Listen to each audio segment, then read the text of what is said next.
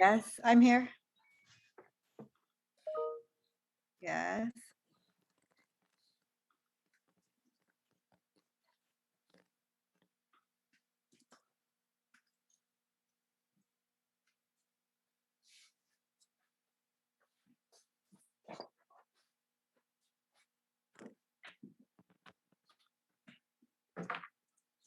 As soon as we're about to start, client calls.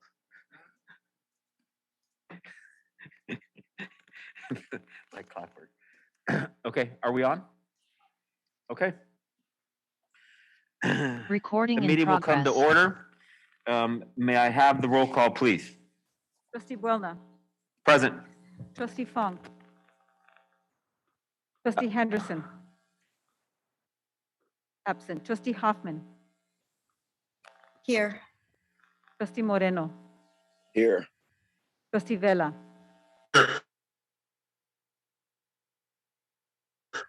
Trustee Vettis, Here. Here. Student Trustee Martinez. Board President, if we can have the clerk, Trustee Fong has resigned from the board. That was an error. Thank you. Yeah, sorry, I didn't want to have it come up in all the votes to come forward. Trustee Vettis, if you would just give me one more nanosecond, I would have, but thank you though. Okay, thank you. You beat me to it though. Thank you very much for that. Okay. Trustee Hoffman, Here. could you please lead us in the flag salute? Oh, this is becoming a monthly thing. Sure. Okay. Put your right hand over your heart. Ready, begin. I pledge allegiance to the flag of the United States of America and to the republic for which it stands, one nation, under God, indivisible, with liberty and justice for all.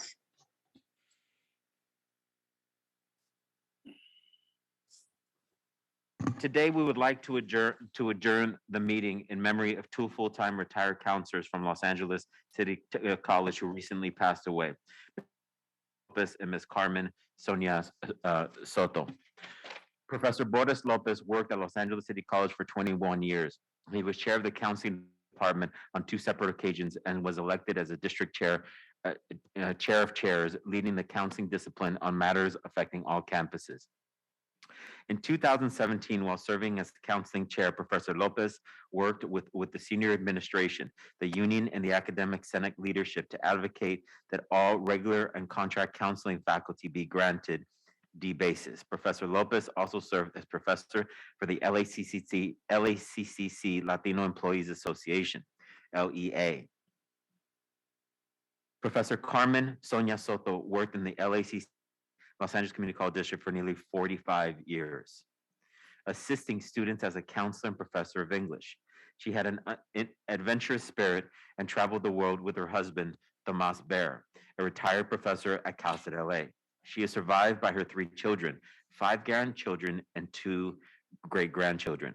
On behalf of, before I get to that, I think Chancellor Rodriguez, you wanted to say a few words? Yes, thank you, Board President Buelna, members of the board, colleagues who are listening. I wanted to say just a few words.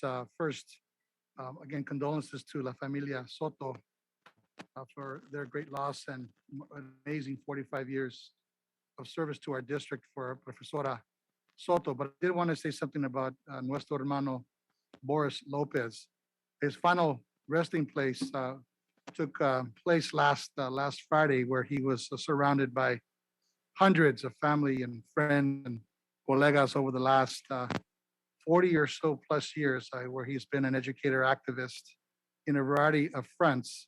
I met Mr. Lopez way back in the early 90s when several of us, including many who are on the line today, through the Leticia A network, were forming a coalition of people who would stand for undocumented student rights, and Boris Lopez was amongst the first of them through this network and through his other advocacy work as a former university recruiter and counselor, and in other ways that we've known him.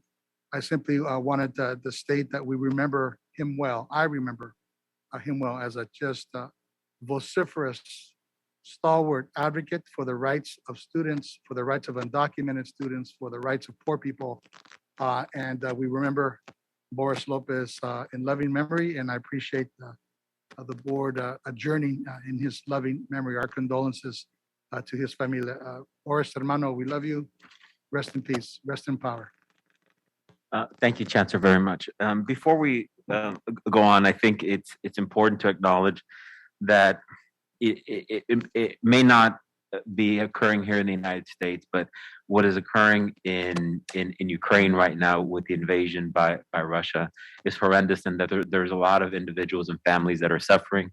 And let's keep them in our memories, and also that any conflict does not extend further, and that hostilities can stop.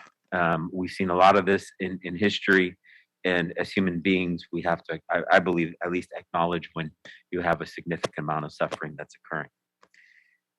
Board President Buena, Yes, Trustee Vela. is there any way we could look into perhaps any investments, any current contracts that are related to Russia, and see if we could perhaps look at a moratorium? Trustee Vela, thank you. We will. The other thing, now that you brought that up, if there are student faculty activities occurring, if the presidents could let us know, I think it would be important. We have a significant Russian and Ukrainian community here in Los Angeles. And we, as an institution of higher education, I think it's important to make sure that we're a place of peace. And thank you very much, Trustee Vela. Before we move on to the order of business, Chancellor, are there any changes to the agenda? No, sir. No changes. That's presented as we'd like you to take the items. Thank you. May I have a motion to approve the agenda and order of business? So moved. Trustee Vettis, right? Yes. Trustee Vettis. Second, Trustee Moreno. Any objection? So moved. Lupe? No objection. General Counsel, when I do that, is that okay, or do I need to have the roll call? For a teleconference meeting, we have to have a roll call. Okay. You know what? For some reason, I knew you were going to say that. So, Lupe, roll call. Student Trustee Martinez, advisory vote. Yes. Trustee Buelna, Yes. Trustee Henderson, Yes. Trustee Hoffman, Yes. Trustee Moreno, Yes. Trustee Vela, Yes. Trustee Vettis. Yes. Thank you. Thank you, board members. Approval of the minutes. May I have a motion and a second to approve the minutes of the February 2nd, 2022 and January 22nd, 22. And for the record, I also want to acknowledge that Trustee Henderson has joined the meeting, and she is here at the ESC in downtown Los Angeles. So may I have a motion and a second to approve the minutes of the February 2nd, 2022 and January 22nd, 2022 meetings? So moved. Trustee I'll Henderson. move to approve. Move. Trustee committees. Hoffman, second. Roll call. Student Trustee Martinez, advisory vote. Yes. Trustee Buelna, Yes. Trustee Henderson, Yes. Trustee Hoffman, Yes. Trustee Moreno, Yes. Trustee Vela, Yes. Trustee Vettis. Yes. Okay. May I have a motion for the approval of the January 22nd board meeting? So moved. Second? Second. Trustee Vela, second. Roll call? Student Trustee Martinez, advisory vote. Yes. Trustee Buelna, Yes. Trustee Henderson, Yes. Trustee Hoffman, Yes. Trustee Moreno, Yes. Trustee Vela, Yes. Trustee Vettis. Yes. Okay. Do any, thank you very much, board members. So reports from the representatives of employee organizations. Do any members of the resource table wish to be recognized at this time to make comments before the board? So, anyone from the resource table? Yes, Joanne Haywood. Okay. Please go ahead. Okay, thank you. Good afternoon, ladies and gentlemen. Chancellor, President Wellner, Board of Trustees, and colleagues. I'm speaking on behalf of our President Hazel Alonso, who apologizes for not being able to attend this afternoon, as she is currently serving on the District Hiring Committee. I assure you that her sentiments will be conveyed to the utmost standard. Let me start by saying that we at AFD 1521A classified staff have strived to build upon our working relationship with the district. And let me pause for a second. This is the appropriate time for me to give my comments, right? Or were you asking for me to say something else? Hello? Research table during this time period, so it would be with relation to anything related to the organizations. Awesome, thank you so much. So let me begin. Let me start by saying that we at AFD 1521A classified staff have strived to build upon our working relationships with the district, especially during the current climate of COVID. We rose to the ask when COVID sent us all scrambling home to telework. We adapted to the immediate changes that were implemented to assure continuity of business, and most importantly, and recently upon the ask to return to in-person work. With the fear of COVID still prevalent and with the continuous issues still existing with safe working conditions, AFD 1521A came back. We have battled sickness, fear, worry for our welfare and our family's welfare because it was stressed on multiple occasions of how important we were. LACCD needed us, they said. It was all hands on deck. We were told of our value and how we were the frontliners in getting students back engaged with the online environment. So AFD 1521A answered the call and we returned. With all this being said, me to say that what's being felt by AFD 1521A is that we were somewhat misled.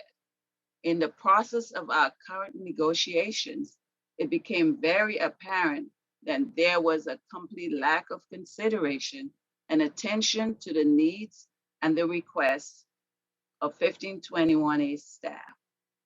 While the union took the time to present accurate, variable, and complete data, the district failed to reciprocate. What are we to think when we are delayed counterproposal with the excuse that resource materials was forthcoming, but the data was in fact completed months back when an original proposal was presented? How are we not to be offended by the district counterproposal on numbers that is even less than what we currently make already? As the president of AFD 1521A, how can I go back to my members and tell them that the district does not respect them and needs them, but yet, or I should say that the district respects them and need them, but yet the district's action doesn't match their words? AFD 1521A's loyalty, dedication, and hard work should demand and merit equitable wages for the lowest classification to the highest. My colleagues will be speaking shortly, and I applaud them. They will be valuable, vulnerable, and honest, and sincere in what they need from the district. This has to be rhetoric that needs continuous attention. Corporations such as Target can raise their minimum wage to $24 an hour, but an institution such as LACCD, who prides itself on education and rewarding hard working and dedication, cannot follow suit. I implore you, this body, to listen to the voices of their constituents. Please give them the consideration that is warranted, that they deserve, and that the district has the means to provide. I do thank you for listening to me. Thank you very much. Thank you. Next speaker. Good afternoon, Board President Buena, Vice President Vela, Vice President Henderson, Board of Trustees, and Chancellor Rodriguez. Happy Women's History Month. I am Blanca Barajas, CalWorks Director at Los Angeles Southwest College and President of the 2022 Classified Management Association. I'd like to take this opportunity to introduce the new CMA Executive Board. Serving as Secretary is Mr. Jorge Mata, Technology Project Manager. Serving as Treasurer is Dr. Armand Aghaghanian, Director of the East Los Angeles College Foundation.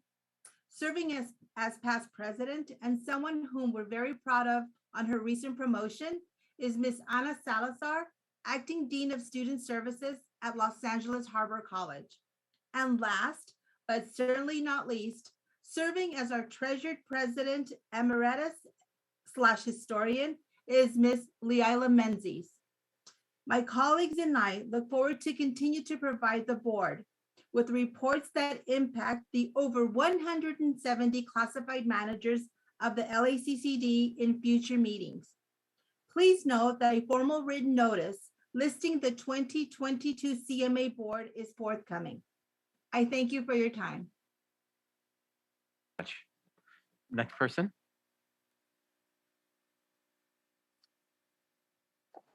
Good afternoon. Good afternoon. Good afternoon. My name is Chrisano Zian, representing SCU Local 99. I would first like to start off by expressing my heartfelt sympathy for the people in Ukraine for experiencing such a senseless war that caused so many innocent people to lose their lives and home. My prayers of safety, healing, and peace goes out to everyone out there while they go through this turbulence and challenging time. Today, I would like to bring to the board a concern that needs this board immediate attention. If you can remember, several months back, I brought to this board attention concerns regarding the custodial evening shift being eliminated at Trade Tech, which greatly impacted our members. Since this change has occurred, we had many of our members either resign, transferred, or is on leave as a result of the impact of the B shift, evening shift elimination. I also mentioned as a result of eliminating the custodial evening shift, the new culinary department was shut down due to health and sanitation reasons because the area was not being properly cleaned at the appropriate time, which would have been the late evening shift. I bring this to your attention again because this matter has not been resolved. In fact, things has gotten worse. I don't know if anyone from this board ever took a tour of the new culinary arts department. It's a huge 2-story building, state of the art. It used to be when there was a late evening shift, several custodians would clean and sanitize the culinary department. Now the custodial staff to clean the area has been downsized to one custodian being responsible for cleaning the entire department while students are there cooking and baking. This is insane. Not only is this insane, this is a safety issue and OSHA violation. There were many complaints. So personally, I went to the facility today and spoke to several staff, faculty, students, and a steward there. And their major complaint was that the fact is the building is not getting clean properly. And I was informed that students are cleaning the culinary arts department. Part of the curriculum for the student is not only the cooking aspect, but the cleaning up of their area. But the amount of cleaning up has become so intrusive that it has started to impact students wanting to even be there. And they're not there to learn how to cook and be a custodian. That's our job. So, again, I'm asking this board to look into the situation. I invite all of you to go to Trade Tech, speak to the staff, speak to the students, see what's actually going on over there. This is just not hearsay. And our logo, we already, informed administration that this wasn't going to work. But it seemed like everything is just going on deaf ears. So thank you. Thank you very much. Next speaker.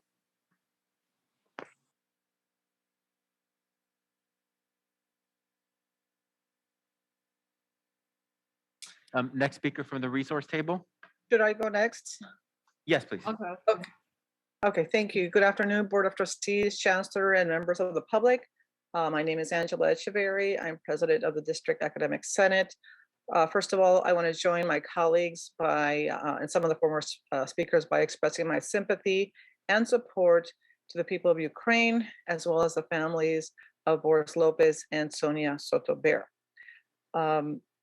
I'd also like to announce that the DAS is very pleased to inform everyone that starting next week, we will have 2 new faculty members working with the Sustainable Environment Institute.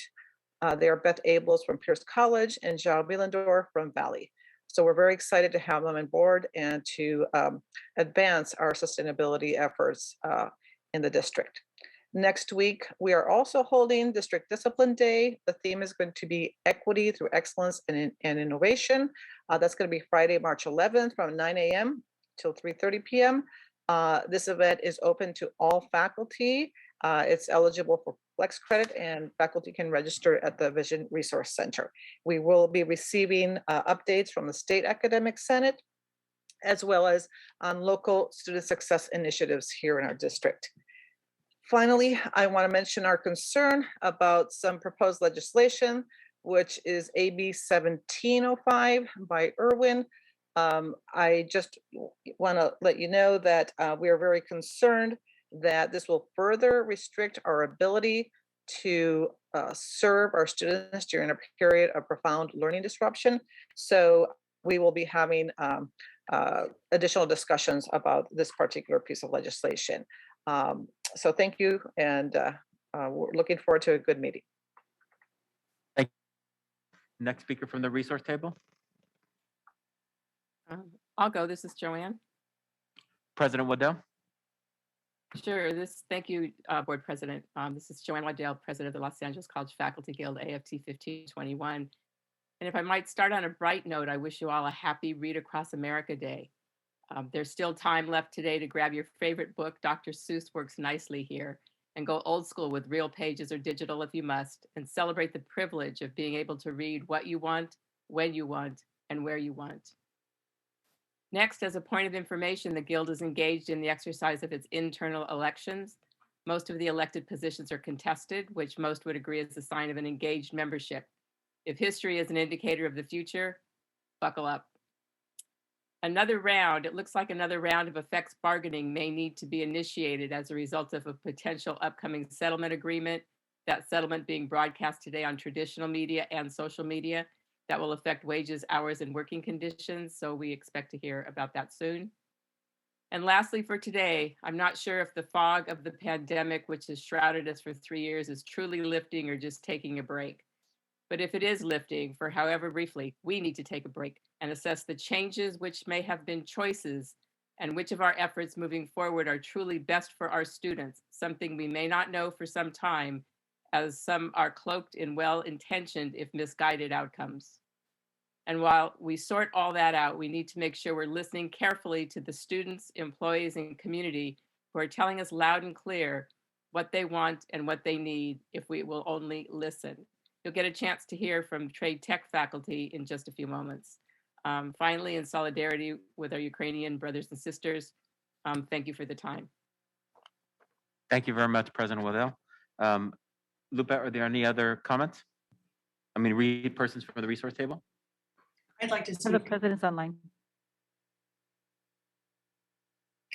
This is Mary Jo Pigo. I'm acting president of the Teamsters.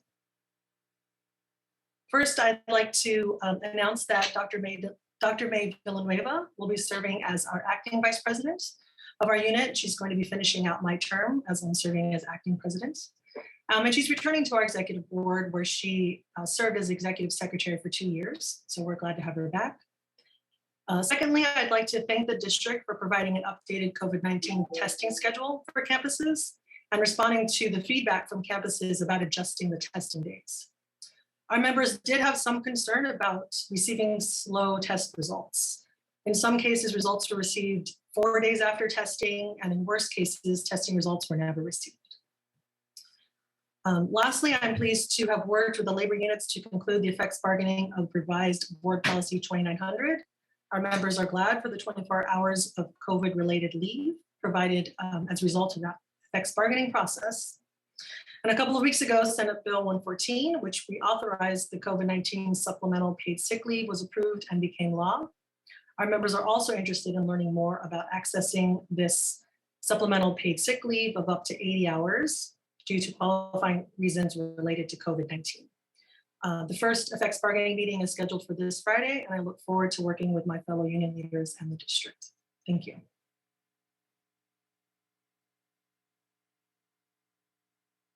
The presidents go Are there next. any other individuals from the resource table, Lupe? Dr. Juan, you can unmute yourself. Mande? Yes, we have presidents on the panelists. We can Okay. ask for Dr. Juan. She's next. Okay. President Juan? Good afternoon, Board President Buelna, trustees, and Chancellor Rodriguez. Thank you for your time this afternoon. Just a few things to share about Southwest. Happy Women's History Month. I know we're planning some wonderful events that are coming up. I'm very excited to share that we were one of the 30 colleges selected to participate in the Caring Campus campaign. So we are very much looking forward to that. We have in-person enrollment events scheduled for March, April, and May. Our next upcoming in-person enrollment event will be Saturday, March 19th, and we're expecting a pretty good turnout for that. We'll be sharing our annual report with you all. Very excited about that.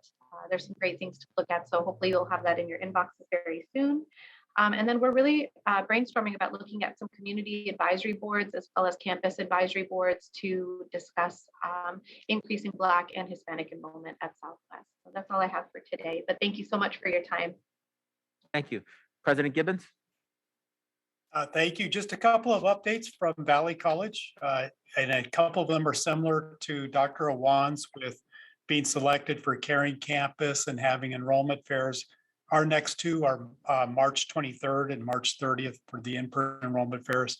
They've been really successful, so I'm excited to see those continue. Of course, we'll continue them in to summer registration and fall registration, but focused on late start classes. Another thing I wanted to highlight were the efforts of our financial aid outreach team. They've done an amazing job in the month of February. Just since February 7th, they've connected with over 1,000 local high school seniors, helping them to fill out their FAFSAs.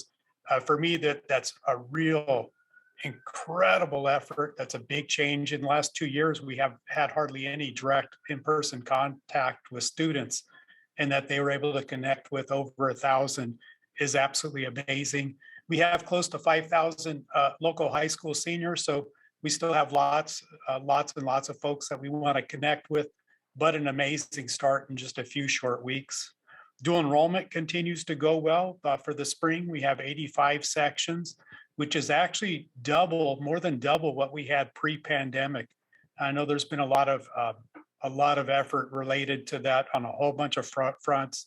Our faculty department chairs, folks in student services, and our academic affairs team has just done a remarkable job. Marketing and branding is also underway, so we're excited to get that into full stride with L3. And then the last thing I wanted to highlight was International Day. We're delighted to let you know that we have Dr. Daisy Gonzalez, the Deputy Chancellor for the system, as our keynote speaker next week, March 8th, from 1 to 2 p.m. Hopefully everyone will be able to make it. Thank you. President Gallagher? Thank you, Board President Buelna. Good afternoon, board members, Chancellor Rodriguez, Deputy Chancellor Nish. Just a couple of updates from LACC. We're planning large enrollment fairs to be doing monthly. And it will be similar to the district-wide enrollment fair that we had last year across the district. We'll be doing that each month, beginning early in the summer, throughout the summer. We have events right now high school students onto campus. We're actually busing them onto campus to engage with them for a number of things: career interest inventory testing, meeting with different departments on the campus.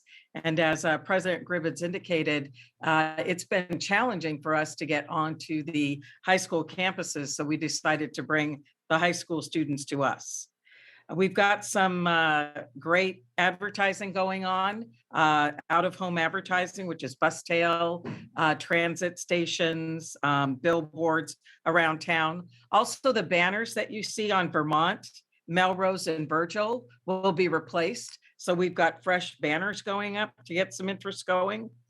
And we have our instructional program, instructional vice president and student services vice president, working very closely together on outreach, our first year experience, and dual enrollment.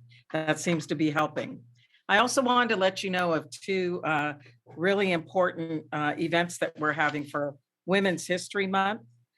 We have Congresswoman Barbara Lee coming to do a Q&A with us on Wednesday, March 16th. There is a documentary that's been done about her called Speaking Truth to Power. We're going to have that available 5 days between March 11th and March 15th, and it will be open district-wide for people to view the documentary and join us for the Q&A on March 16th. The Q&A is going to be moderated by Juliana Roosevelt. So we've got some key women there. And our end of the month, 5th annual Women's History Month Tea will be held on Wednesday, March 30th from 2 o'clock to 4 o'clock. Our keynote speaker for that day, it will be in person, will be Nontombe Naomi Tutu. She will be here in person on that day. The theme for that Women's History Month this year is Women Providing Healing, Promoting Hope, and we were able to bring her to campus to do that. We're also working with representatives from all 9 campuses to bring people together for this Women's History event on March 30th. Thank you.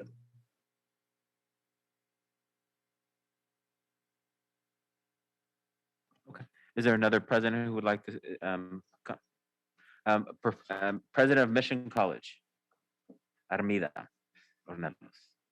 Thank you, President Buelna. Good afternoon, members of the board, Chancellor Rodriguez. Just a few updates from the Northeast San Fernando Valley, Mission College. So as most of my colleagues, we are in the midst of hosting senior days throughout between now and the month of May. We've got 9 of our feeder high schools bussed into each Friday of the month, totaling about 1,200 seniors, with the goal of having them complete a CCC applied by the time they leave the college. And of course, then the follow-up will be to make sure that we follow up with them and get them to the finish line and enroll. We are also in the middle of our campaign to add for late start classes. This semester in particular, about 30% of our courses are accelerated courses.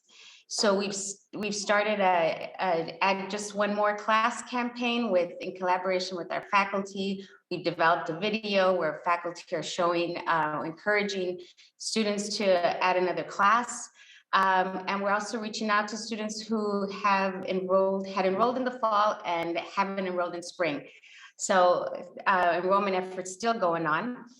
And then finally, I want to continue to remind everybody to mark their calendars. May 13th is a Culinary Cup competition between Harbor Trade and Mission, where Mission College will be hosting. And the theme this year is Cocina Oaxaca. So look forward to having you all on our campus. Thank you. Excellent. Looking forward to different types of moles. Harbor College.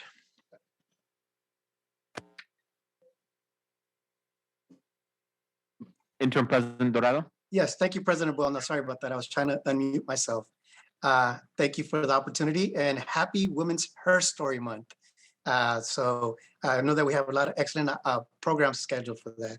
In addition to everything that we're doing on a weekly basis for enrollment in regards to our in-person and virtual enrollment events, we have been meeting with our local school districts. Yesterday, we met with Palos Verdes Peninsula Unified School District. We're adding late start outreach classes for 0 period. We're also going to be attending the community college night on Tuesday, March 10th in person. So we'll be out there with our outreach team, giving a lot of Harvard College swag to bring in all the students so that could be Harbor bound. Next week, we are meeting with LAUSD counselors and APs for professional development. Myself and the VPs will be presenting to them.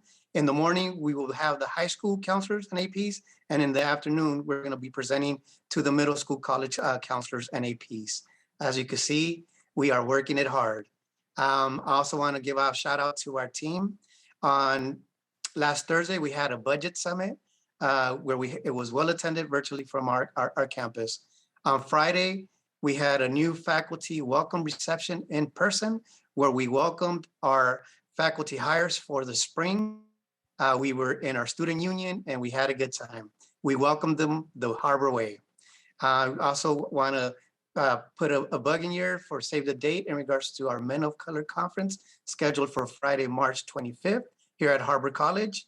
And then a save the date for our 15th annual Seahawk Scholarship Golf Classic. We are looking for golfers. If your swing is ready, we have a spot for you. Thank you. Thank you, Interim President Dorado. What I didn't hear was what your entry is going to be in the Oaxacan Festival. Oh, my apologies. We're going to defend our title, so it's all good there. And we got the mole ready. All right. Interim President Aguilar. Good afternoon, Board of Trustees, President Welna and Chancellor Rodriguez. Pierce is on a roll. As you know, the invitation for our choir students for Memorial Day at the Kennedy Center, and everybody is joining in and raising funds. Our goal is to send 45 to 50 students for free. And we already have 70 individuals, and it's a combination of faculty and family members and students that plan to be at this event. So LACCD will be in the house when we get to Washington, D.C. We're going to be on a parade. It's going to be an exciting event. So far, we have raised over $70,000. Our foundation has contributed. ASO has been amazing at Pierce. They contributed $45,000. And the Rotary Club, another $25,000. And I'm reaching out to, and the Senate is starting an initiative and creating more funds so that we can send more students. So it's a really exciting time. This is a big effort, and the whole college is joining in and getting this outcome, which is terrific. Similar to my colleagues, we also have registration days. Those have seemed to really be very effective. A combination of phone calls and workshops. We've been able to bring back over 1,500 students that had not enrolled in spring, that had enrolled in fall, not enrolled in spring. And we continue to add second 8-week classes. If a class gets full, we added a class so that we can serve our students. We have about 500 students right now on wait list. So as soon as those classes are added to the schedule, we'll be able to capture additional enrollment growth.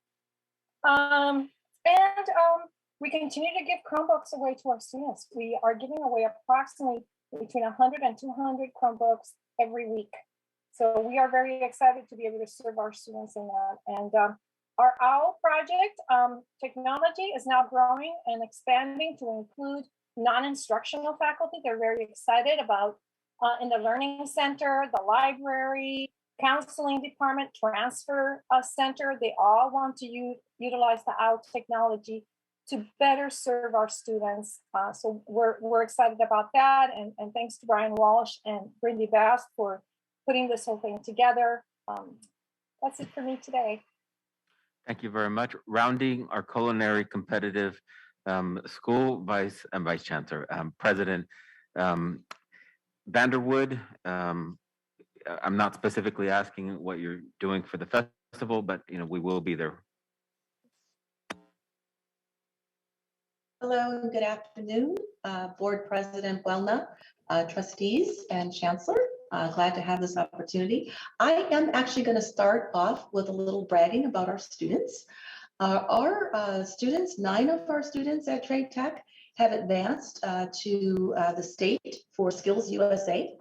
And the categories are 2 of our students in culinary arts, 2 in commercial, or excuse me, 3 in commercial baking, 3 in plumbing, and 1 in restaurant service. So stay tuned for that. They'll compete in the Ontario Convention Center on April 21st through the 24th is where they'll have an opportunity then to advance to the national leadership. And for the last several years, we've placed in that competition. Also, I want to tell you about one of our students, Jimu Yusuf, who was recently announced as a semifinalist for the Jack Kent Scholarship. And that's the undergraduate, the prestigious undergraduate scholarship. He's a digital media student. He has a 4.0 GPA, and he's planning to major in film and television. So we're really excited about what comes next in that one, so stay tuned. I also, let's see, I want to mention just a little bit about our as we wrap up our basketball season. Our men's basketball team, I believe, placed 3rd in the playoffs. The women, however, will advance to will actually advance to the playoffs, I should say, for the 7th consecutive year. And our men actually finished 3rd in the conference this year, which we know is a really tough conference. I do want to mention that we too, as some of my other colleagues have indicated, have been accepted as a part of the Caring Campus program, and we're really, really excited about that because it gives us that opportunity to look even more intentionally with everything that we're doing on our campus and the student experience. I also want to let you know that as we talk about the student experience, I'm really excited that Trade, as we've gone through our process for faculty, we will actually be hiring in the 22-23 academic year 2 ethnic studies faculty members. One will be for Chicano studies and one will be African American studies. We're very proud, allowing us to continue upholding our commitment to equity, inclusion, and representation. As far as our enrollment management events, we're similar to what you've heard from some of the other colleges. We have continued our whole process with phone calling with faculty and staff.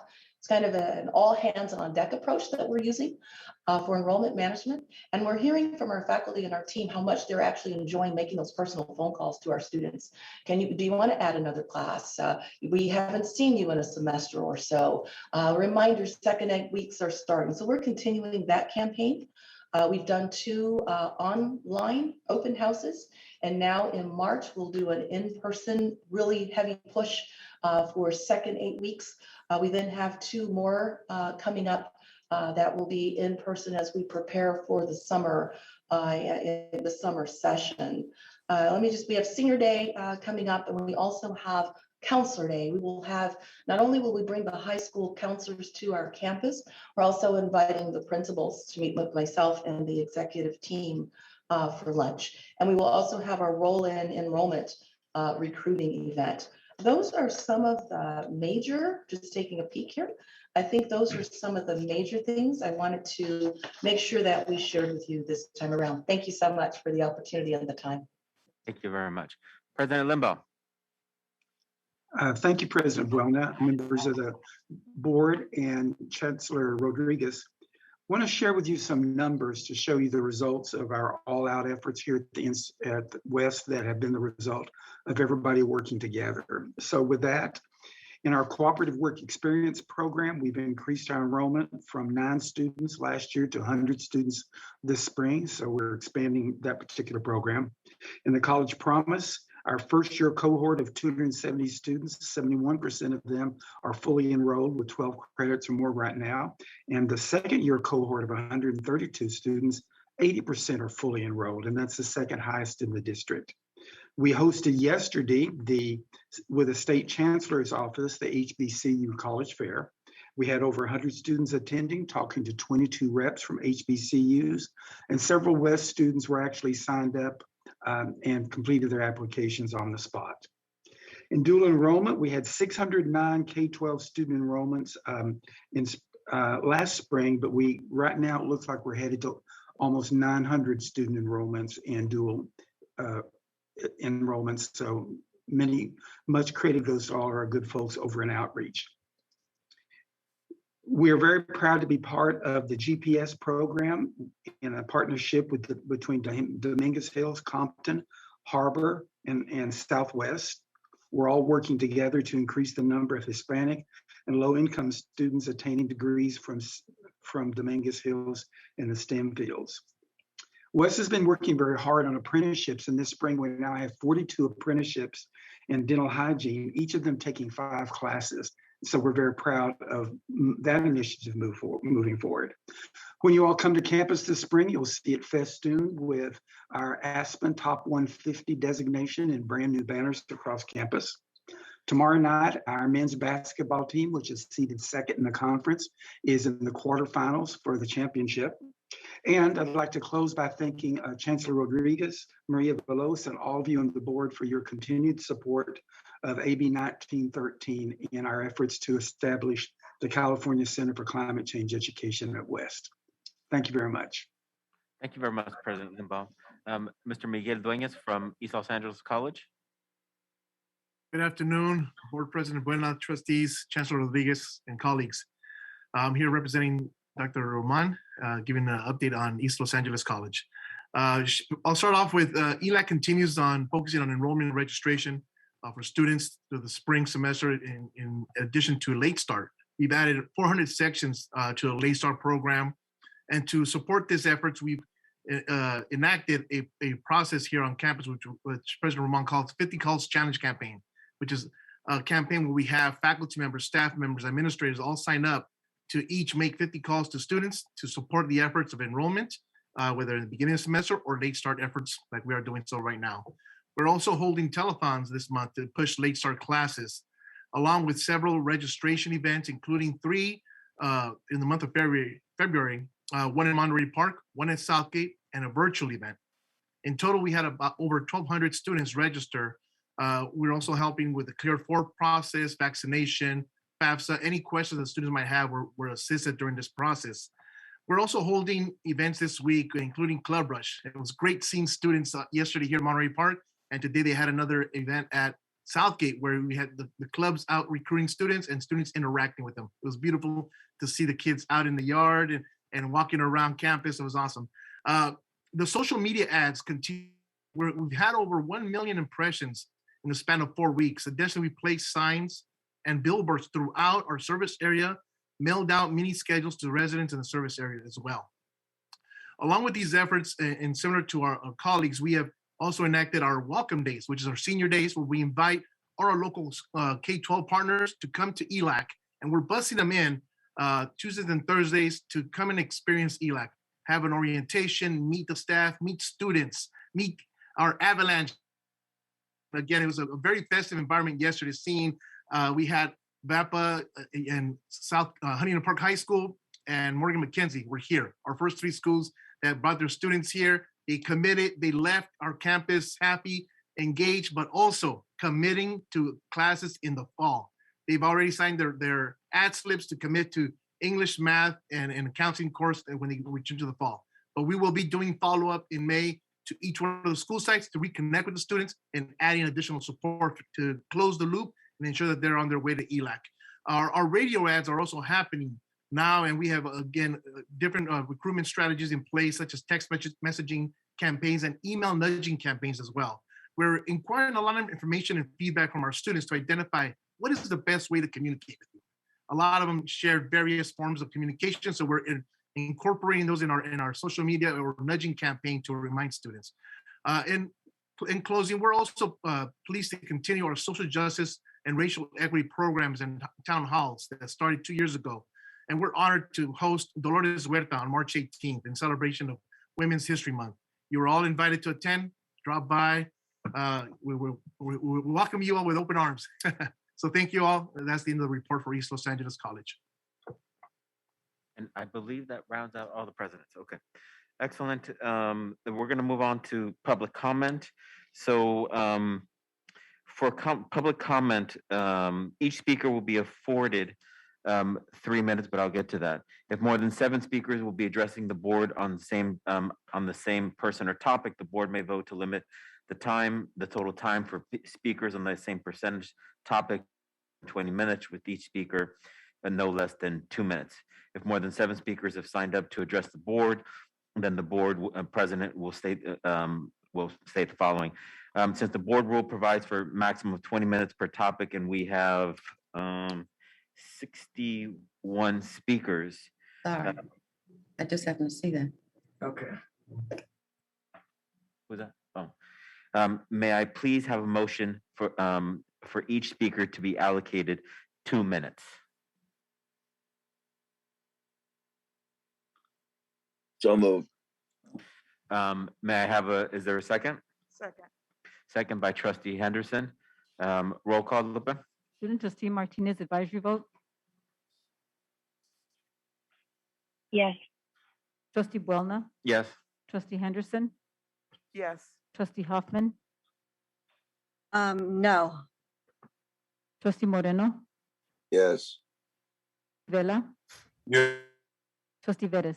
I just want to make sure the images are good. I don't want to ghost for our person. Someone please turn off their mic. Well, okay, whatever you have to do. Trustee Vettis? Yes, Trustee it was yes. Thank you. Okay. President Buelna, can I ask a question before we start with public speakers? Yes, President. I'm participating virtually, and I'm just curious as to how many public speakers do we have that came downtown and had to find parking and are in our building right now to make public comment. I just kind of wanted to explain why I voted no, because I felt like if they made the effort to be here, and I don't know how many, I can't see the audience, actually came out today to speak. But could you provide that information to us? Approximately, I mean, we don't have in terms of in person, but I will give you an approximate of approximately 20 to 25 in person, and the rest. So we have a total of 61 for not on the agenda item and on the agenda item. So that proportion, approximately 35 to 38% are in person. Okay, I just felt like I didn't want to limit their time if they came all the way out here to make public comment. So if you could reflect that in the record, I'd appreciate it. Thank you. Okay. So we're going to go, President Hoffman, sorry, I had Lupe was telling me something at the same time.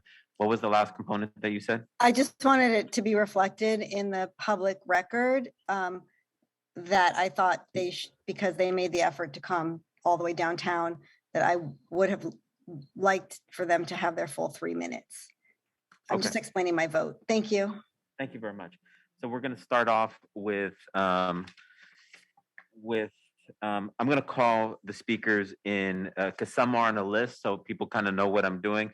They're on a list, and we just got some cards. So we're going to ask, yes.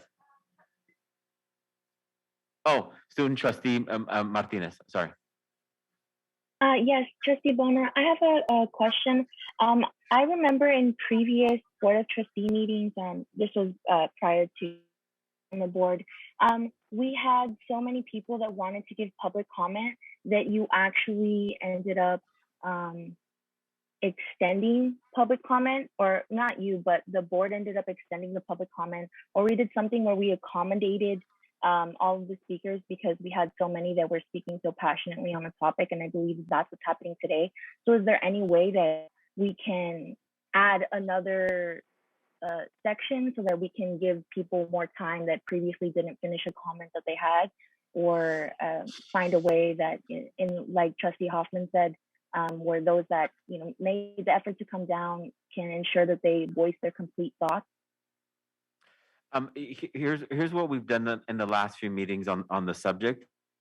We will inform folks that the 2 minutes is up, and we will be liberal in making sure that they feel free in completing their comment. Does that meet your request?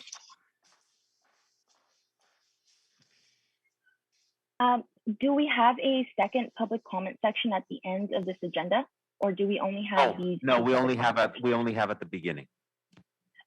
Could we possibly add another public comment section at the end before adjournment?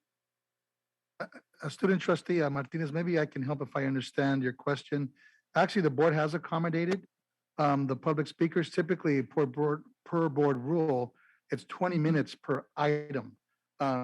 Since there are 60-something speakers and they're afforded a couple of minutes each, that brings the item to about 120 minutes, if indeed all take up the 2 minutes. So the board has accommodated and extended the time for the discussion, albeit that the individual time is now limited to 2 minutes, but the extended time for the subject is expanded. So I think that meets your interests. We're also making sure that folks are able to finish their comments without being interrupted, knowing the subject matter. Okay, thank you. Okay, thank you. We're going to start off with, I'm going to call 3 individuals at a time, and we're going to be doing the closed session items first. I'm going to start off with Mr. Roy Payan, Juan Sombria, and Hanson Torrance. So if you could please come to the front, if you could state your name, and you have 2 minutes. Yes. No, I know. Yeah, I know. So again, you have 2 minutes to state your name, and then I'll do 3 at a time. Then we could, and so student trustee, I'm going with the folks who are in person first per your request as well. May I lower my mask? I apologize, Mr. Payan. Okay, so my name is Roy Payan, and thank you for allowing me to speak. I'm here to address the issue of this board deciding to take my case to the U.S. Supreme Court to strike down the ADA. I find it offensive and appalling to me, not only to myself, but to the 61 million Americans with disabilities. In the state of California, we have 7.9 million people with disabilities. In LA County, 973,000 people live here. This is the county that's serviced by your colleges. So to make a move to remove the rights of persons with disabilities, it's offensive to me. We're not asking here, I'm not asking here for any kind of favoritism. We've earned the right to have an expectation of a decent education. I don't want favoritism. I want the system to work. The Section 504 of the Rehabilitation Act was enacted in 1973. The IDEA, the Individuals with Disabilities Education Act, in 1975, and the ADA in 1990. You had 50 years of legislation to fix the system. If this institution continues to buy systems that didn't work, that's not my problem. It's yours. Start buying the systems that work so that it's accessible for me. That's what we're asking for. Ignorance, indifference, and neglect is not a valid excuse for you guys to continue to take our rights away. As a person with disability, we're standing up here asking, no, not asking, demanding our rights. We're not coming to you on our knees. We're standing on our feet and proudly saying, give us our rights. Give us our education. I deserve an education just like anybody else. I don't want favoritism. I want to go through just like anybody else. When I left LACC, I left six friends behind. 6 friends that were still there. They're still not able to get up because they're not getting the accommodations that they need. If a professor in a class decided, well, I don't want to accept this student because he's Black, or that student because he's Muslim, or that person because he's LGBT, it would be against the law and you'd admonish him or fire him. But yet that same teacher can discriminate against a person with a disability simply because they've got a disability. I'm telling you right now, it's against the law. That's where we have protections like the ADA. So when you make a move to take my rights away like that, that's offensive to me. You should be ashamed of yourself. Thank you. Thank you, Mr. Payan. Mr. Sanabria?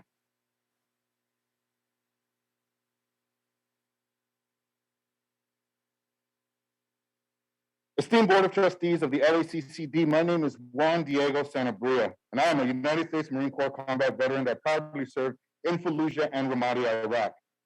I think it's just that God would have this moment take place on Ash Wednesday as it serves as a reminder of his son's advice to us to do unto others as we would have them do unto you. I'm standing here in representation of the millions of veterans that became disabled in service of this great nation. Our message is simple and clear. We will not stand by idle because evil prevails when the righteous do nothing.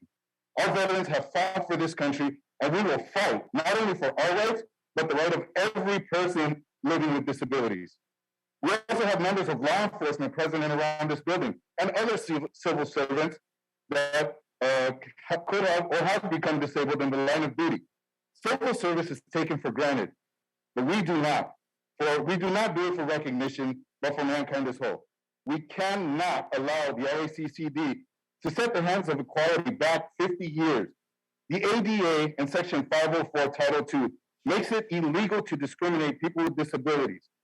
Physical, cognitive, learning, mobility, speech, vision, hearing, and the list goes on. We will not stand by as these people are thrown by the wayside. We have taken our stand on this moment in history to demand that the LACCD do what is right and not pursue in taking this case to the Supreme Court. Do the right thing. I heard a lot of people talk about sending people to higher education in previous matters. How many of those people that were pushing to get help to get into higher education were considered for their disabilities? Please do the right thing. It's the law. Thank you. Thank you very much. Terrence Henson. Thank you and good afternoon, board. I am here. My name is Terrence Henson. I am the Public Policy Manager for Southern California Resource Services for Independent Living. We are an independent living center that assists people with disabilities to live in the community and improve their quality of life. You know, I like to call him the father of the disability community, Ed Roberts. He started the ILCs. And in 1990, Justin Dart signed the ADA. And like everyone was saying here before me, there's been over 50 years of advocacy that has been done to assist people with disabilities to just level the playing field. I started my career as a disability advocate in 2011, and we were fighting for Medicaid and IHSS services. And as much as I'm honored to be here and continue to advocate for the disability community, it does make me very sad that we're still fighting this fight on the ADA, which the ADA has helped so many people have that quality of life and have the accessibility necessary for them to just have a level playing field. No one's asking for special treatment. We're only asking that we keep the ADA intact. And because an attack on the ADA is an attack on our community. Thank you. Thank you very much. David Ramirez.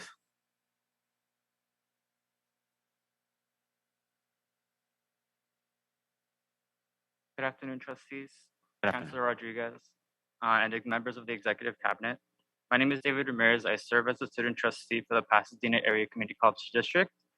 I'm not here on behalf of the Board of Trustees for the Pasadena Area Community College District, but I'm here on behalf of all of its students, 20,000 of them, many of which live within your district. This past week, we adopted a resolution affirming our full support for the plaintiffs in the Payan versus LACCD case, and we strongly urge you to settle this case before you risk the rights of disabled students. In this semester, LACCD had 6,407 enrolled students who relied on DSPS services in order to achieve their goals. As you contemplate how you will respond in closed session, I ask, do those 6,407 students matter to you? Do their rights matter? Thank you very much. Jenny Villar? Or is it? Johnny. My apologies.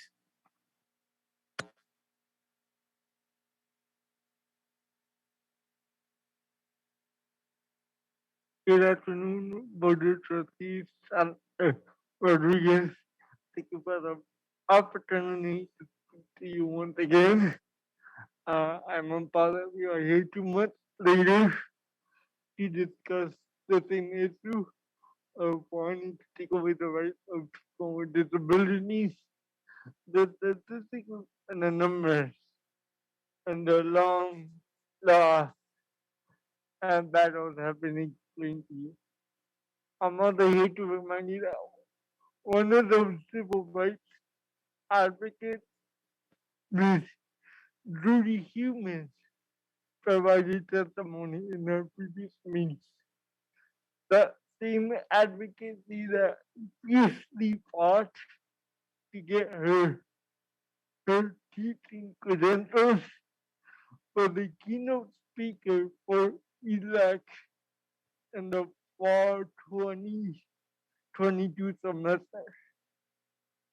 Using people with disabilities as role models and inspiration only goes so far if you act on trying to diminish our rights and our accommodations.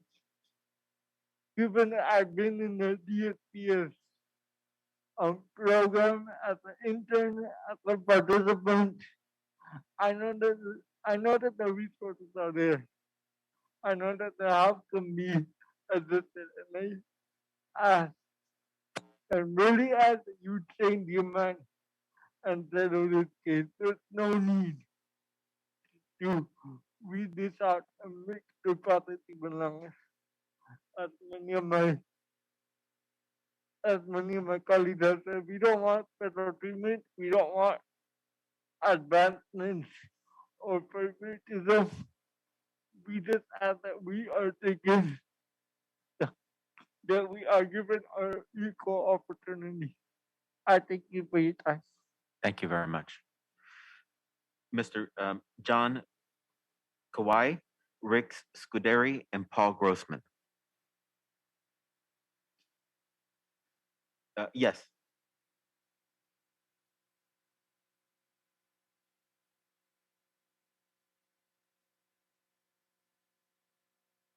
In general, for my 11 years as a college math professor, I have found that accommodations are not given because the faculty want to provide them, but because they're required. Accommodations are a hassle. They are time consuming. And removing content because it is not universally accessible is discouraging. But that is true of all fights to bring equity to any disenfranchised demographic. Southern schools were not open to integration because the majorities of schools had some epiphany. They opened the doors because the students of color. They opened the doors to students of color because the military made them. LGBTQ soldiers were not accepted into the military because of a change of heart, but by threatening the careers of officers if they did not comply. The disenfranchised must be present in a community for them to be accepted. While the doors were opened by legal requirements, we no longer question whether our schools should be integrated or whether gays should be in the military. If you make ignorance a valid excuse for discrimination, you will incentivize it. Why would any faculty or staff go to training or connect with a disabled student in their class if it only opened them up to litigation rather than protect them from it? Once you open the doors for ignorance to become a valid legal excuse for inequity, that will become the cornerstone document to defend lawful bigotry. That will be your personal legacy. Whether you choose to own it or not, there is nothing you have done in the past or do in the future that will make up for the harm you will cause by moving this forward. Thank you very much. Thank you. If you could please always state your name completely so we know for the record. Thank you very much. My full name is Paul David Grossman. I'm Executive Counsel for the Association of Higher Education and Disability. Chancellor Rodriguez, Chair Buelna, Member Hoffman, thank you for this opportunity, and I will be more brief than last time. Many people will lead their whole lives without being present at a critical moment in our shared American civil rights history. But we are all present at such a moment right now. Nonetheless, the decision you are about to make is not a difficult one. Just listen to your student senate, to your DSS directors, to KPED, to AHEAD, and over 10,000 DREDF petition signatories. By a factor of 4, that's a record. The whole world is watching. You will not save face or money by going to the Supreme Court. If you go and you succeed, you will still have to go back and further litigate this matter if you don't settle it and you will still be subject to some considerable attorney fees. Moreover, our rights are worth more than your money. Do not be distracted by the technical victories that your lawyers have had. In substance, in my opinion, you have lost at every single stage of this litigation, in motions, in bench trial, in jury trial, and before the Ninth Circuit. I hope you had a chance to click on the link that I sent you to the Ninth Circuit, because frankly, you were humiliated. Do not subject yourself to further humiliation by going on to the Supreme Court. If you win in the Supreme Court, the only party you will be teaching a lesson to is yourself. If you win in the Supreme Court, institutional reform, systemic remedies will no longer be available to our community. Instead, we will be stuck one by one seeking reasonable accommodation.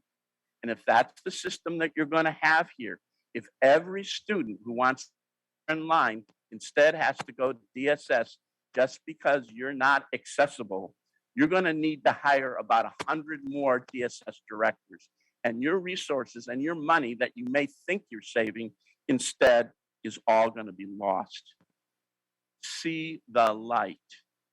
We are all part of the same fabric. That includes people of color. That includes people of all genders.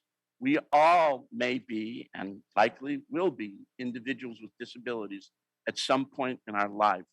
And I hope the day does not come when you need the protections of those laws and they're weak because you weakened them. Drop this hypocrisy. You cannot both tell us that you want to educate students with disabilities and care about and support students with disabilities, and at the very same time, disrespect and damage their civil rights. You cannot both honor us and hold our rights hostage as a negotiation tool. The Torah teaches that one way to love God is to do justice, and that's all we are asking for. Thank you. Thank you, Mr. Grossman.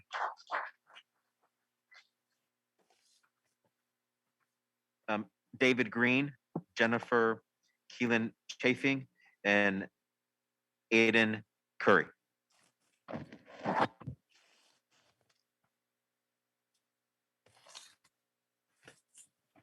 Follow Paul Grossman.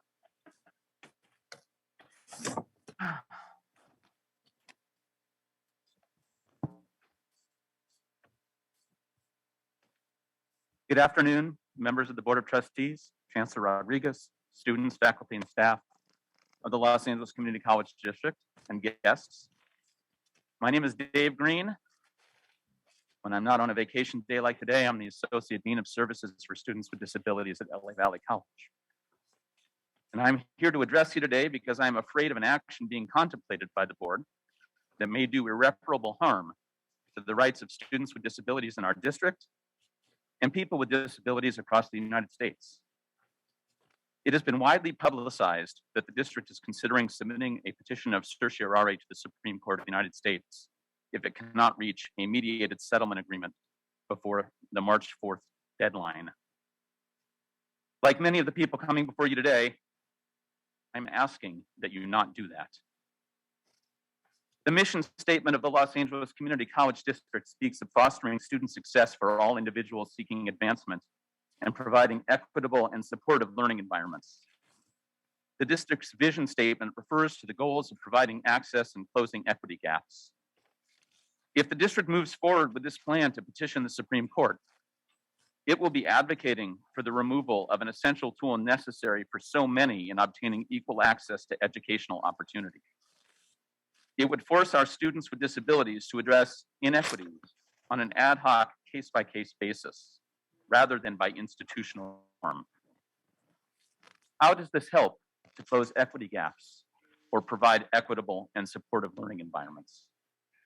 These actions are at odds with our own guiding principles and have the potential to permanently scar our district's reputation on how we include, educate, and support our students with disabilities. Simply put, there are other options available to you, and I implore you, find them, use them, and dispense with the concept of submitting a petition of certiorari to the Supreme Court. Thank you. Thank you very much, Mr. Green. Yeah. Okay. Jennifer Chafing. Okay. Aiden Curry. Ashley Rodriguez. And just because I passed someone up, if you see them, they will still be able to speak. William Craig. And if the online, let me know, Crystal, in terms of as we get to Jerry Edmond, Enrique Rogel,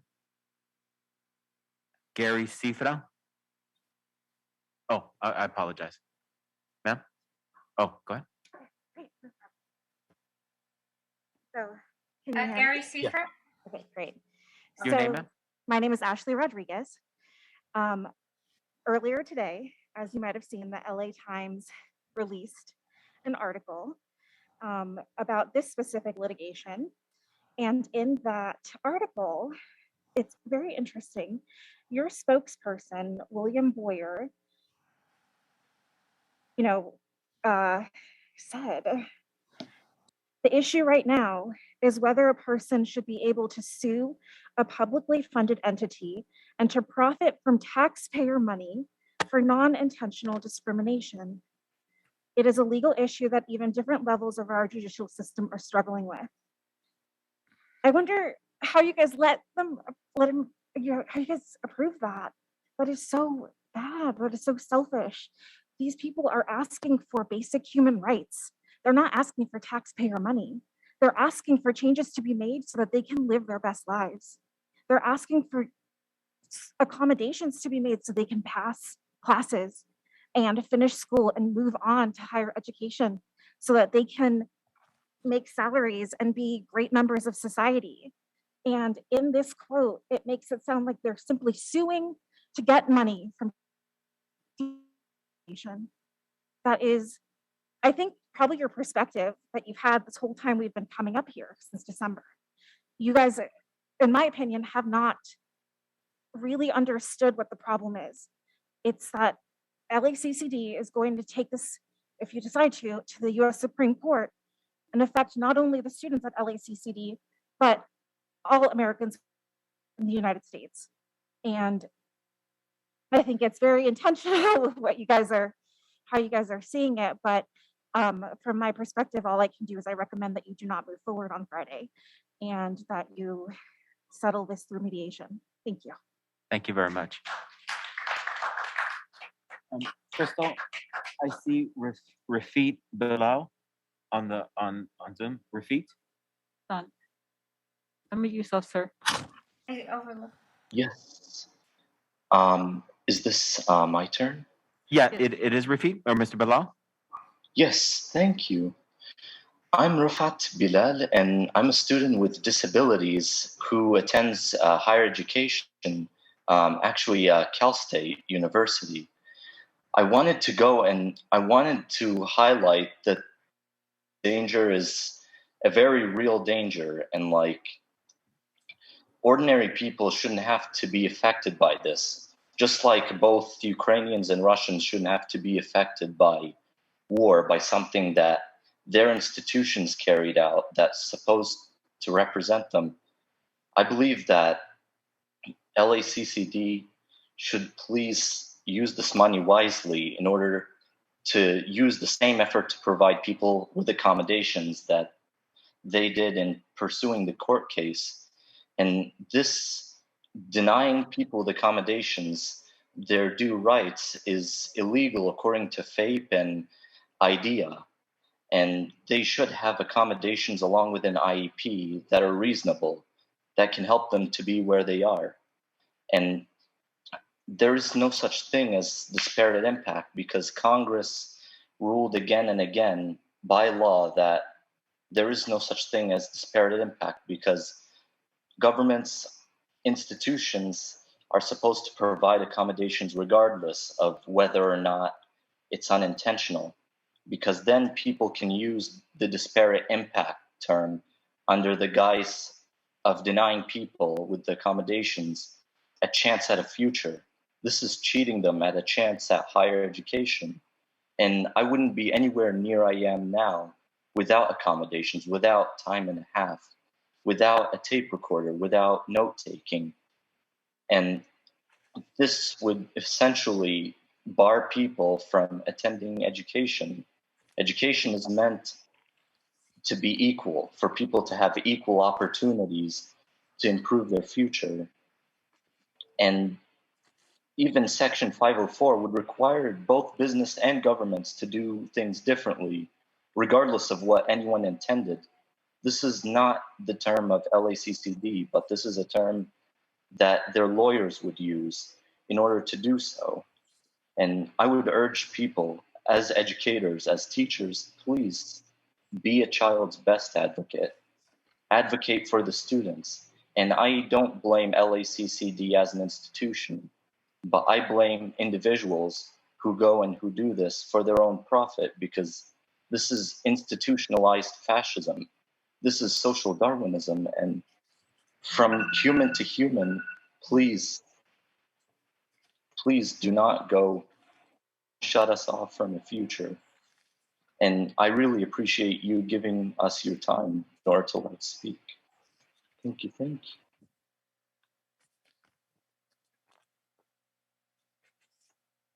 Both of you have a combined of 4 minutes. I see that you're together. They're not online. They're expected. Hello?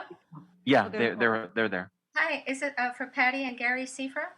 Yes, and you have a combined of 4 minutes. I see that, or I saw you're no longer on my squares, but you're together? Yes, thank Okay. you. Hi, I'm Patty, and this is my husband, Gary Seifert. Gary is a legally blind paraplegic student at Valley College. He's also an award-winning screenwriter, and we are co-treasurers of the Abilities Club at Los Angeles Valley College, which is a club that represents students with disabilities. And we'd like to say that Gary has a personal assistant to help him with his studies, but many special needs students do not have that luxury. They don't have adequate accommodations to help them with their studies. And the legal strategy of disparate impact, we believe, is a dodge for the district's responsibilities under the law, and is in fact discrimination. On behalf of the student body at Valley College, we support the blind students and Roy Payan's efforts to get accessible educational materials, and we urge you to stop your appeal for the Payan versus LACCD lawsuit to go to the Supreme Court, please. If the district really cares about diversity, equity, and inclusion for all, please show us through actions of dismissing the case. And I'll turn it over to Gary. Hello, my name is Gary Seifert. I'm co-treasurer of the Abilities Club, and I've been a student at Valley College for the past, 5 or 6 years. And I once took a class, and I cannot take notes because I'm legally blind and severely disabled. And the professor assigned a student to take notes for me. That was great. However, I never found it. And then my wife came and helped me. That's much better. But I wish they had, like, for note taking, for people who can't take notes, we have a class where somebody, you get a point, or what do you call it, for, get like 3, I can't really, for a class. And then that we get to do work with people who are disabled, and you haven't done work with disabled people anymore. And We suggest that the district sit down with the students and talk with them about what would best meet their needs and accommodate them. And through the SSD offices, we've had great help through them, but we need more institutional accommodation. Thank you. Thank you, and thank you for the service to the district. Adrian Gonzalez? I believe you're here. Oh, can I do my counter? For the trustees and Chancellor Rodriguez. Adrian Gonzalez, I'm an instructional assistant technology for Los Angeles Mission College. I urge you not to move forward with the cert at the Supreme Court. One of the, and if you do, and the chances that the Supreme Court favors you will complicate things for us, for the work that we do for students with disabilities.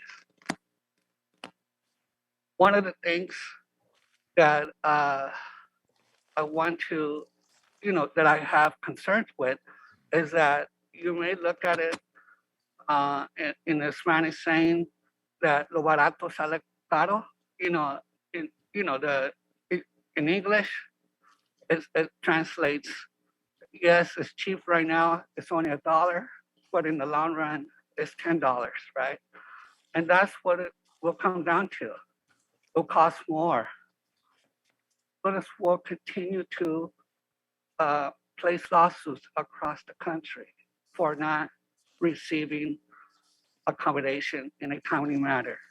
And that's what this is. I urge you not to move forward with this. And really a scary moment to say, but well, we can work this together, and that's what it comes down to. Working together to make accessible universal design training for our staff, and that's my goal. Thank you. Thank you very much. I'm going to call Yanez and Chloe Cross, and I'm going to call out some names, if whether online or in person.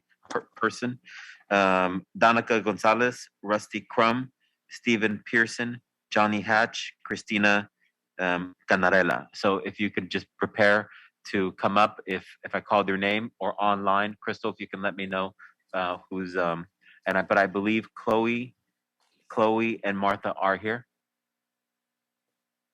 I have 2 cards. Okay.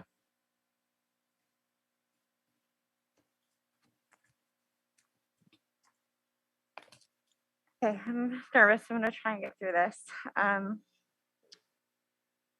My name is Chloe. I'm disabled. My mom is disabled, and so is my grandma, who is visually impaired.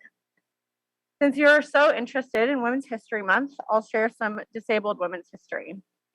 After raising 3 kids on her own, my grandma decided to go back to school and face discrimination from teachers and administrators who didn't want to provide her with the materials and accommodations she needed to access the basic education tools that her classmates were granted. She was taking control of her life and overcoming obstacles that sighted people can never comprehend. This all happened in the 70s before the ADA was passed. This is where the LACCD wants to take us back in a time when people who are trying to live out their potential were denied access to do so.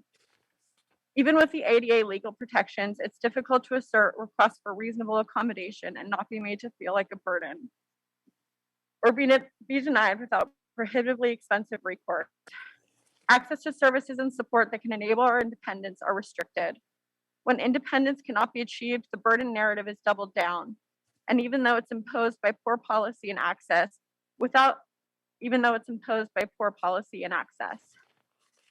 legal protections, deterrence to exclusion will cease to exist, and we will see a ripple effect of discrimination across our community.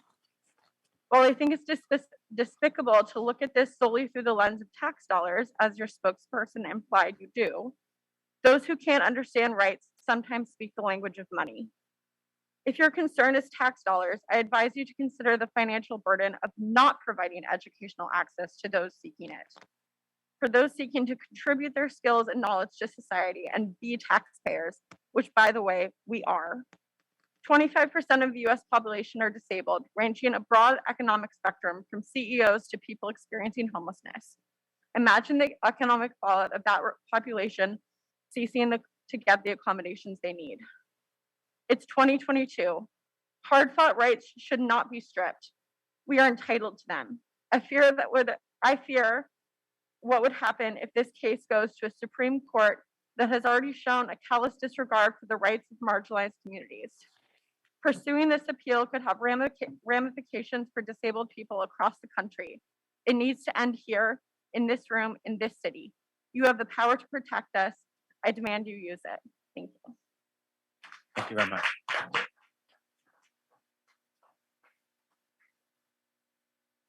Martha's not here? Yanez? Okay. I'm gonna go down the, okay, but that's fine. If she comes in, just let her know so we can call her up. We have Claudia Center, and Crystal, let me know if people are raising their hands. We're on the list. Nicolas Grisotto, Brianna Kennedy, Karen Krauser, Jessica Riesta, Adam Gottnack, Hector Ramirez, Ralph Black, Jaime Pacheco Orozco. I believe I saw Jaime here. Okay, so let's do Nicolas, then the speaker here. Nicolas? Nicolas, you're on.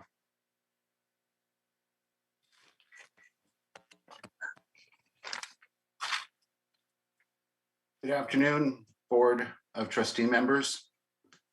My name is Nicolas Crisosto. I was hired in October 2020 as the ADA compliance officer by the Los Angeles Community College District. Without the broad protections of the Americans with Disabilities Act, Section 504 of the Rehabilitation Act of 1973 as amended, and especially Section 508 of the Rehabilitation Act, I most likely would not be part of this district.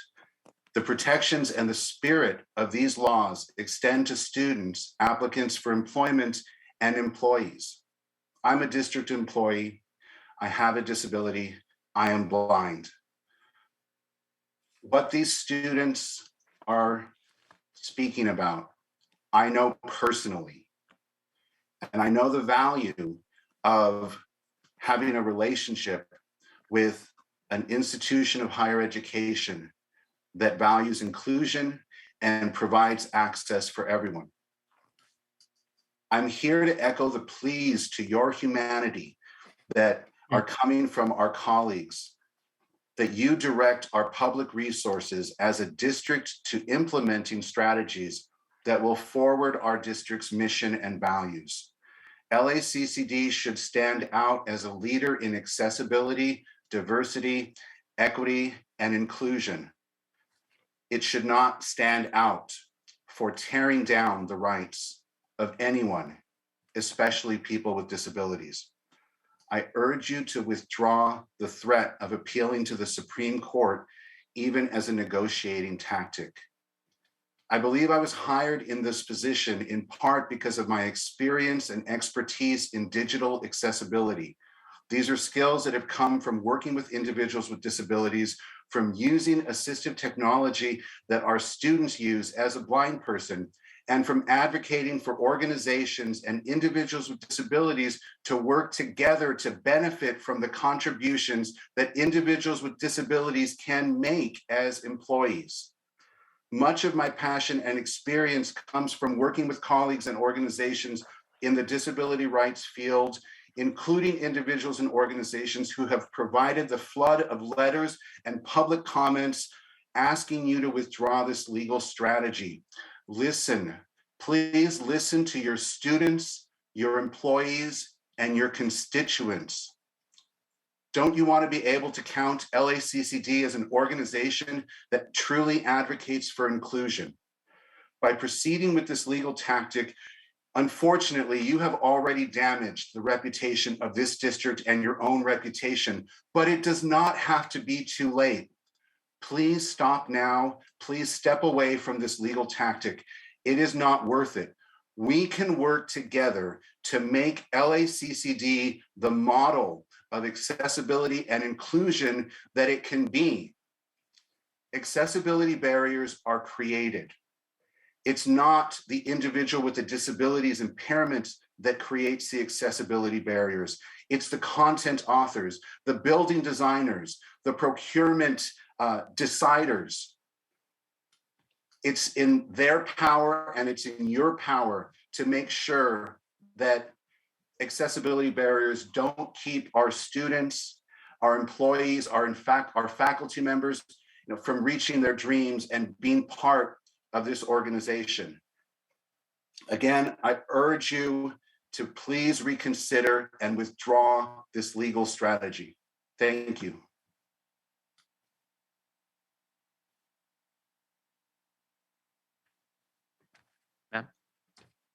Good afternoon, Los Angeles trustees.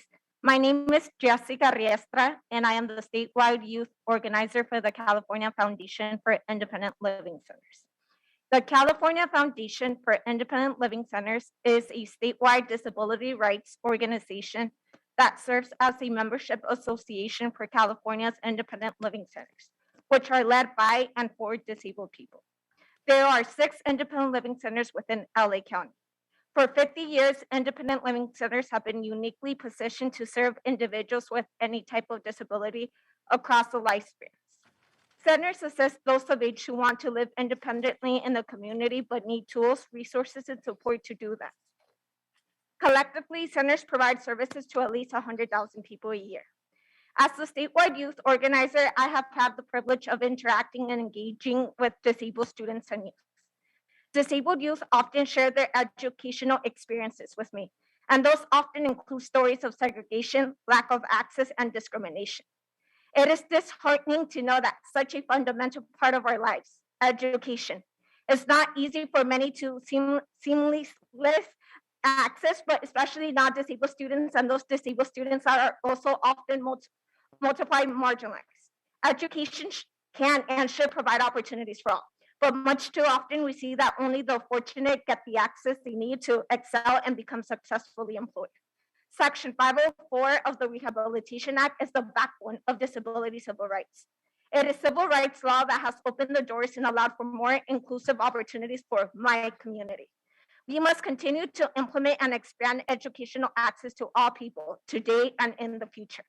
Section 504 ensures that educational environments are accessible to people with disabilities, people like me, that need and demand equality. LACCD in their own statement has said that they do not discriminate. However, refusing to produce accessible material for people who are blind to have low vision is discrimination. While our state and country work to prioritize equity for people, I would expect to see LA also embracing the model and ensuring that disabled students have the access they need to be successful. On a personal note, I cannot tell you how important Section 504 has personally been for me.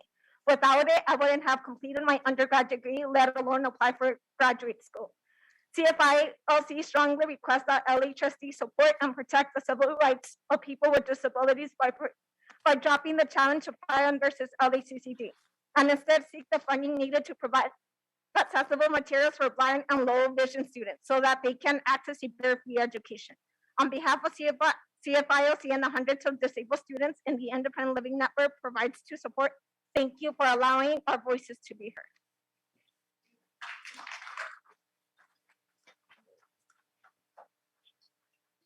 Mr. Pacheco Orozco.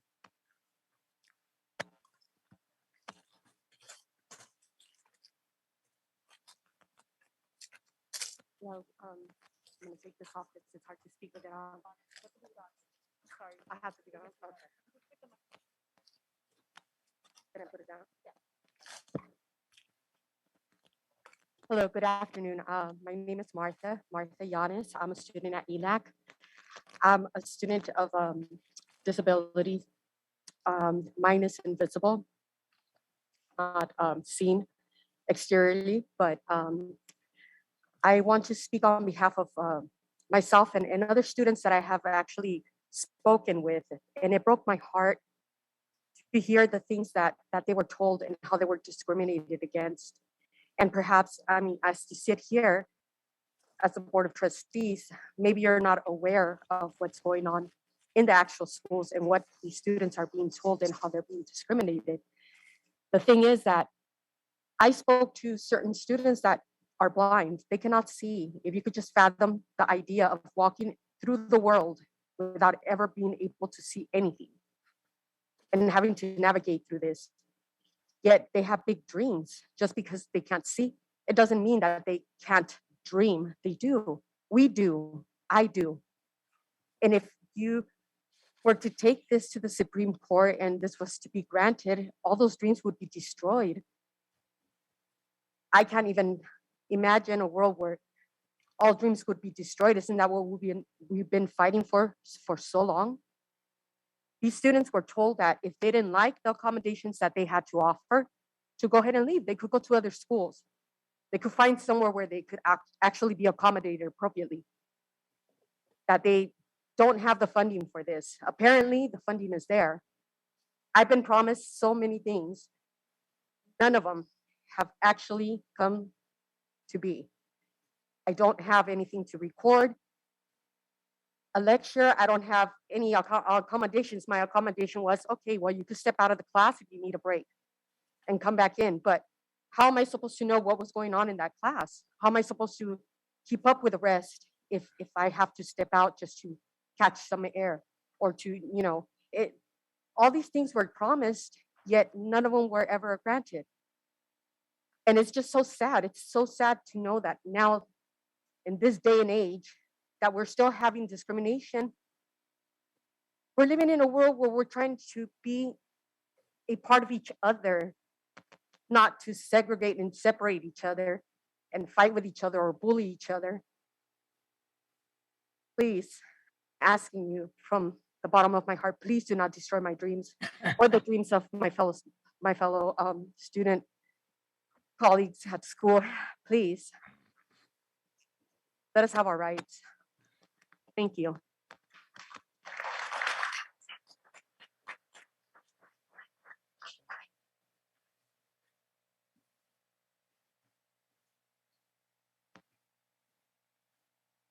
Good afternoon. I'm Jaime Pacheco Orozco. I'm the Assistant Executive Director of the City Department of Disability. Can you hear me? Sorry. I Yes, don't. we can. I'm here today to express my dismay that the district contends that the issue right now is whether a person should be able to sue a publicly funded entity and to profit from taxpayer money for non-intentional discrimination. To suggest that personal profit is a driving factor in this case is reprehensible. This is not the issue. Rather, the issue is whether all students deserve the right to benefit from the publicly funded educational system codified in the state's constitution, and whether the district will abide by its legal and moral obligations to ensure that all students can access and benefit equitably from the resources available on its college campuses. In December 2017, the California State Auditor prepared a report concerning the California Community Colleges processes for monitoring technology accessibility and for upgrading its information technology. The report concluded that the Office of the Chancellor of the California Community Colleges failed to provide guidance to local districts on accessibility standards, and that the colleges failed to respond adequately and within a reasonable time frame to the accessibility request from students with disabilities. The report notes, when students do not have equal access to instructional materials and the requests for an alternate format are not addressed promptly, they do not have equal educational opportunities. The auditor states that the community colleges must abide by the provisions in the Rehabilitation Act and the Americans with Disability Act. And note that in 2002, the California legislature amended state law to require its public agencies, including its community colleges, to comply with Section 508 of the Rehabilitation Act. Back to working again, so. I apologize. Is that our system? Someone has their mic on, please turn it off. Go ahead, sir. This section requires public entities to make electronic and information technology accessible to individuals with disabilities. Yesterday, the City of Los Angeles City Council adopted a resolution supporting the civil rights of people with disabilities and opposing this district's plan to petition the U.S. Supreme Court. As elected members of this board, you need to decide individually and collectively, whether you will ensure that individuals with disabilities have equal access to the services available on the district's campuses. I urge you to stop wasting taxpayer money to gut civil rights protections afforded under the American with Disability Act and the Rehabilitation Act. Surely, in the nearly 7 years since this case was first settled, the district could have done much to address these accessibility concerns. In all likelihood, for far less than the legal cost already incurred. Please remember, all students are entitled to profit from the publicly funded community college system. Thank you. Thank you. What, Crystal, do we have any hands up from people who have signed up?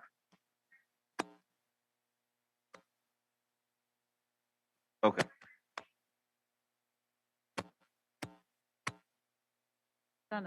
Non-agenda. Okay, so I'm gonna go through the list again.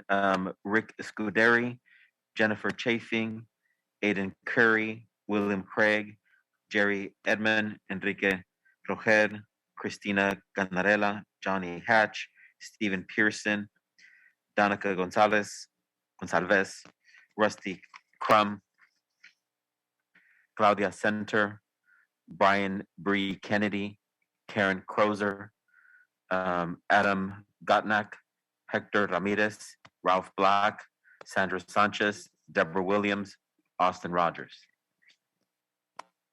Rustin Crum, okay. And some folks who I think we had potentially had some confusion about timing. Then I believe there's one gentleman, but we also received comments from Connie Arnold, Alex Green, and Vicky Young, who sent us messages, and I want to make sure that they have been received. So we have one speaker right now. Okay, Juan Grafford. Okay, John Grafford.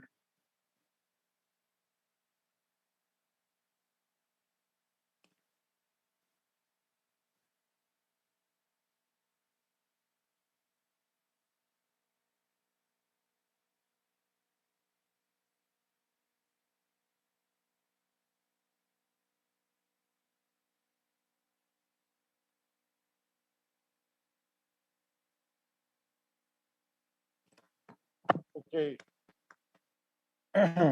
Good afternoon, Board of Trustees. Good afternoon, sir. I want to let you guys know something because I'm about really taking care of business down here. What you guys are doing is wrong. I'm not going to be passive. I'm not going to be passive about this. What you guys are, thank you. What you guys are doing is wrong. And you know it. And all you guys did all this time was string all of these people along. You just strung them along. You knew you weren't going to do nothing to help them out, especially me. I tried to work everything out with the OSS department.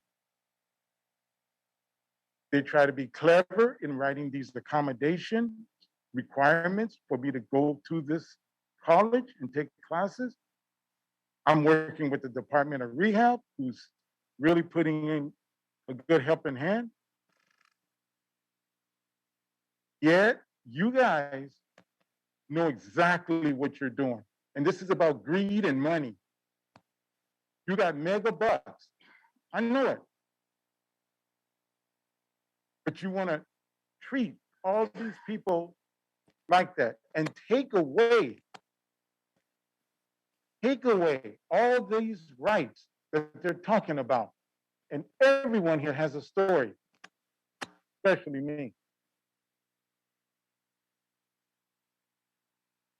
And when it comes to this country, my fathers, mothers, everyone fought for all these things. And then you guys create this like a business and look at us, all of us that's standing before you, as though we are just not perfect people and put them to the side and want to march on and make your money. And all of these other people that came up there talking about great things about Valley College and this and that. You know what? Nobody said nothing about we develop a high-tech center to help out disabled students. We've done this for the disabled students. Nothing. All of that is marketing. And you guys are hiding behind this, knowing that we all need the help. And when it comes to the military, I'm gonna tell you something. You guys would, the military would have walked out, you guys would be holding those rifles. You would. You guys should be ashamed of yourself what you're doing up here. Having this, we shouldn't even be in this meeting. I'm not gonna beg you because I'm gonna do the right thing, follow right along with the legal system. And I'm gonna be first in line to make sure that all of this you're doing goes down.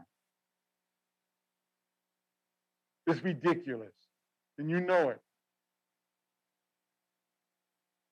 Just take advantage of visually impaired and blind and every other person.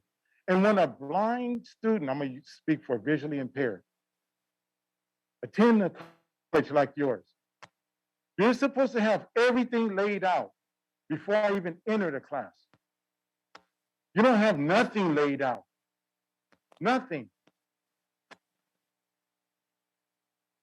And then to have a college professor to tell me to get out of his classroom because I can't sight read music is a shame. To have an accounting teacher to tell me that you people are not capable of doing this work. You gotta be kidding me, man.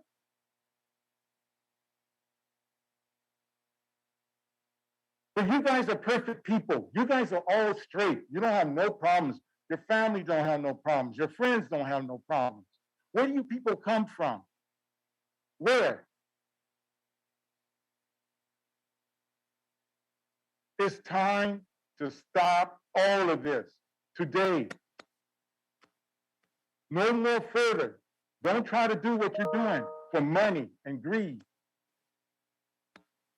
I know you're probably hoping that my time's up, huh? It has been. You are, huh? I know you are. But it ain't over. If you keep pushing this, it's gonna get bad. Stop. I'm asking you. I'm not begging. I should not have to beg. I'm a US citizen. I was born here in this country. I have a disability. And I even tried to join the Army, knowing that I couldn't do it. Don't do this. Walk away from it. Thank you. So I see some hands up. Are they on the list? People that have their hand out are for non-agenda items, Okay, the item. okay. Is there anyone else here who is on the list or on the? I think you've already announced their names and they're not online. I'm on the list. I believe I'm on the list as well. Same to me. This is Rusty Crumb. I'm on the list. Okay, sir. Go ahead. Okay. Can you go ahead, Crystal, and call them out, and Lupe?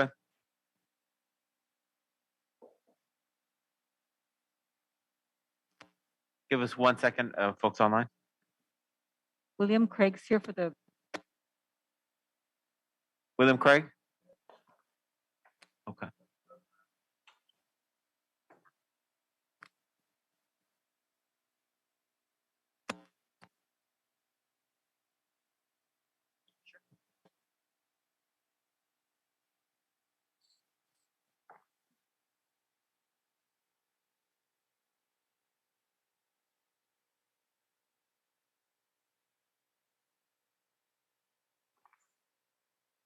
Mr. Craig, do you need additional assistance?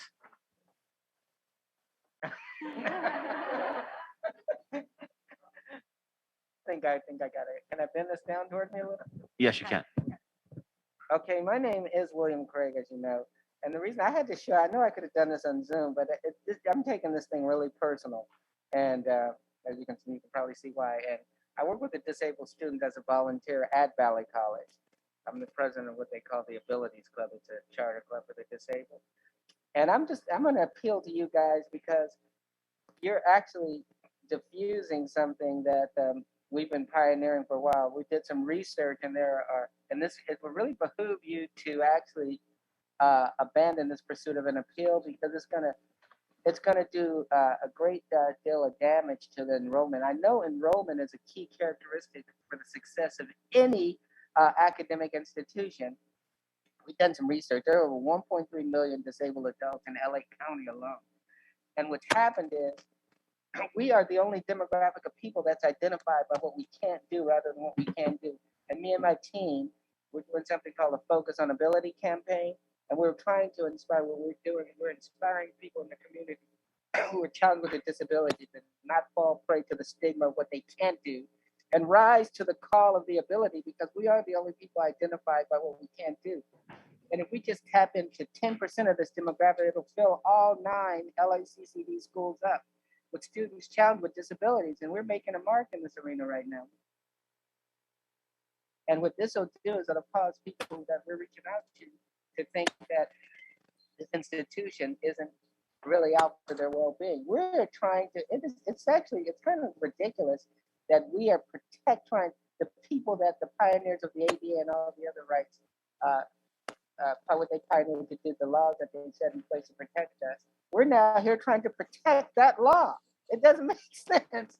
And I'm going to tell you, it'll be more to your advantage to abandon this pursuit because it'll enable us to have the reputation we need in the community to impact this demographic, so we can stop being looked at as we want to pursue enhancing our ability. So that's what we're identified by, and we're going to for people with special needs. What's so great about you guys, though, with LA Valley College, I'm going to say specifically, they are really intent on helping us achieve objectives we have to enhance our abilities. If it wasn't for Valley College, I wouldn't have had the students there in the Writer Center to edit my book to turn in. I got my second book published because of the students at LA Valley College that helped me edit this, and I didn't have to pay $500 to get this into the public. And it's just an invaluable resource for people like me who are really actually out trying to not be enabled, but be empowered. And you guys can help in this regard to no end. And you show the heart, because this diffusing the disparate impact law, it doesn't just affect me. It affects, doesn't just affect the disabled, it affects people of all categories who are suffering, express minorities, the gender-based people, and everything. It affects everything. And it will be more to the advantage of the LACCD to abandon this pursuit and look for ways to help us achieve our goals rather than try to hinder us any more than we are in life with enhancing our abilities. So we're not deficits, we're assets in the community. That's pretty much what I wanted to say. And if you guys would really reconsider this, it will be to your advantage. It'd be to your advantage. You'd have the reputation of an institution that has a heart to help people actually elevate in life as opposed to hold them down. And you could fill all the 9 colleges up with people who actually need help enhancing their ability. And that's what you're in business to do. Thank you for having me. And please reconsider. Thank you very much. I'm gonna call online on Rusty Crum. Rusty Crum. Thank you, Board. Thank you, and good afternoon to the Los Angeles Community College Board of Trustees. I am speaking to you to ask you to please consider your position on taking the Palin versus LACCD any further through the court system and resolve this matter immediately. My name is Rusty Crum. I am a C5, C6 quadriplegic since 1969 BC. BC stands for before curb cuts, so I know firsthand the importance of fighting for what is right. I remember when there was no access for individuals with disabilities in schools, colleges, community libraries, museums, and public transportation. With the passage of the Rehab Act 1973, Title 504, the world came up to those with disabilities who have opportunity to participate in education, employment, and community activities. Sorry about that. The fight for individuals with disabilities to have equal opportunity did not come easily and without sacrifices. Some of the sacrifices were made reluctantly by educational institutions to make buildings accessible. I pray the Los Angeles College District Board understands the consequences of their actions to the disabled community to continue to fight with Palin versus LACCD. It is a sad day when leaders in education are hell-bent in rewriting history in the wrong direction. I've always considered community college a path for success and in front of those with disabilities. I hope you find it in your good conscience to please reconsider your position and drop the case of Palin versus LACC. Thank you very much.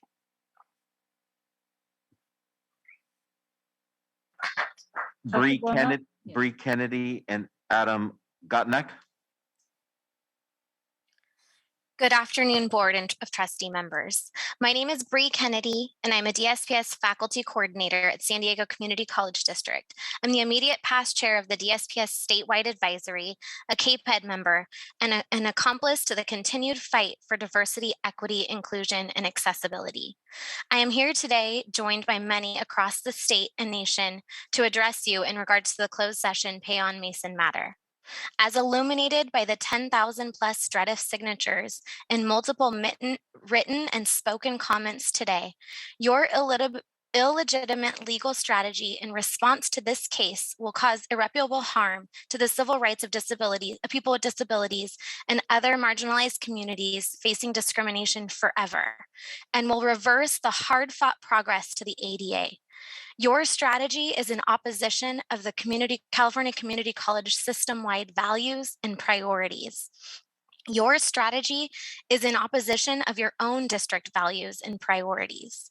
Your actions send the message to the disabled community that they don't belong at LACCD, a community which, by the way, is the only marginalized community that either you or I could be a part of at any moment. Your actions say that you prioritize financial gains over social justice and equity. Your response will take civil rights progress and history in a direction that is moving backwards. Reversing civil rights should not be an issue that any of us should be here today fighting about, especially here at the largest community college institution in higher education in the state of California. These civil rights are not your rights to reverse. If the compelling stories from the students and disability activists are not enough, which they should be, then also consider the professional judgment and pleas from your own district DSPS faculty and classified professionals who advocate and fight tirelessly for equal access. This action will make their mission and jobs nearly impossible. Please withdraw your intention to file for cert today. Do not leave this community living in fear for their rights for one more day, for one more moment. And lastly, as an elected member of the LACCD Board of Trustees, your positions are ones of power and great privilege. In a decision that has such grave implications to marginalized communities, there should be a transparent and democratic process that occurs. I respectfully request that you post the roll call on the vote regarding this closed session issue so that the citizens may make informed decisions about representatives that prioritize social justice and educational reform in the future. Our expectation is that the board will report back on a unanimous vote to withdraw your intention to file cert. It is not too late. Thank you. We'll next go with Adam Gotnick, Hector Manuel Ramirez. Then after the two individuals online, you have Sorina and Stephen David Simon in that order. So the two individuals online, Adam and Hector, in that order, please.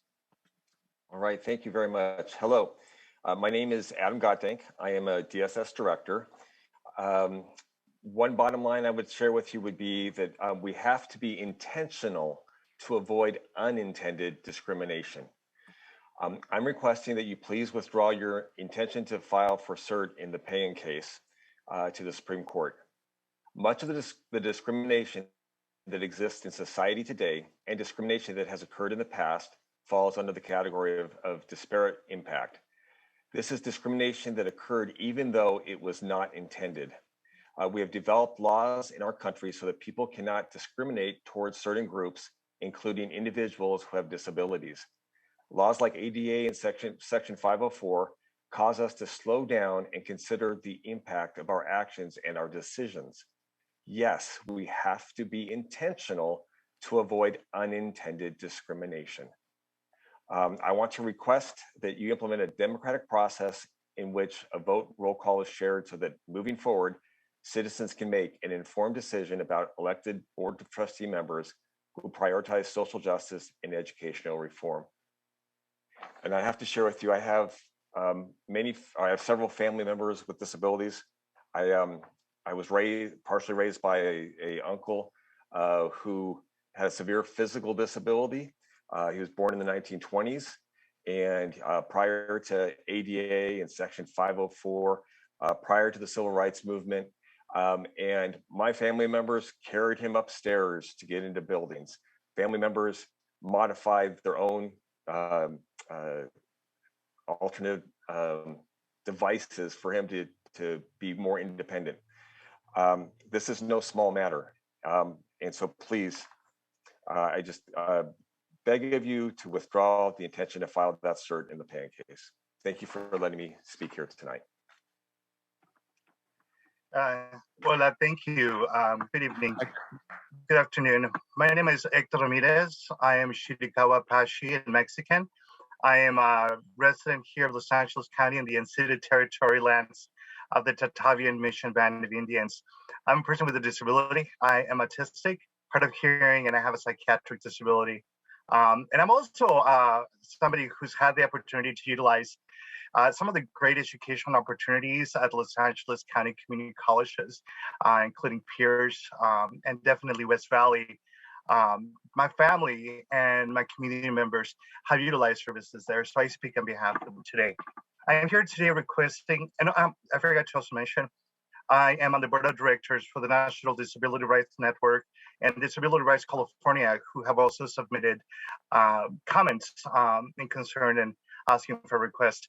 I'm here today requesting that the Board of Trustees of the Los Angeles County College District, LACC, abandon its defense of the Payan versus LACCD and allow the upcoming March 4th petition deadline to pass without taking any action to bring this case to the United States Supreme Court.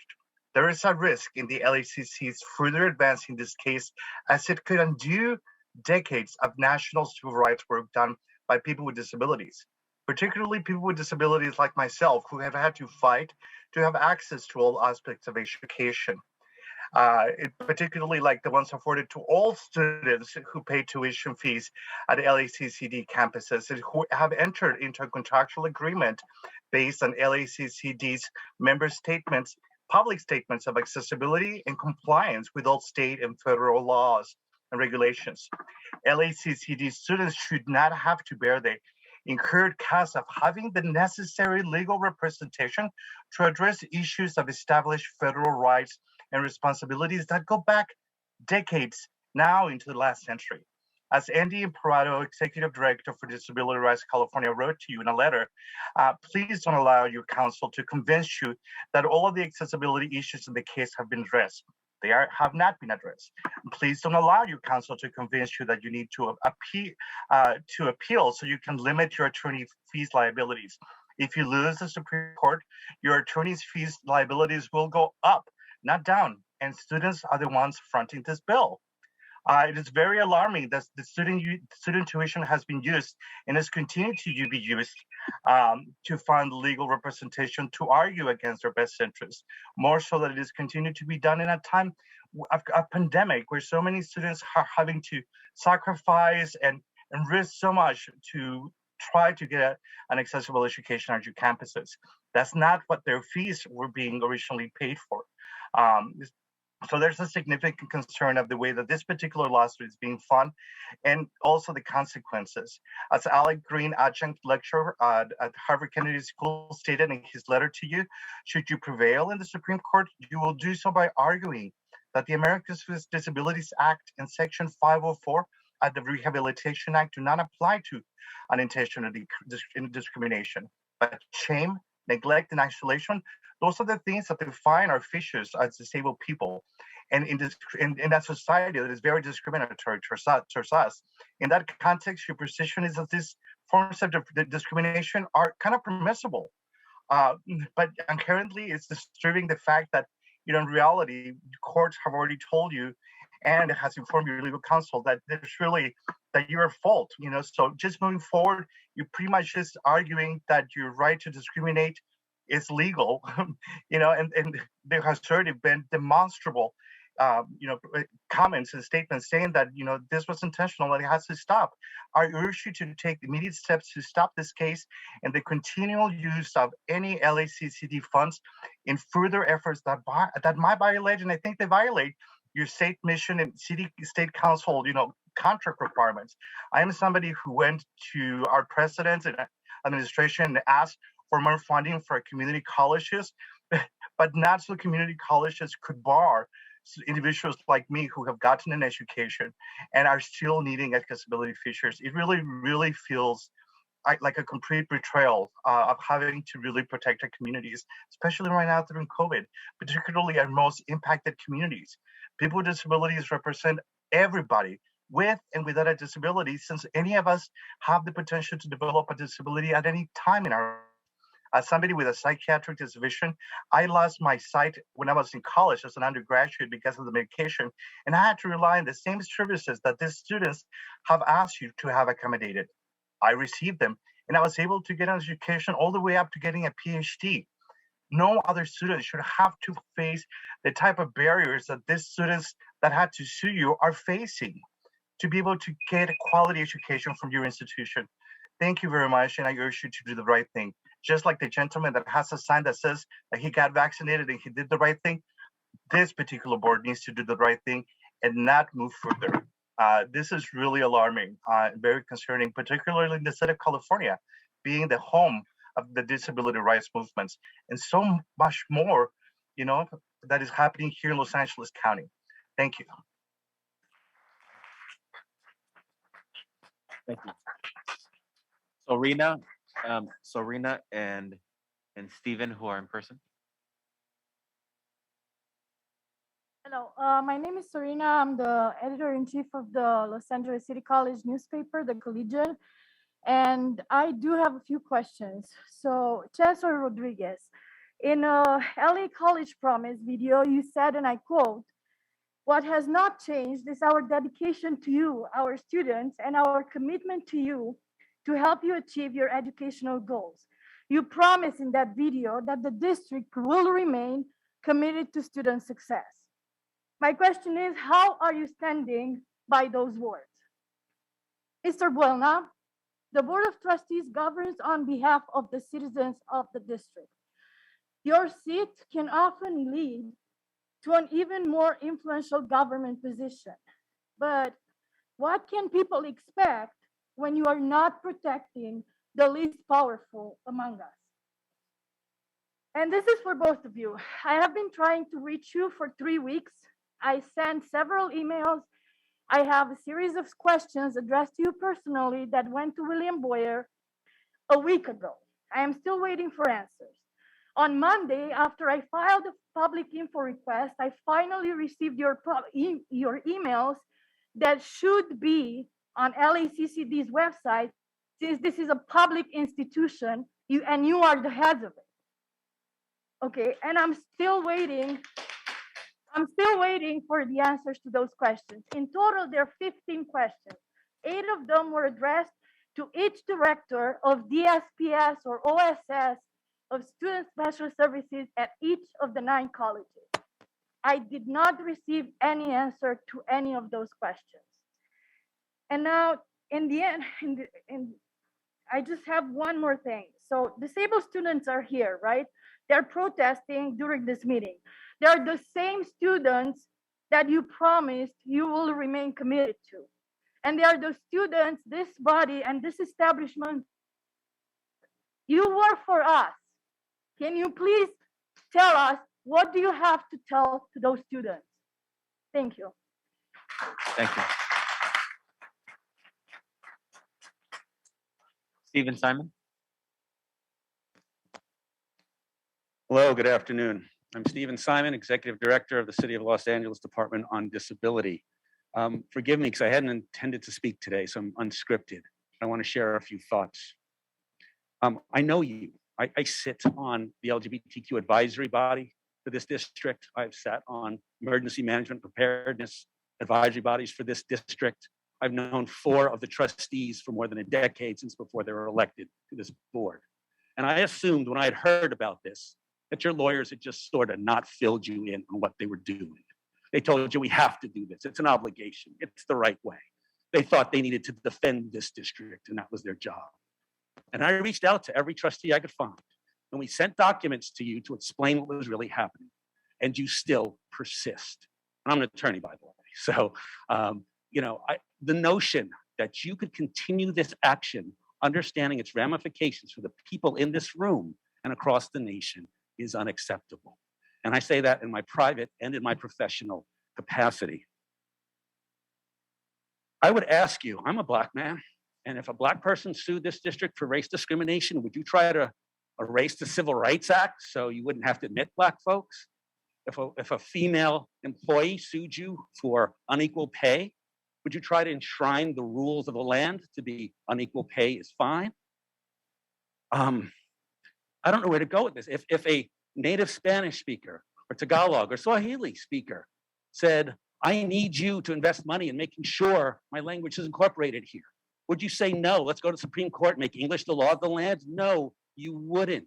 You're better people than that. But the people in this room, their rights are disposable? I don't know where to go with this. I have no logical response to you. You need to formally, legally tell your attorneys to stop this. It is completely unacceptable, and you need to apologize publicly to people with disabilities and taxpayers across Los Angeles whose money you are required to use to make your programs, facilities, and services accessible. You are required to do that with taxpayer money. It is not an excuse for what you're doing now. Please, my department, I will gladly put any resources I have to help you work on your short-term and long-term accessibility plan. Let's do this together. I sit where you do. I sit in a giant city that's not accessible enough. It's hard to make it accessible enough. These are the people to work with to get there, and I'm glad to help you. Thank you. Thank you.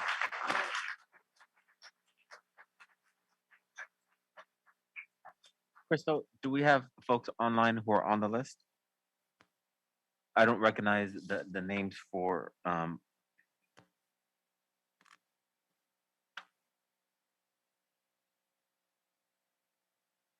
okay, can you call them? Their font is extra small.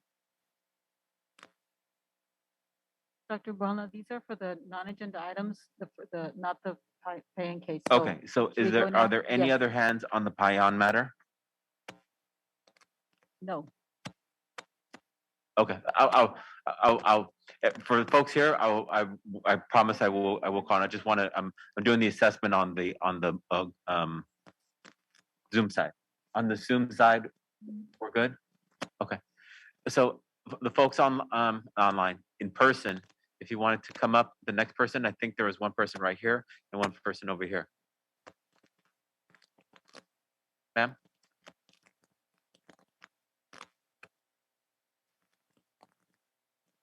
The who was here had their hand up to speak. If you could just state your name, and the next person who was on this side, if you could just prepare as well. Thank you. President Bona, you still have a couple of hands on Zoom in case you haven't seen. We're monitoring Trustee Huffman, and we're trying to figure out who is Payan and then who is from the other matter. Right, I see a couple of Payan hands because I recognize the names. Just okay. If you see them and you recognize a name, could you text Crystal, please, or Lupe? I will do that. They're I see Ralph. on that. I really appreciate your help on that. Thank you. Go ahead, ma'am. Thank you. My name is Elizabeth Prager. I spoke last month. I'm here again, and I came in person. I took the day off of work. I'm an LACC employee, and you know what? I'm not scared of you remembering me. I know there are members. I know there are people who are afraid to speak out because you all are the governing body. You control the money, you control this lawsuit. In addition to being an employee, I am a union member. I sit on my e-board. I'm in closed session meetings with our lawyers. And we decide where those lawyers go. It's not the lawyers that get to decide what they do with the case. It's you. And I want to look you in the eye, especially you, Francisco. I came to that 7th annual Disability Summit and I listened to your keynote speech. I was there and it was like sand in my mouth listening to you talk. You spoke about this school being a DEIA institution with pride. Pride. This is an accessible campus.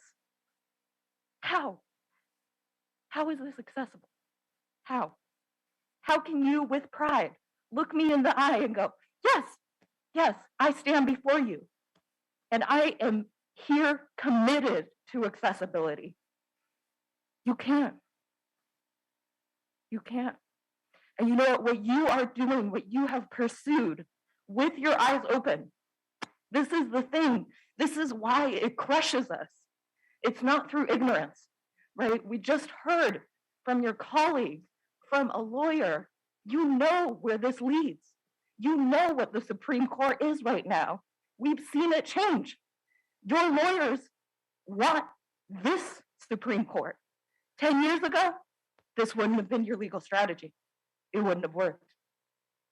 Right now, this legal strategy has a shot. It has an actual shot. And you know what? Even if you're like, no, we're just gonna file this and then we're gonna force Pion to settle for less money and then we're gonna take it back. That's not how this works. That's not how this works. You do not play with people's lives in this way. And I'm looking at all of you. Look, every single one of you, you walk out, you cross the street wrong, you're disabled. You make a wrong left turn, you're disabled. You get in the car with the driver who's perfectly sober, the other driver's not sober, you are disabled. And I know everyone in this room, even if you're not disabled, you know a mom with an autistic kid. Someone in your family uses a walker. Someone in your family needs a wheelchair. How can you pursue this? I just need you to sit with your own conscience because you have a choice. You have already caused harm. You have already caused deep harm. What you can do now is at least stop. At least.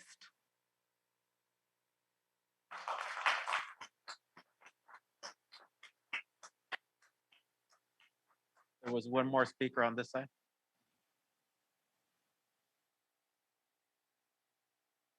Hi, good afternoon. I was not prepared to get up here today, so I just wanted to get up and say a couple things. I'm a student. My name is Annette, and I'm a student at LACCD. I myself am third generation person with a disability. My mother's a polio survivor. My 16-year-old son is on an honor roll, manages his visual perception disability that affects his memory. So without his accommodations, he would not be law school bound and planning for college at this time. Enrolling over to Valley with a section 504 as we speak in dual enrollment. But I'm not up here to talk about myself. I actually got to know our plaintiff, Portia Mason, over the weekend. And I just need you to know something. You need to know that she dropped her class on Monday, this Monday, because she doesn't have her books. You know, we're in week 4. Without my accommodations, I would not be standing here. I owe everything to good counseling. There's some good people out there still. But if I could get my accommodations in order, why can't she? She had to drop her class on Monday. She does not have her book. That's not fair. You cannot stand there or sit there and tell me that she does not have the rights, the same rights that I do. That's the only reason I had to stand up here today. I urge you to settle and give your disability students what we need. It's a human right. It's beyond a civil right. And as a parent and somebody myself who really struggles, I am begging you. I pray to God that none of you ever experience children or grandchildren with special needs. I have a cousin with a cerebral palsy child who is 6 years old. If you don't know what that looks like, please Google it. I urge you to really, really consider your decision because you're affecting lives. I have to quit. I will quit. I will not be transferring if you make this decision. And how is Portia Mason ever going to get through school if you don't help her? If you don't help her, who will? That's all I wanted to say today.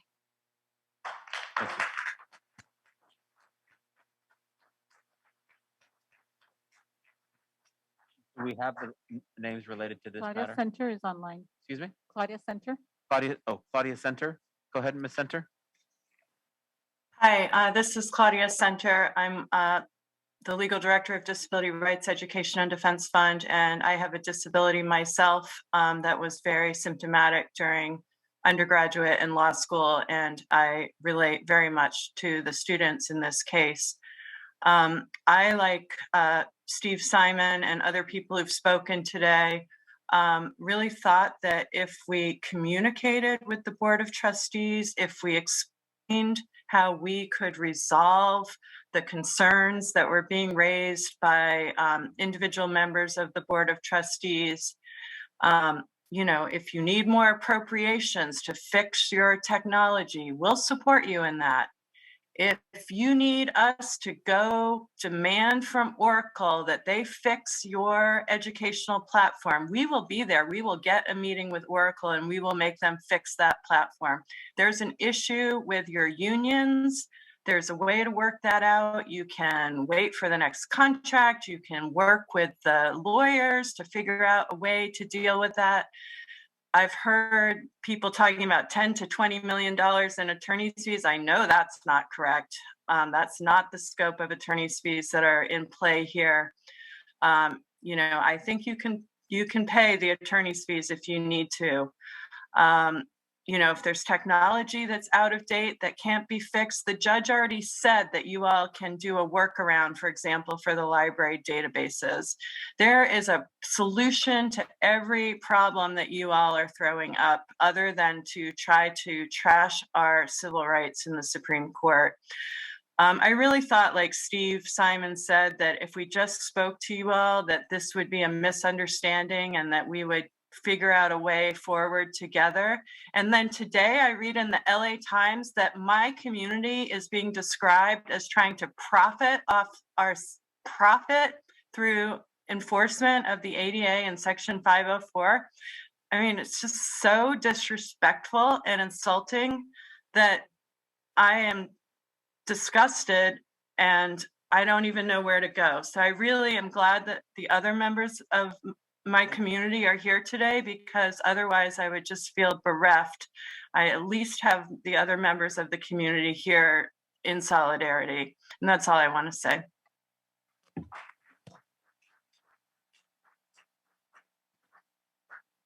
Next is Sandra Sanchez. Sandra Sanchez. Yes.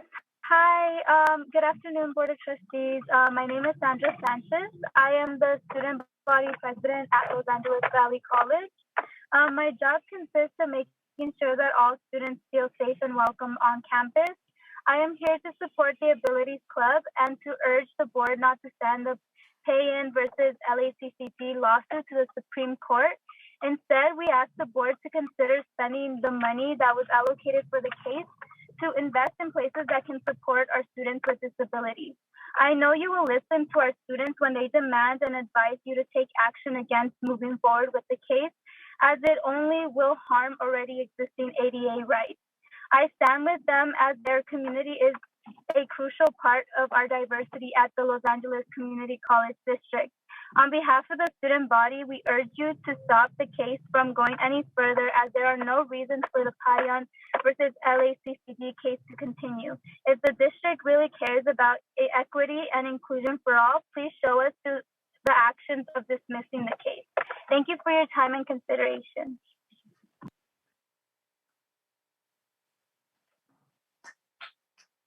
Next is Kiri Me. I apologize. What's the name? Kiri Me. She's online. You can go ahead. Hi. Thank you. Hi, my name is Kyrie. Can you hear me? Yes. Thank you. Oh, yes. Thank you so much. I appreciate being here. I'm a student, a disabled student. I'm 50 years old, and I'm trying to survive life. Being in college as a disabled student, I have support behind me that keeps me going on a daily basis. And I just ask that you please consider that people are people. Disabilities do not make people less smart. These are our civil and human rights, and taking those things away is discrimination. And the LACCD must stop holding disability rights hostage. Do not do it for one more day. Withdraw your intention to file for cert to the Supreme Court today. In addition, I request a transparent democratic process in which vote roll call is shared so that moving forward, citizens can make an informed decision about elected Board of Trustee members who prioritize social justice and educational reform. I just like to say thank you for having me. Have a good day.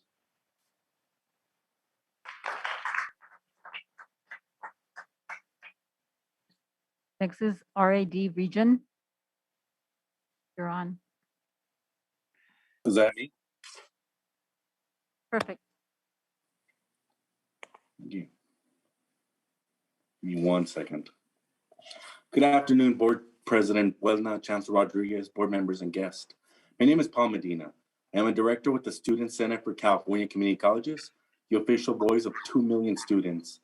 As a Region 7 representative of California Community Colleges in the Los Angeles area, including all 9 colleges in the LACCD, I'm here to voice the Student Senate support and solidarity with the rights of students with disabilities in the Payan versus LACCD lawsuit. The absence of accommodations for students with disabilities is an epidemic to their student success, regardless of intentionality or unintentionality. Therefore, we are against LACCD's persistence in gutting disability rights in the American with Disabilities Act.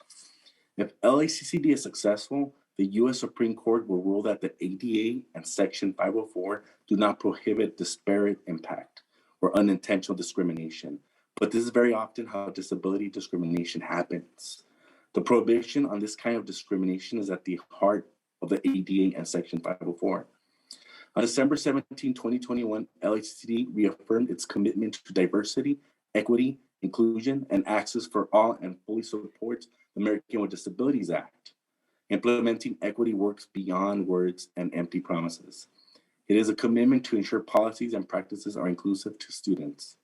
The Student Senate urges the LACCD Board of Trustees to comply with the ADA to ensure learning is inclusive to students with disabilities and fulfill the system's vision for success, which calls for our institutions to close equity gaps.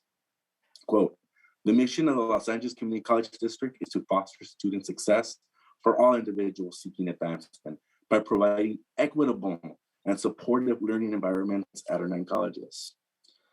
Also on December 17, 2021, in response to the concerns of the disability community about the case, this Board of Trustees issued a statement that the LACCD is, quote, committed to diversity, equity, inclusion, and access for all, and, quote, fully supports the American with Disabilities Act.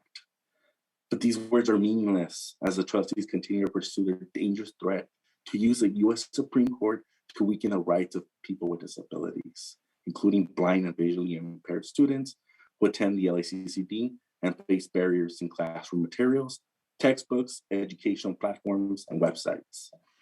The LACCD is a leader in quality education for countless students.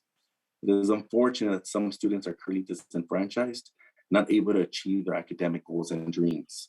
The Student Senate for California Community Colleges Board of Directors calls on you to follow through with the LACCD mission statement and cease and desist pursuing this lawsuit to the Supreme Court. Thank you.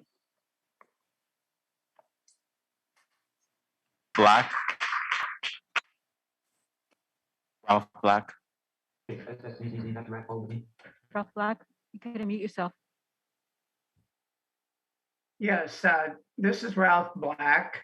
I wanted to make a couple of points concurring with other speakers. First of all, I've been blind and been an advocate for disability rights for several decades. I'm now a member of the Board of Directors of Disability Rights California. And in my personal experience and all the many people with disabilities that I've known, it's very rare, if ever, that you encounter a situation where somebody intentionally discriminates on the basis of disability. It's almost always because people are unprepared, aren't willing to spend the money, or simply don't care to make the changes that are necessary to accommodate people with disabilities. So narrowing the scope of the federal non-discrimination laws to make the law ignore the idea of unintentional discrimination would effectively eliminate all protections that people with disabilities have. Secondly, I would say that some 20 years ago, during the time that I was serving as general counsel for the state chancellor's office, we reached a system-wide settlement with the Office for Civil Rights. And as part of that agreement, the system committed to making sure that all print and electronic materials were accessible for students with disabilities. And the state provided millions of dollars to all districts to provide the resources to ensure that that commitment was met. I don't know what happened, why that didn't work out in the particular circumstances of this case, whether it was a problem with district support or at the college, or maybe with just individual faculty members. But we have had a commitment to that policy, and there's no reason in this day and age why that should be happening. And finally, I would just say that as a lawyer, I understand why your attorneys are advising you to use every possible argument, regardless of the consequences. But your responsibility as policymakers is to direct them to use arguments that will protect your district, but without doing undue harm to the policies that you are committed to and that are of benefit to the people that you serve. Thank you.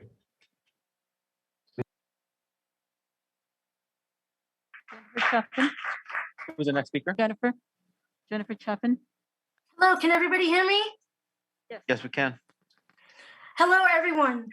My name is Jennifer Keelan Chaffins, and on March 12th, 1990, at just 8 years old, I, along with many other disability activists, left my wheelchair to protest the stalling of the passage of the ADA. This protest is now known as the Capitol Crawl, and I was willing to take all night, if I had to crawl up those 80+ steps to show Congress why it was important to pass the ADA without any further weakening amendments. Literally, my blood, sweat, and tears are on those Capitol steps, and 4 months later, the ADA was signed into law. And I and my family worked diligently with people like the late Senator John McCain and Justin Dart Jr. and the task force to see that people with disabilities have full and equal rights to all areas of society. Today, 32 years later, I am still a passionate advocate of the ADA and its full implementation and purpose to assure the civil rights of people with disabilities. In President Bush's ADA signing ceremony speech, he said, "The ADA is a dramatic renewal, not only for those with disabilities, but for all of us, because Along with the precious privilege of being an American comes the sacred duty that every other American's rights are also guaranteed. Together, we must remove the physical barriers that we have created and the social barriers that we have accepted. For ours will never truly be a prosperous nation until all within it prosper. If the Board of Trustees continue to petition the Payan versus the LACCD case to the United States Supreme Court, it will be yet another attempt to weaken the ADA and Section 504. It would have eviscerating effects on the ADA and its true purpose, with negative consequences that would reach across the country in regards to education, housing, employment for people with disabilities. I am demanding that the Board of Trustees stop their efforts to undermine the ADA and Section 504 protections. I did the Capitol crawl to represent my generation and future generations of kids with disabilities. And if you continue on this path, you will be putting a barrier in our way. I am willing to make that claim again. And as I said 32 years ago, I will take all night if I have to. Thank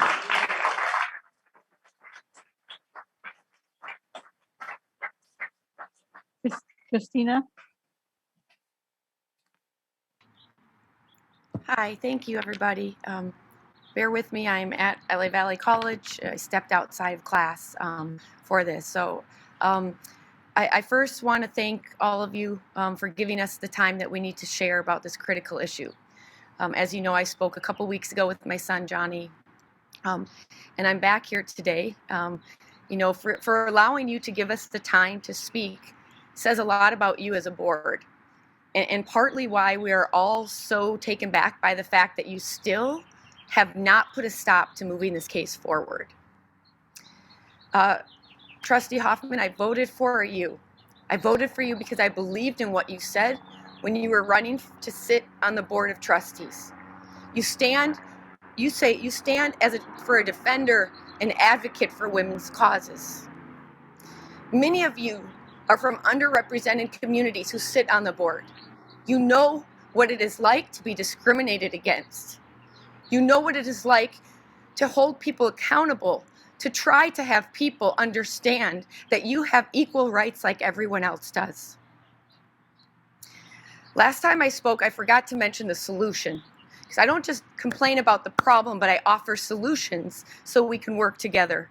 And instead of wasting more millions of dollars from taxpayers' money, including myself, all of you, and everyone else who pays taxes here, instead of wasting more millions of dollars on moving this case to the Supreme Court, I suggest that you invest in a solution that will bring about positive change and create a Department of Digital Accessibility that would include disability accessibility. And this department would directly work and support faculty in ensuring that their classwork, any books that they write, any curriculum, it's all fully accessible. I have always instilled in both of my sons, as a single mother, that there are ripple effects to what we choose to do in life. Hopefully the ripple effects leave a positive impact on our fellow human beings. But sometimes, as we all know, people's choices can have a very detrimental impact on others. We have desperately tried to make you understand the magnitude of your decision if you were to vote to move this forward to the Supreme Court. In my opinion, with all the knowledge that you've heard now for many months and here today from many profound speakers, if you make the decision and choose to move this case forward to the Supreme Court, you are voting to intentionally discriminate against people with disabilities to start. But then, as that ripple effect continues, and other disparate impact cases would come to the Supreme Court for women, gender, people of color, sexuality, which they will come if this goes to the Supreme Court and is ruled in favor of. It's just a stepping stone. Other marginalized communities who have disparate impact as a protection for their rights, it will be just a matter of time before they are gravely impacted by your decision that each one of you make. You are all informed of what potentially could happen, so you will all be remembered for the decision you choose to make regarding this case. You have a responsibility. Please think deeply about your actions, what they will do to the civil rights of all of us who have been discriminated against for one reason or another, whether it's race, ethnicity, gender, sexuality, or disability. You were all elected to this board and have a responsibility to represent the best interests of students like myself, my son, and many others here that access LACCD campuses. You are here to improve the lives of LA County residents by providing access to quality higher education. So please do what we elected you to do and vote no, and do not move this case forward to the Supreme Court. I have one thing John wanted to share. He is in class. He was on the list of sharing, and I will play it for you. It's very brief. Give me 1 second that he typed up. Okay. Please listen closely to this. We chose to have you represent us. So please do your job. Thank you. And then this is what he wanted to play. Anybody knows that the people have the power. All we have to do is awaken the power in the people. The people are unaware. It's like they're not educated to realize that they have power. They put the politicians in power. They vote for the local mayor. The people do it. But the system is so geared that everybody believes that just the father will fix everything. The father being the government. Government will fix everything. It is all government's fault. Shake your fist at the government. Well, we are the government. The people are the government, and the people have the power, but we must try and make them aware of this. So we have the power, we put you in office, so we need you to do what we asked you to do and what we put you there to do. Thank you for your time.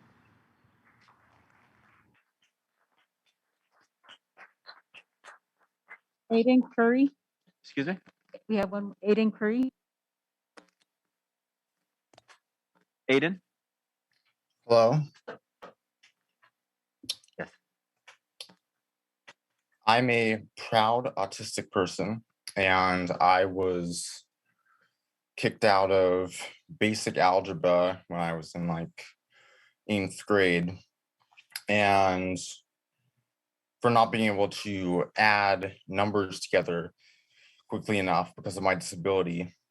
And flash forward to today, I am now a Dean's List mathematics major, and I am currently participating in undergraduate research in algebra. And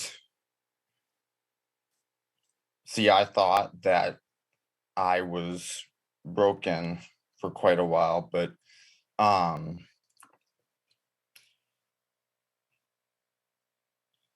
really, if until I realized that for all the work that I put into trying to learn to function in your neurotypical system, my teachers never put the slightest of effort into trying to understand the way I think or make themselves compatible with my system. And so frankly, it seems, I don't, it is extremely insulting to me that unintentionally discriminating is your moral standard. And I think you able-bodied people are wasting valuable, unique talent and valuable perspectives by forcing people with disabilities to drag themselves up steps when you could be putting your able-bodied privilege to work, building some ramps so you can have new perspectives. And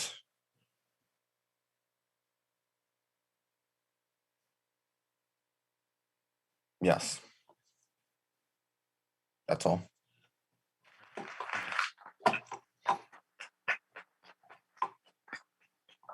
Jasmine?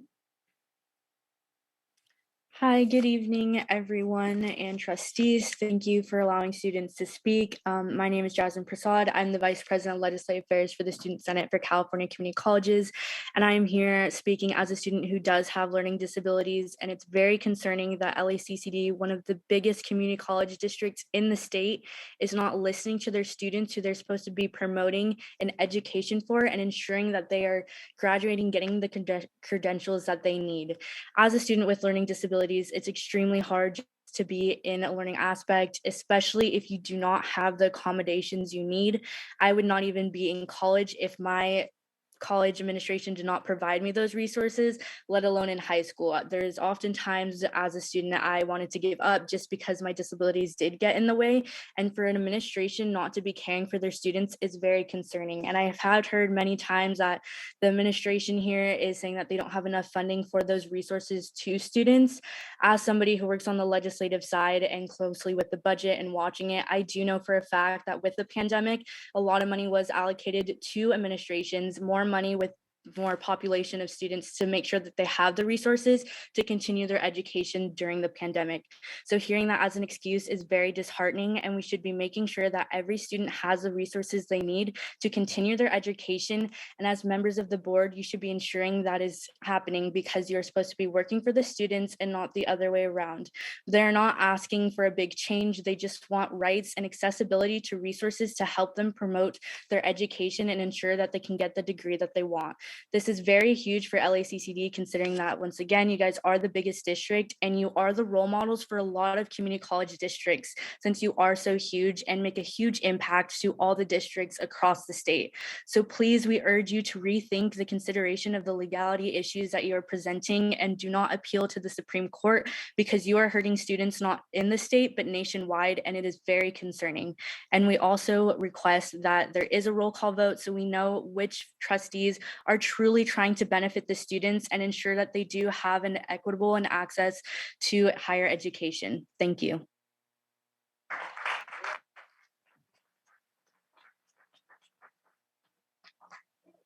I believe for right now, that's it for the closed session Excuse me? speakers on the Payan case. I'm sorry, I couldn't hear you. Yeah, this is it for the closed session, the AA5 item Okay, got it. for now, Okay. yes. All right, thank you very much. We're now going to move on to matters not on the agenda. I'm going to call on the items. We have 27 speakers on that item. We're going to first start with Janet Clark, Dr. Darrell Good, and Mr. Henry Washington. One, I'm going to ask, is there anyone in the audience here physically speaking on matters not on the agenda? Okay, then we're gonna go fully online. Janet Clark, Darrell Good, Henry Washington, Richard Shave, Layla Menzies, Carl Brandt. Okay. Go ahead, ma'am.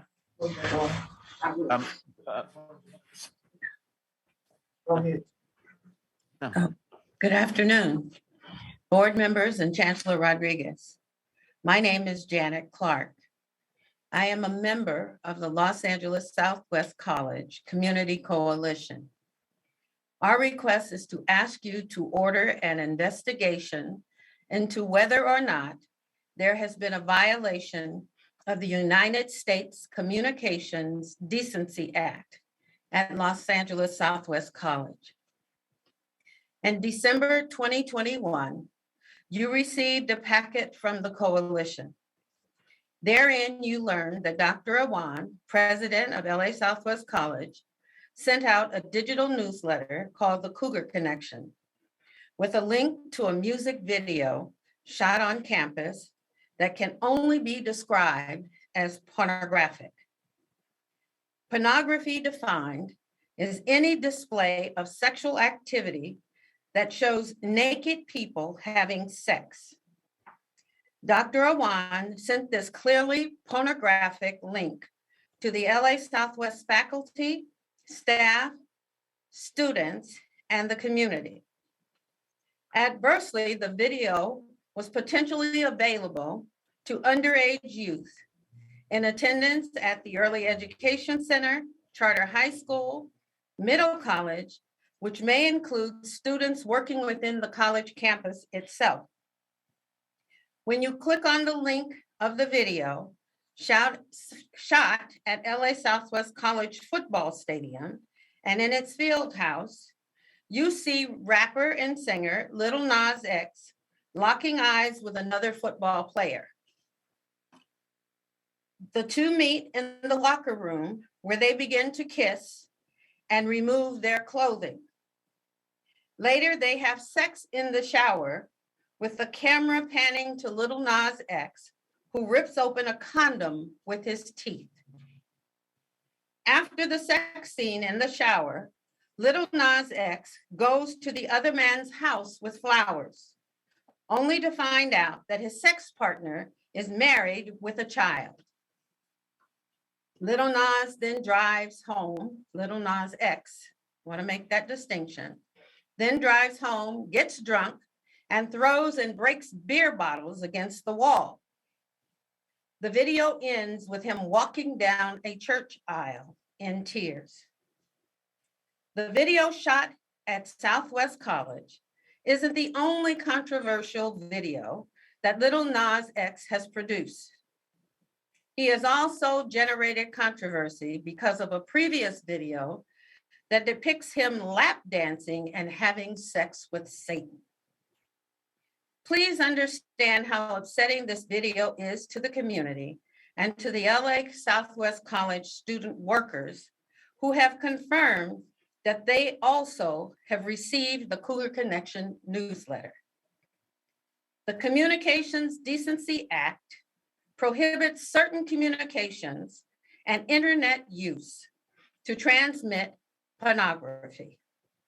Thus, I reiterate, our ask is that you as trustees conduct a district investigation before we are forced to report this matter to the Federal Trade Commission. Dr. Awan is the president of LA Southwest College. As president, Dr. Awan is the face of the college. Her visibility in the thumbnail photo, her statements in the Cougar Connection, and subsequent writings regarding this matter indicates her immense pride in endorsing this video. The LA Southwest Community Coalition is extremely concerned, and I reiterate and ask, you order and conduct a formal investigation into whether or not there has been a violation of the United States Communications Decency Act at LA Southwest College before we are forced to report this matter to the Federal Trade Commission. I will now turn over the podium to Daryl Gould, Southwest Regional Director of the NAACP.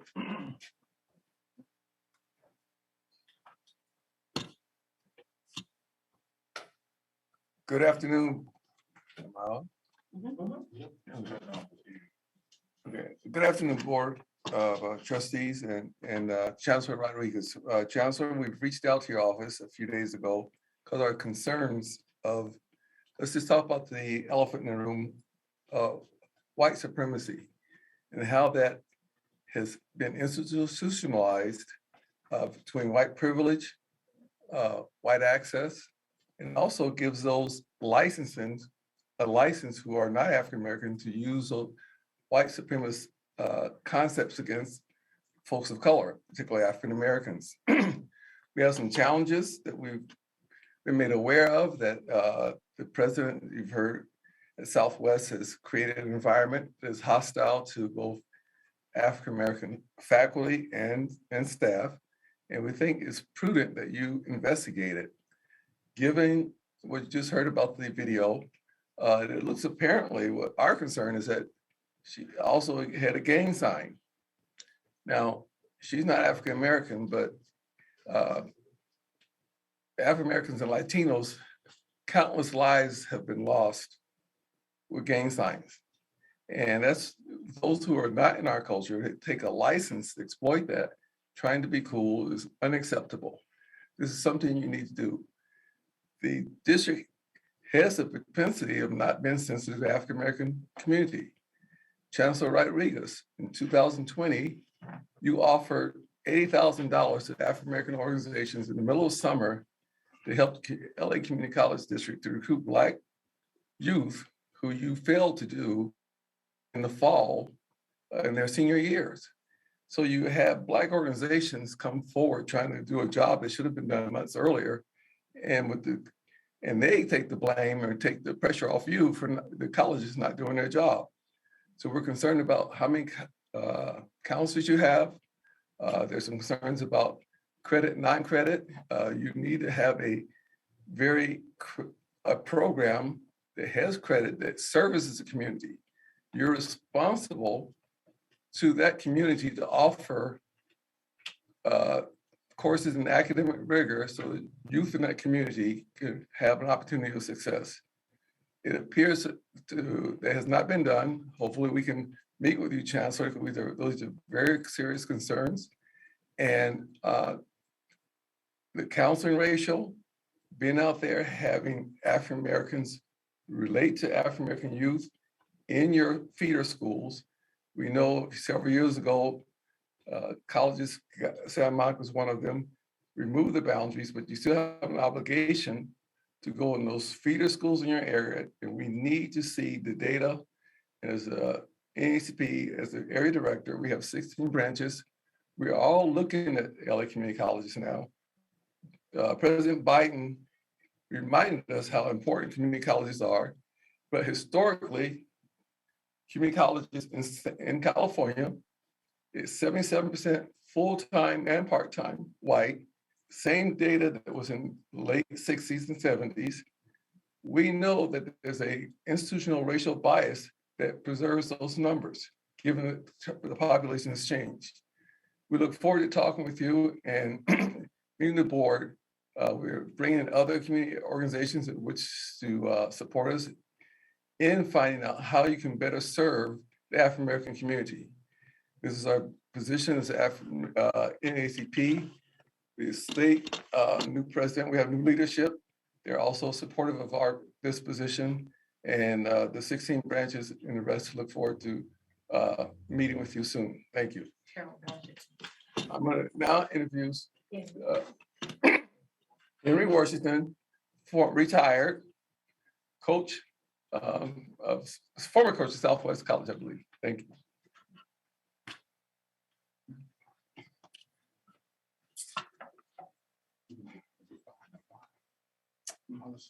Good evening to all of the board members. I'm Henry Washington. I spent 35 years at Los Angeles Southwest College as a physical education instructor, kinesiology, and 35 years as the head football coach, and 30 years as athletic director. The LA Southwest College Community Coalition has asked me to come here and speak about the present situation as far as football at Southwest College. And as you all know, there was no football in 2020 because of COVID.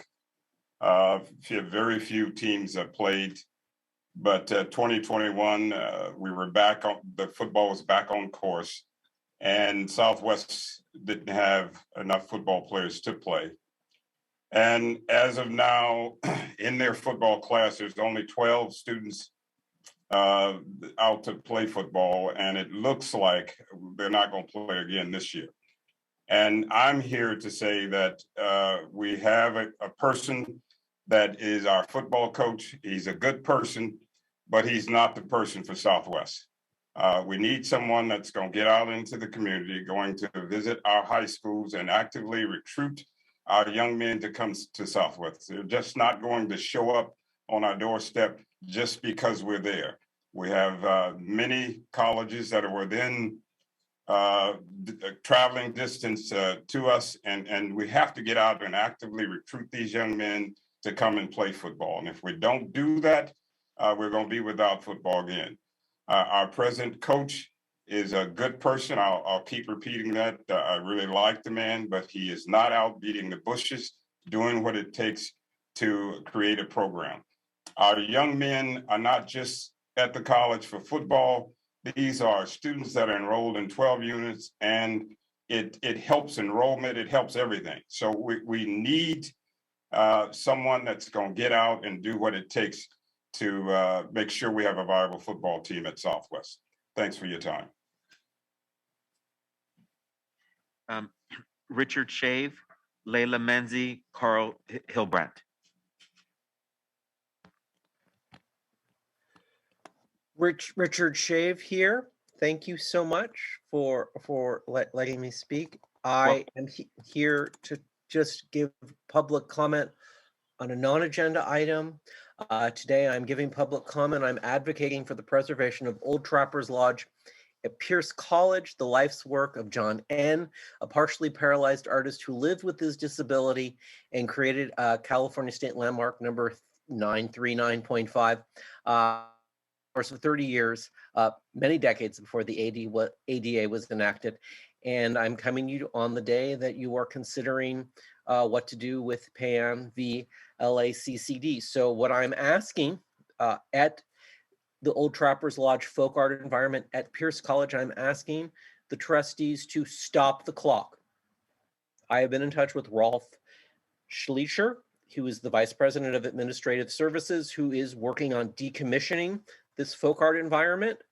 I am asking to stop the clock. I have reached out to Council District 3, Los Angeles City Council District 3, Bob Blumenfeld's office, to help with Pierce College put a request for proposals together to preserve and figure out a long-term plan for preserving this important folk art environment. I would like to see the board show any work you've done on this other than last April 2021. I saw that there were some minutes on getting the environment, the folk art environment appraised. And I would just like to see this slow down, stop, and let local groups who have a good track record with stewardship and care about folk art environments. Watts Towers is another great folk art environment, saved by the same man who saved Trappers Lodge. I'd like to see them be able to come in and really solve this problem properly. I do not feel Pierce College at this moment is on a good path with their de-accession plan. Thank you so much. For the speakers coming up, if you could please on your own time yourself with the 2 minutes. It's a little complicated on our side since we're remote. Thank you. Layla Menzies. So I'm asking that Carrie Hittelbrand speak, and then I speak after her. We're speaking about one issue. Can you please recognize Carrie? Terry, are you on? I'm here. Can you guys hear me? We can hear you. Okay, great. I'll start my timer and do my best. First of all, hi, good afternoon, and thank you for serving as trustees and listening to everyone who really wants your ear so patiently. And I appreciate the opportunity as well. My name, as you saw, is Carrie Hildebrandt. I was a Faithful West employee for more than 25 years, provisional clerk typist, administrative assistant, then faculty, and finally community services manager. And I have served longer, but for some unexpected personal reasons, I retired, though I do now serve on the board of OS Partners. So I need your help. I've filed a claim that I believe should come to you soon. And to be clear, legal action is not my preference. I was unsuccessful in resolving the issue before I retired and told my only option was to file the tort claim. I'm asking to be properly compensated for work I did during my last years at West for benefit of the college and district. My situation is unique. My immediate supervisor, Associate Dean Barry Sloan, retired in the 2017 SRP. I was asked to take on his duties while performing, continuing to perform my community services manager's duties. After about a month of performing 2 jobs, I requested temporary reassignment as per Article 7B3 of the Teamsters Dean's contract. And the VP of Academic Affairs verified my master's degree and asked for my resume. When no reassignment came through, I followed up, was informed of a delay due to discussion of definitions of the various levels of deans. And I could see this was indeed taking place, but every time I checked, the issue was not yet resolved. Still, there were numerous indications I would be appointed interim in the appropriate classification when there was resolution. So I faithfully continued to do the work for the benefit of the programs, the people involved in them, the college and the district. When the classifications were finally published, I reached out to my supervisor, who reached out to district HR regarding what to do, especially in light of my pending retirement. And HR determined that appointing me a dean would be difficult, and getting it resolved in that time frame would be difficult, and said they were exploring alternatives. And then almost as soon as I retired, district sent an official letter reiterating that they couldn't appoint me a dean, which was not what I had really asked for anyway. But they also didn't address any other possible solutions. So it is possible. There was confusion because my supervisor and I used the dean reclassification survey as a tool to organize my duties and budgets as they related to the dean classifications. I noted that in my initial communications with HR, but that fact probably got lost at some point. No one has disputed that I did the work. The issue is how to compensate me. So I'm asking that you review the details of my claim with an eye to creating a solution. I'm glad to supply all correspondence with the district and answer any questions. Thank you.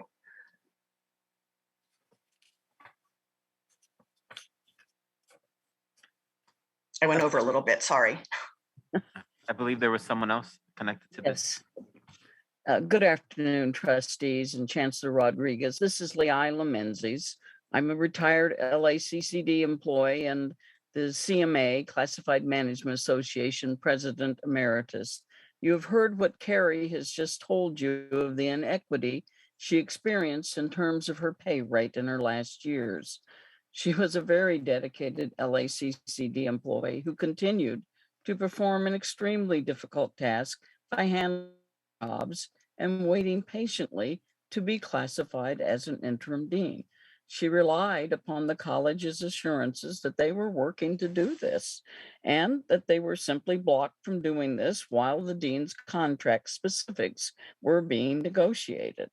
As soon as the dean's contract issues were resolved, she again immediately sought to get her situation resolved, contacting both Personnel Commission and HR. And all through this effort, the CMA also acted to support in resolving this pay inequity. Sadly, this did not happen. I have been an employee at the district for nearly 30 years and now retired almost 5. And I have always found that the district and management strive to do the right thing, even when there's not a simple or a straightforward way to do so. So I now appeal to you to correct this injustice, as surely, morally, ethically, you would not object to correcting. Please find a way to correct this. Please look at all the possible ways to resolve this so Carrie can be paid appropriately. Please do the right thing. Thank you. Thank you. The next 3 people that I'm going to tee up are Carl Hildebrandt, Joanne Haywood, Rowena Smith. If you can, after I call you, if you can unmute yourself and please time yourself at 2 minutes. Thank you. Oh, Carrie, Joanne Haywood, Rowena Smith, and Christine Ayazian. Thank you. Good afternoon again. Thank you for the second opportunity to speak this time regarding the testimonial on behalf of one of our colleagues, an AFT 1521A member.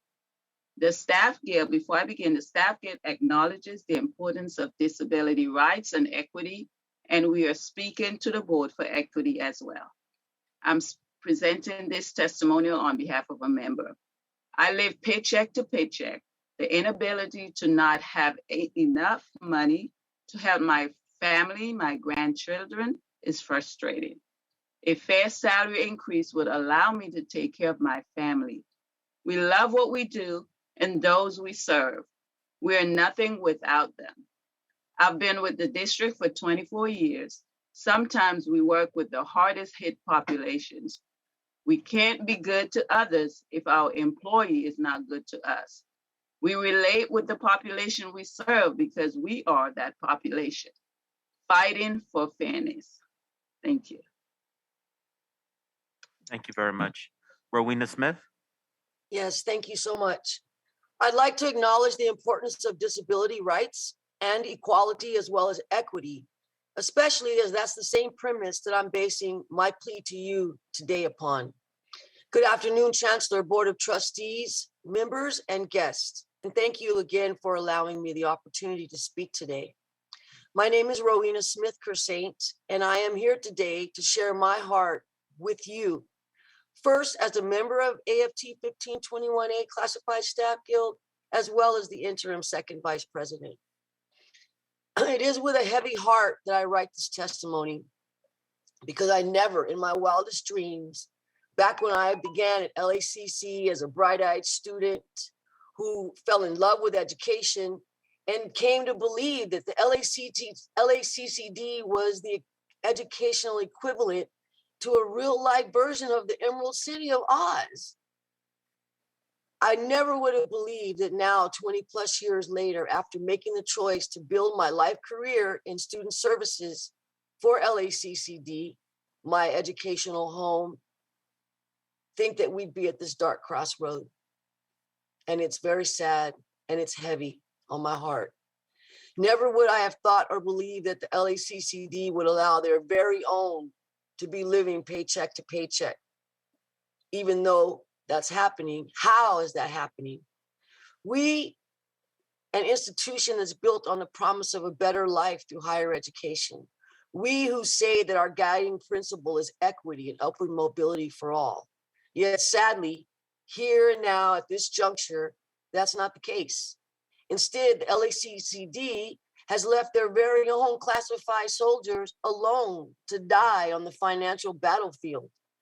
And it's continuing to ignore the many years of dedicated service, the many years of going above and beyond the call of our classified duty that seemingly, and so sadly now, feels as though it was for naught. Board of Trustees, you're our last hope. And it's with a cry from our collective hearts and souls and a last glimmer of hope that we beseech you to do what you do best. Stand up for the underdogs. Stand up for your classified soldiers. Show us and the world in your actions what you have told us in your words, that we matter, that we're valued, that we're appreciated.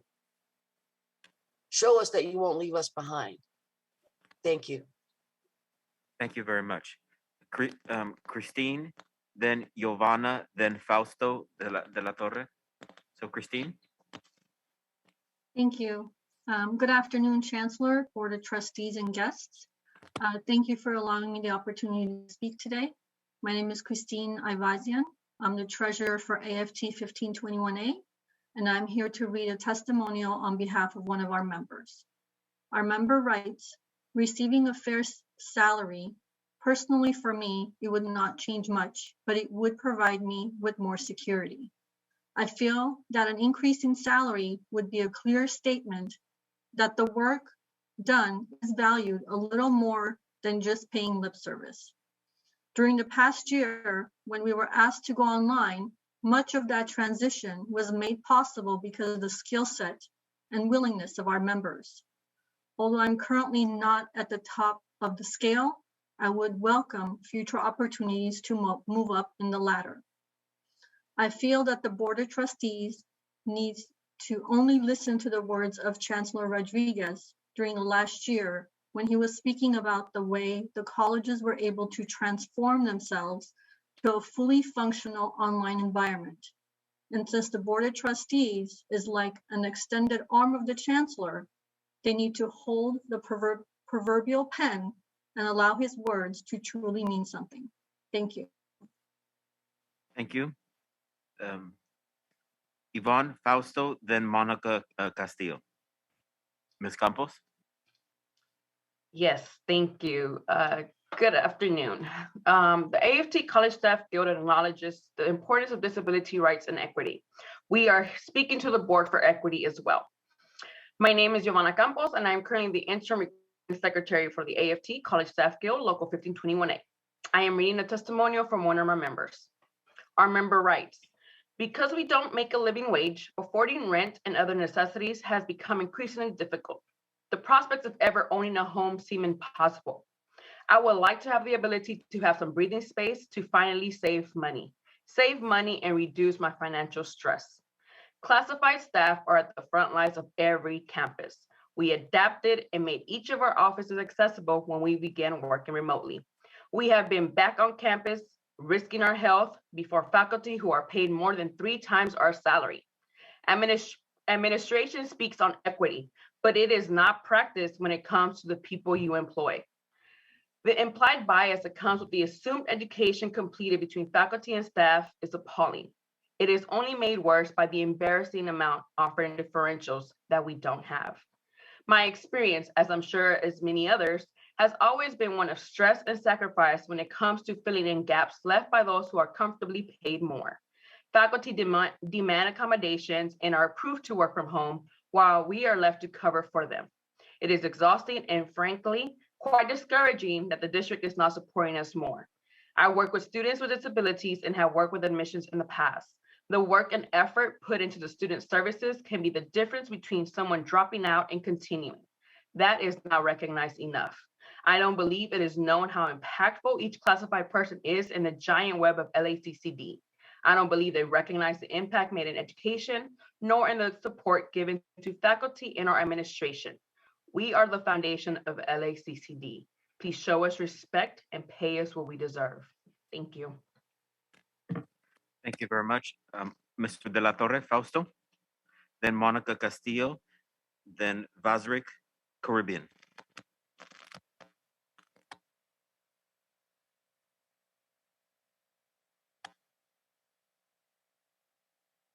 Okay, Monica Castillo.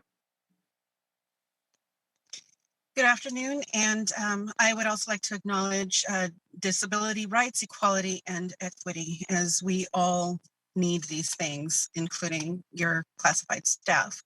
My name is Monica Castillo, and I'm going to be speaking about my situation. And you're going to hear a little bit more about me than you probably would like to hear, but I think you need to hear these things because we're real people. We're not just numbers behind on a sheet. We are real people. I've been an employee at LA Trade Tech for almost 20 years now, and I am struggling. Some of you on the board may know me or have seen me with the Chancellor's Advisory Committee on LGBTQIA+ affairs, but you do not know this. You do not know that I'm struggling. I am living paycheck to paycheck. Rent on my small apartment is half of my take-home pay, half. I have a parent loan that I pay on that takes over 1/3 of what is remaining after I pay my rent. Before the pandemic, I had $300 in savings. That's it. Because I don't make enough to try to save or to be able to save because I'm barely making ends meet. And once the COVID forbearance is over, I will be back to only having $200 to $250 a month for groceries and gas for my car after paying bills. And I'm talking about necessary bills. I'm not talking about extras. I don't even have a credit card. I mean, I don't even use a credit card. I have it for backups, but I don't even use that. My apartment lease is up at the end of the year, and I am going to have to move because my rent is going up. I am terrified. I'm scared because I really don't know what's going to happen to me or where I'm going to go. It is likely, I mean, I would be so happy to move into a modular home on a mobile home park, but I will likely be moving back home with one of my parents. I'm 54 years old. I've worked for this district for almost 20 years, and I've put my heart and soul into what I do for our students. I should be looking forward to retirement or paying off an actual home, not moving back in with my parents or looking for a second job to help me pay for the necessities that a paycheck from almost 20 years with a district doesn't cover.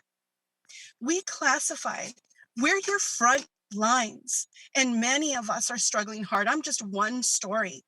It is hurtful to us to see that there's enough money for job notices for employment that make 2 to 3 times our salaries, 2 to 3 times my salaries, when we are just trying to make ends meet from month to month, paycheck to paycheck. Please, please support your classified staff. We deserve and we need better. Thank you for listening to me. Thank you. Andrea Edwards, Bosrick, Caribbean. Thank you. I would like to also acknowledge the importance of the disability rights and matters of equity as we speak on the matters of equity as well. So good afternoon, Chancellor, Board of Trustees, members, and guests. Thank you for allowing me the opportunity to speak. My name is Andrea Edwards, and I'm here as a member of AFT 1521A to read a testimonial from one of our members. Higher gas prices alone have impacted our resources. My partner is in school, and I'm responsible for my 3-person household. A living wage would mean everything. We proved that even during a pandemic, we get the job done and take care of our students, faculty, and departments. I could continue my education and give my daughter more extracurricular activities, but at last, I have to provide basic necessities first. We are loyal and hardworking. Most of us have been here a long time and have produced during times of change. And now even during a pandemic, we transitioned to working from home without notice. And now transition back to our on-campus jobs while a pandemic is still going on. And with the additional stress of the fear of infection. Without us, the campus does not function. Yes, we are a team and everyone has a valuable role, but classified keep this campus alive. And with our hard work and consistent presence, we beseech you. Thank you. Thank you very much. Vera Tilasek, Abraham Horowitz, Anthony Alvarez.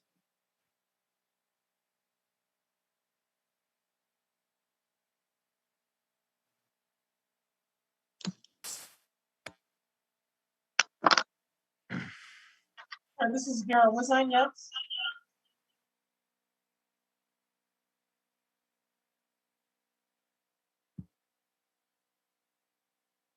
Vera, you're on. You can come back on. I'm just kidding about that. I'm sorry, I didn't hear it. You're on. Good evening, everybody, Board of Trustees. I'm here, Board of Trustees, audience, my colleagues at 1521A. I have been a full-time, can you get back to me because I'm having double sound. Can the next person go and can I go out? Sure. Abraham Horowitz, Anthony Alvarez, Kayana Chizon.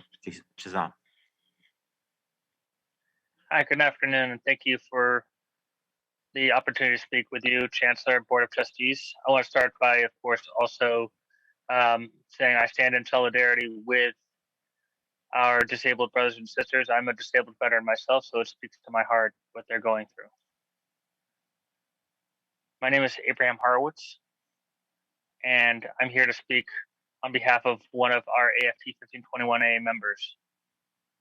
She writes, as a single parent of 2 with a single income, I feel trapped. I can't move out of my parents' house because I can't afford a decent place for my kids and I. I don't want to move too far away from my parents or my job. My kids feel stressed. We're cramped in one bedroom. They don't move. They don't have space of their own. And we live with 6 other adults here. I'm not poor enough to qualify for state programs. I don't make enough to pay for everything myself. A living wage would mean security for me and my kids. I'd be able to afford the basics for me and my family, housing, food, clothes, and have left over for entertainment and savings. I would move out on my own at have a place, a home for my kids and I. We are dedicated to our jobs in a way that we give our health, life, and soul to our work. We go above and beyond. Some of us more than what is expected. Some of us are overqualified for some of these positions. We have stayed at our positions for many years, beyond the last step, and have accumulated years of experience without being compensated for it. And to top it off, we can't move up in the corporate ladder. There are so many blocks for us that we are just trapped in our posts, not being able to move, afraid to lose our jobs or go elsewhere. I think the Board of Trustees thinks that what we do is what is written on our job descriptions. But we do so much more than that. That other assigned duties includes far too much for what we get paid for, and you don't seem to take that into consideration. You don't seem to know that some of us are probably know more as classified staff than our supervisors who get paid more as our administrators. That we can probably run the office better than our bosses. You don't seem to know how much we struggle with poor planned processes, poor running programs we use every day that we have to deal with, and the stress we deal with that some of our supervisors are not being efficient as they need to be to get the job done. Yet we are expected to produce no matter what. And in the end, we always do. Thank you so much.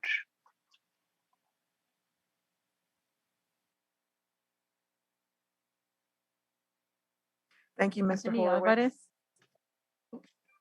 Alvarez. Lupe, has Fausto Delatorre gone? Have we called on Fausto Delatorre? Okay, Checking to see who's in the room. okay. So next we have Basric Carabedian. That's with him. Okay, Anthony Alvarez. Here. Thank you. Go ahead.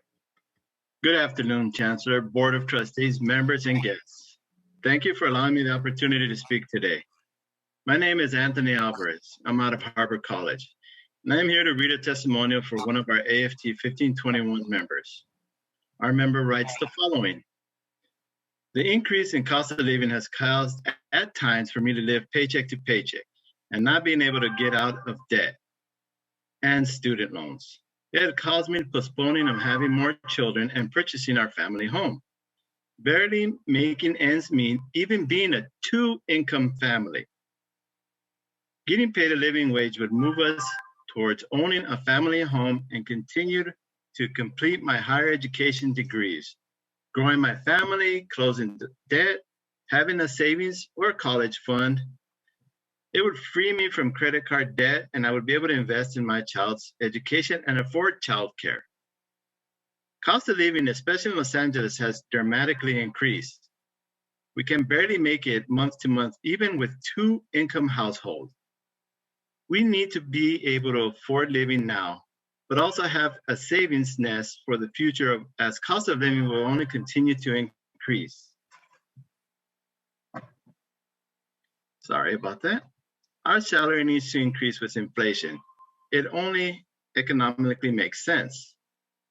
We, the Unit 1 members, motivate and encourage students to pursue advanced skills and knowledge. We guide them from the beginning and make sure they are successful in their educational career. We walk them through the entire process of becoming an LACCD student to graduating. We provide our students with the utmost support to improve their lives. We're the pillars of the district and student services. Our salary should not be a plateau. Salary should increase with experience and years and dedication. A yearly raise only makes sense. It will promote further dedication and commitment to the position. Thank you for your time. Thank you. Kiana Chisholm, then Marilyn Ingram, then Natalie Embray.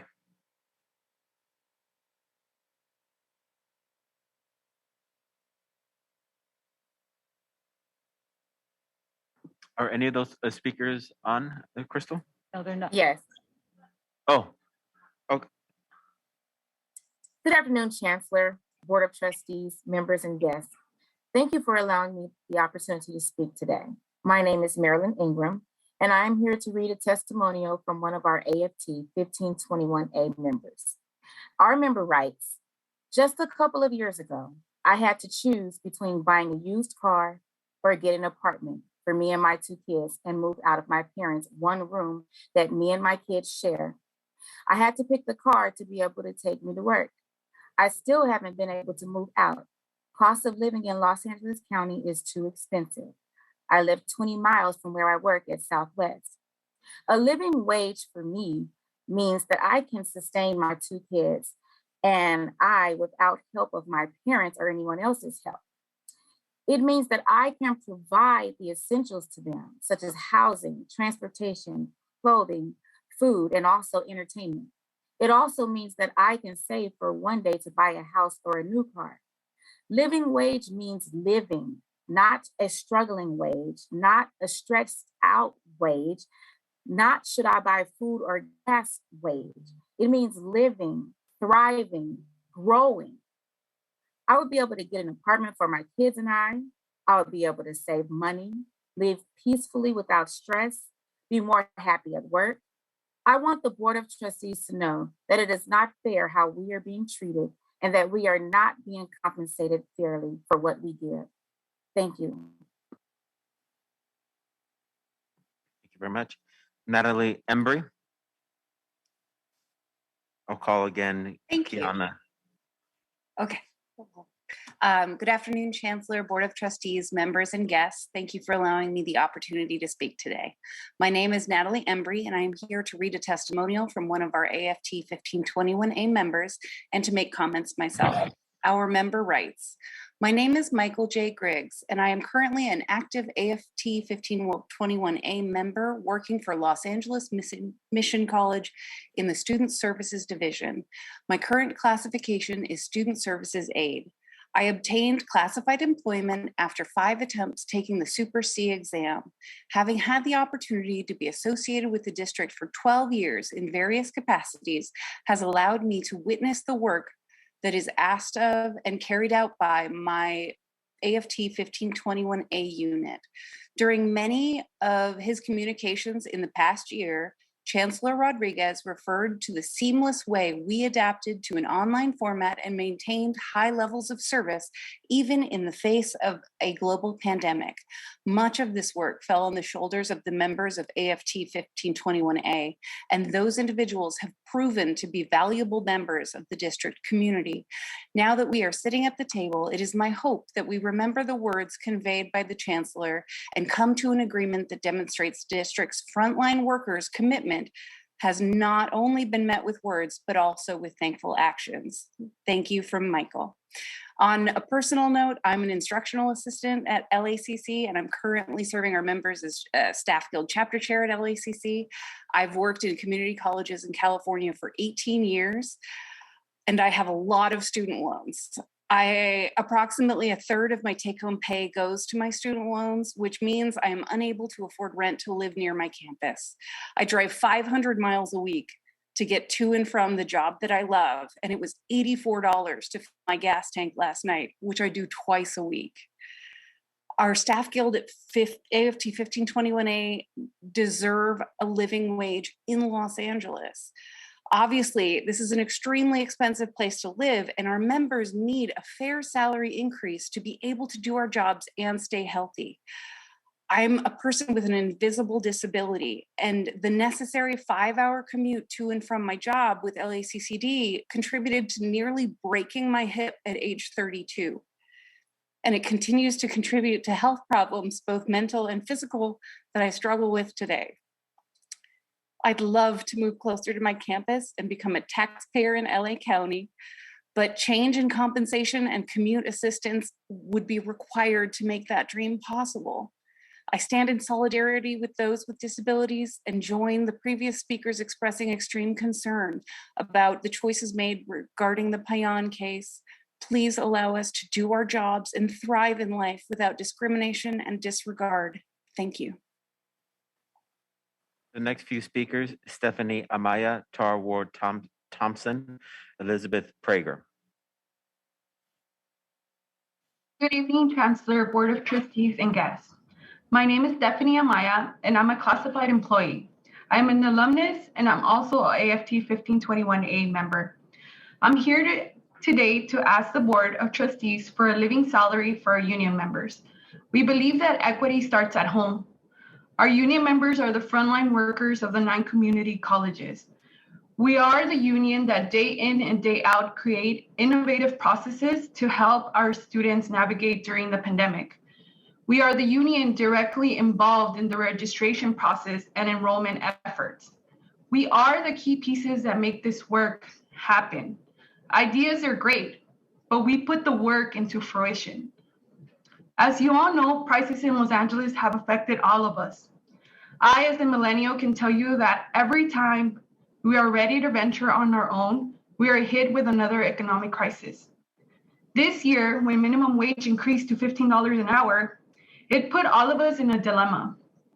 When $15 an hour is a minimum wage, everything gets bumped up in price. Gas prices are at an all-time high. Our union is asking for stability. We ask for a livable paycheck to afford food and housing. If I receive a fair salary, I would be able to afford to return to school. Returning to school means having to look for childcare, and that seems impossible with the prices here in Los Angeles. We deserve a raise because we are going through a pandemic, because all of you are for equity, and because this pandemic has added tons and tons of emotional labor. This is not including the fact that we are understaffed and offering online services. Our community needs us to be there for them. And we need the Board of Trustees to be there for us. Thank you for this time. Thank you very much. Tara Ward Thompson.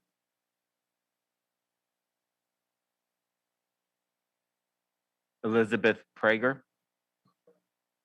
Oh, Tara. Tara, you can unmute yourself. It's All Tara. right, sorry about that. Good afternoon, everyone. Thank you for allowing me the opportunity to speak today.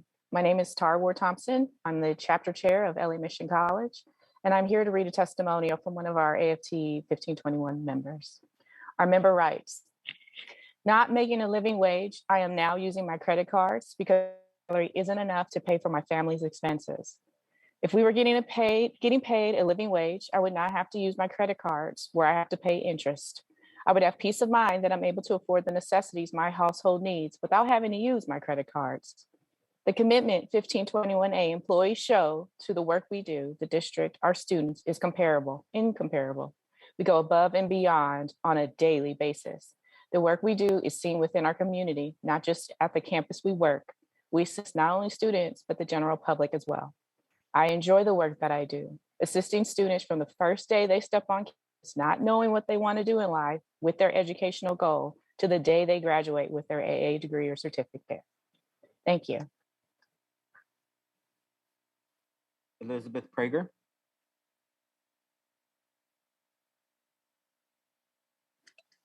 May Kiana Chisholm go, please? Yes. Thank you. Good evening, Chancellor, Board of Trustees, members, and guests. Thank you for allowing me the opportunity to speak today. My name is Kiana Chisholm, and I'm from Harbor College. And I am here to read a testimonial from one of our AFT 1521A members. Our member writes, the increased cost of living has caused our rent, water, electricity, everything to go up. We have to opt out of certain groceries because they are too expensive. Our families is not driving new cars or spending carelessly. Still, it is difficult to make ends meet. My family had hoped to one day purchase a home. That no longer seems attainable when we struggle just to pay rent. Being able to make a living wage, which would mean a peace of mind and less stress, a chance at a better life for my family. The very things that our students look for. Right now, at the end of the month, there is not much left over for savings. With our current salaries, we will reach a point where it will be near impossible to keep up with inflation. How can LACCD talk about equity and not practice it with its very own employees? We live and work in these communities. We work day in and day out for the opportunity we love. We are not asking for a handout. Classified staff is comprised of community members, former students, student workers, and disproportionately impacted groups. Please remember, classified staff and the AFT 1521A Guild showed up for LACCD during the pandemic, and we were the first to return to campus and risk our lives and our families' lives to support LACCD. Now, we are asking LACCD to show up for us. Please do better, LACCD, and thank you for your time. Thank you very much. Elizabeth Prager? Yes, can you hear me? Yes, we can. Okay, so thank you. I'm here addressing you all again. I'm a part-time member, and I actually was a student at LACC. So when you talk about the students and their ability to get access to education and to just sort of grow, live, blah, blah, blah, that was me. My family is first generation. So I paid for school. I don't know how, y'all. Then I transferred. I got into debt. I did not necessarily make the best decisions, but I got my degrees and I got this job. And it's in my field and it is with my education. And then as an employee, I got my master's. And now I find myself going to food banks. So and also, let's just be honest. Every single member, you are an elected member. I know how much money you make. That's public record. I make $25,000 a year. You want to tell me that that's okay? It's not. So I just don't understand. You're sit in such a position of privilege and power, and what you do with that privilege and power, it doesn't look good to me. So just do the right thing. That's all. Thank you. I'm going to call on the last 6 speakers are Fausto de la Torre, Vera Tilzek, Jolene Martin, Edith Garnica, Tiffany Jackson, and Lydia Lay. Oh, Vera. Yeah, Vera Tilzek. Vera, unmute yourself. Thank you. Good afternoon, Chancellor, Board of Trustees, members, guests, my colleagues. My name is Vera Tilchek, and I work at Los Angeles City College for 31 years, Vandy Camp 12 years. I'm an alumnus. I graduated from City College and I was a student. Thank you for allowing me the opportunity to speak.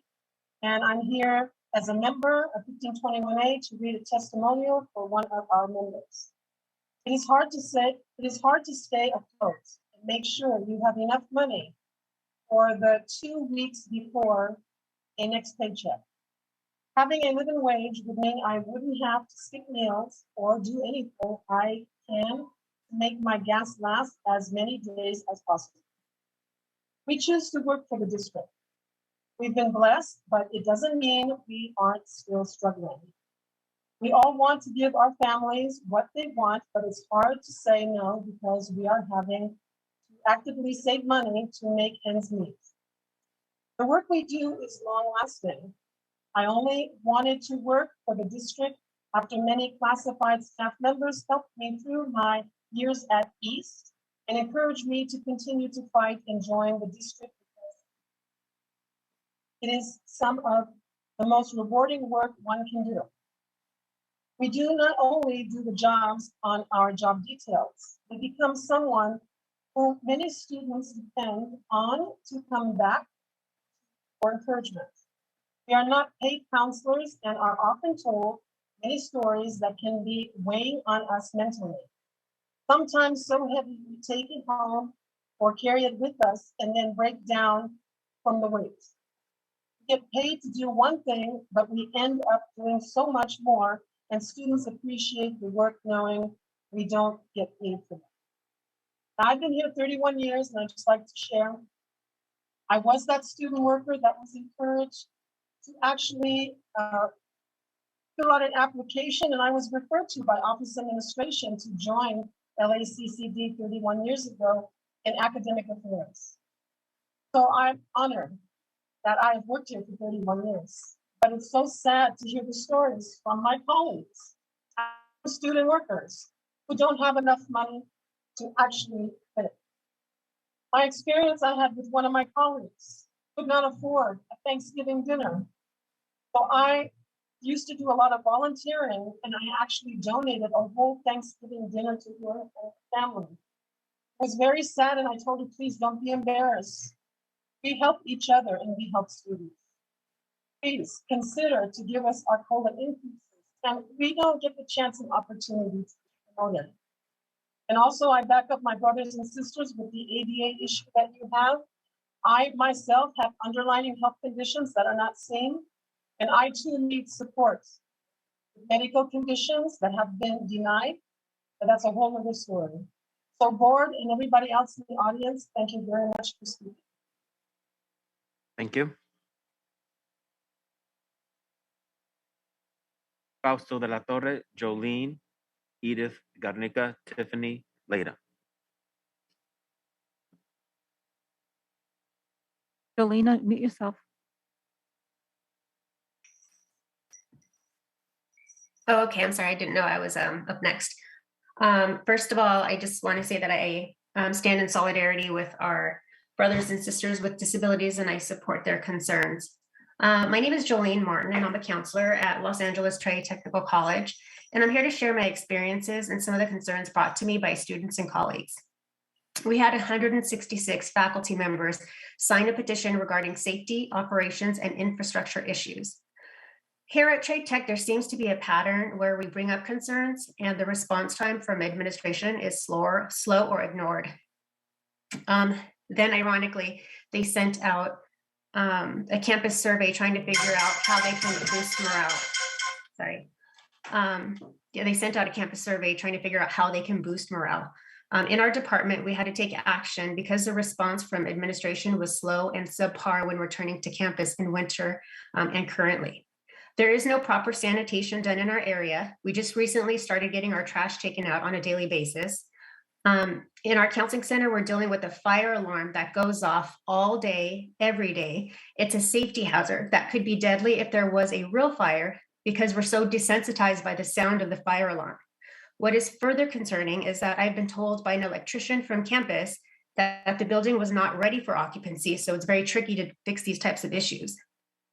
Another example of mismanagement is my experience with our assessment center. Due to lack of planning resulting in leaving some students without English or math placements and prerequisite requests being ignored because there's no one there to respond to those emails. If you look at our campus climate survey, it is apparent that faculty and staff lack confidence in the vision of our leadership to increase student enrollment and ensure student success. As you can see, administrators are not prioritizing our work environment nor student enrollment. However, what they do prioritize is replacing a VP with a questionable reputation without any transparency on how or why this placement occurred. How are things being prioritized? I've seen our faculty appropriately identify concerns and solutions, take them through the chain of command, only to receive no validation or response. We need effective leadership and accountability from our administration team. Thank you. You, Edith Garnica, Tiffany Jackson. Hi, hello everyone. Thank you for giving me an opportunity to speak. And I'm a culinary arts instructor for the culinary pathway. And I want to report to you the state of our building. Our building is a dump, pretty much. If you've been to Apologize, ma'am. What's your name, ma'am? Edith Garnica Diaz. Okay. And it's basically, if you've ever been to one of the worst restaurants of your life, it has no toilet paper most of the time. The restrooms are unclean. It's a sanitation and safety hazard. We are understaffed. We need more custodians. Faculty has not been replaced since they retired over 3 years. And we also lack the support of classified staff. So it's really, our morale is very low, the lowest it has been in about, 15 years that I've been at Trade Tech. And what can I tell you? I can just tell you that if I were you, I'd be considering really stopping by unannounced so you can check the place out on your own. Our new building also has a lot of issues with the equipment that they put in. Our walk-in refrigerators are still not working properly. They constantly shut down. There's still procedures that are not in place. And all of that creates a lot of stress, unnecessary stress on our students. So we're not able to teach properly. Students have walked out of class, and many of them have made comments to me directly and other instructors that they thought that school was supposed to be different, and that we're not expecting to deal with the situations of not having toilet paper, paper towels, and a clean sanitary restroom. So that's one of the things that it's a lot of things. It's not only one thing, but it's happening throughout the campus, not just at the culinary department, but the culinary department is one of the newest buildings, and it's already infested with roaches, and we have a lot of issues with that. What is the administration planning to do to combat the morale? I mean, we don't know. They never say anything about it. It's like, we need action. We have many ideas, but we need collaborative action now. We're tired of just waiting and waiting, and I'm afraid that the warranty will be running out of most of this equipment, and we'll end up with a broken building that we pay, the citizens paid $48 million for. So I ask for your help to please help us find someone to collaborate with us and take action now. Thank you. Thank you very much. Tiffany Jackson.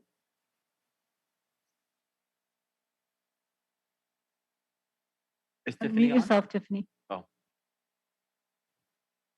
Good afternoon, Board of Trustees and Chancellor Rodriguez.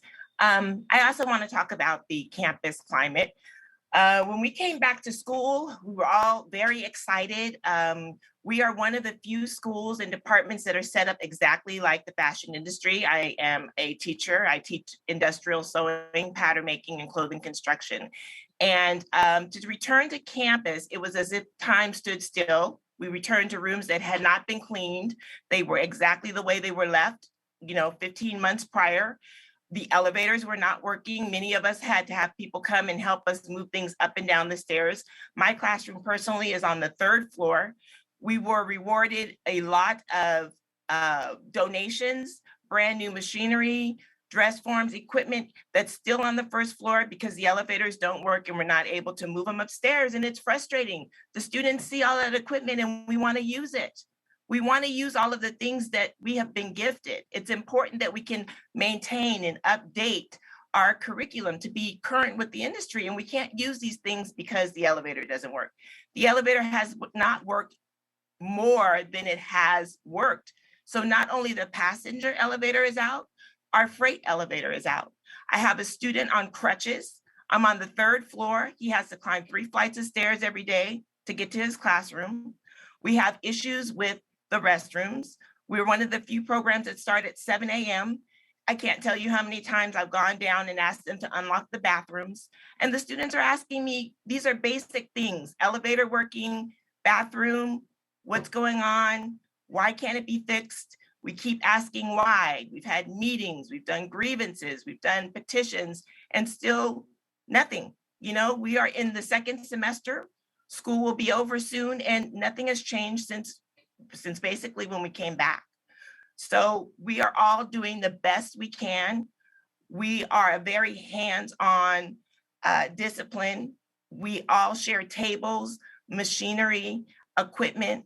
We were told there was going to be sanitation every day when we came back. I've never seen any type of sanitation. I've asked, what does that protocol even look like? It's never been explained to me. So the students are concerned. I don't even have a late policy anymore on work because people are in and out so much with being ill. So we're frustrated, we're tired, we are kind of at our wits' end. We don't know what else to do besides meetings, grievances, petitions. So we want to know what are the next steps. How are you going to help us resolve all of these issues? Thank you. Thank you very much. Lydia Lay. 1 second, let me turn on my camera. And I'm still kind of have students coming and going. So first of all, my name is Lydia Lay. I'm the department chair for cosmetology, skin therapy, and barbering. And I want to thank you for the opportunity to speak. Like Tiffany said, cosmetology was excited to come back. We were so excited because we like being in the classrooms with our students. We love helping. And you know, we expected some setbacks, but not as many as we've had this time. Tiffany touched on a lot of issues, and so did Edith. You know, it's like as if time stood still. Nothing was done. The rooms were filthy. I've taken tons of pictures. And as we've continued this semester, the sanitation issue hasn't changed much until recently. Then we have the lack of clerical support and no point of contact for our students. And, you know, we talk a lot about enrollment, and this directly impacts enrollment and student learning and the processing of state board documents for license here for our students. And that's one of the reasons why they're here. We've had back order issues with cosmetology and barbering kits. And while we understand the pandemic's impact on global supply, communication has been poor. And let me say this again, communication has been poor. I want you to know that our faculty is adaptable. We know how to move from one thing to the next, but there's a lot of divisiveness and other issues in our department. They've had students and they've had us in limbo. People who are supposed to be doing their jobs are not doing their jobs, and no one is holding anybody accountable. Instead, we are being gas-lamped, yes, gas-lamped, and we are being told that this issue seems to be personal. Meanwhile, our students have become discouraged, and they don't have assistance sometimes in the lab. There isn't, like we said, the clerical support, and they're frustrated. And, you know, trying to, you know, keep students and seeing them all the way to graduation and, you know, completions and A degrees and all that. And how are we supposed to retain students? We too, you know, like I said, well, the sanitation is talked about, but, you know, I just feel that, oh, one more thing. We, you know, cosmetology department, we've gone an entire year with towels. I mean, the years will be over before we know it. How does a cosmetology department go without towels? Again, divisiveness. So, you know, I talked a lot about how students feel frustrated. I get emails all the time, but for the first time, I've seen the morale hit an all-time low in our department. Oh, I thought my camera was on. I saw our department hit an all-time low. And it, you know, we've been going strong together as a team, making a lot of things happen, but it was really sad this week. It feels depressing at times. I've seen my colleagues be upset, at times cry. And we're asking you to help. We're asking you to please listen. We're here to do a job. I think teaching at trade and most of our campuses, you know, it takes a special type of instructor to come in and help the students and want to see them complete and really be there. But it's all of these issues has made it really difficult to do that. So I want help. And I remember the chancellor at the open house came to me and we had a great conversation and he said, échale ganas. I've done that. Ya le eché ganas. Y no pasa nada bueno. Nada bueno ha pasado para nosotros. So thank you for your time. Thank you. Is Fausto de la Torre on? Okay. Is there, I think we've gone through the list of speakers. Okay. No other speakers? We have hand raised on the other side, but they didn't sign up to speak. We don't know their topic or why they're raising their hands. Okay. All right. We're going to move on to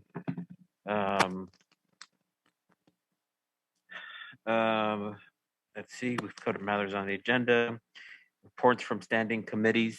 We're going to move on. Vice President Vela. Are you there, Vice President Vela? Yes, I'm here. Unfortunately, if you could go to the other trustees, I have a technical issue right now. Okay. When you're able to come on, just come on board in order to go on through the Public Affairs Committee and some of the other committees. Trustee Hoffman, could you please summarize the findings of the Finance Committee that you chaired on February 16th? Yes, I can. Hang on, let me just pull this up. I have some notes.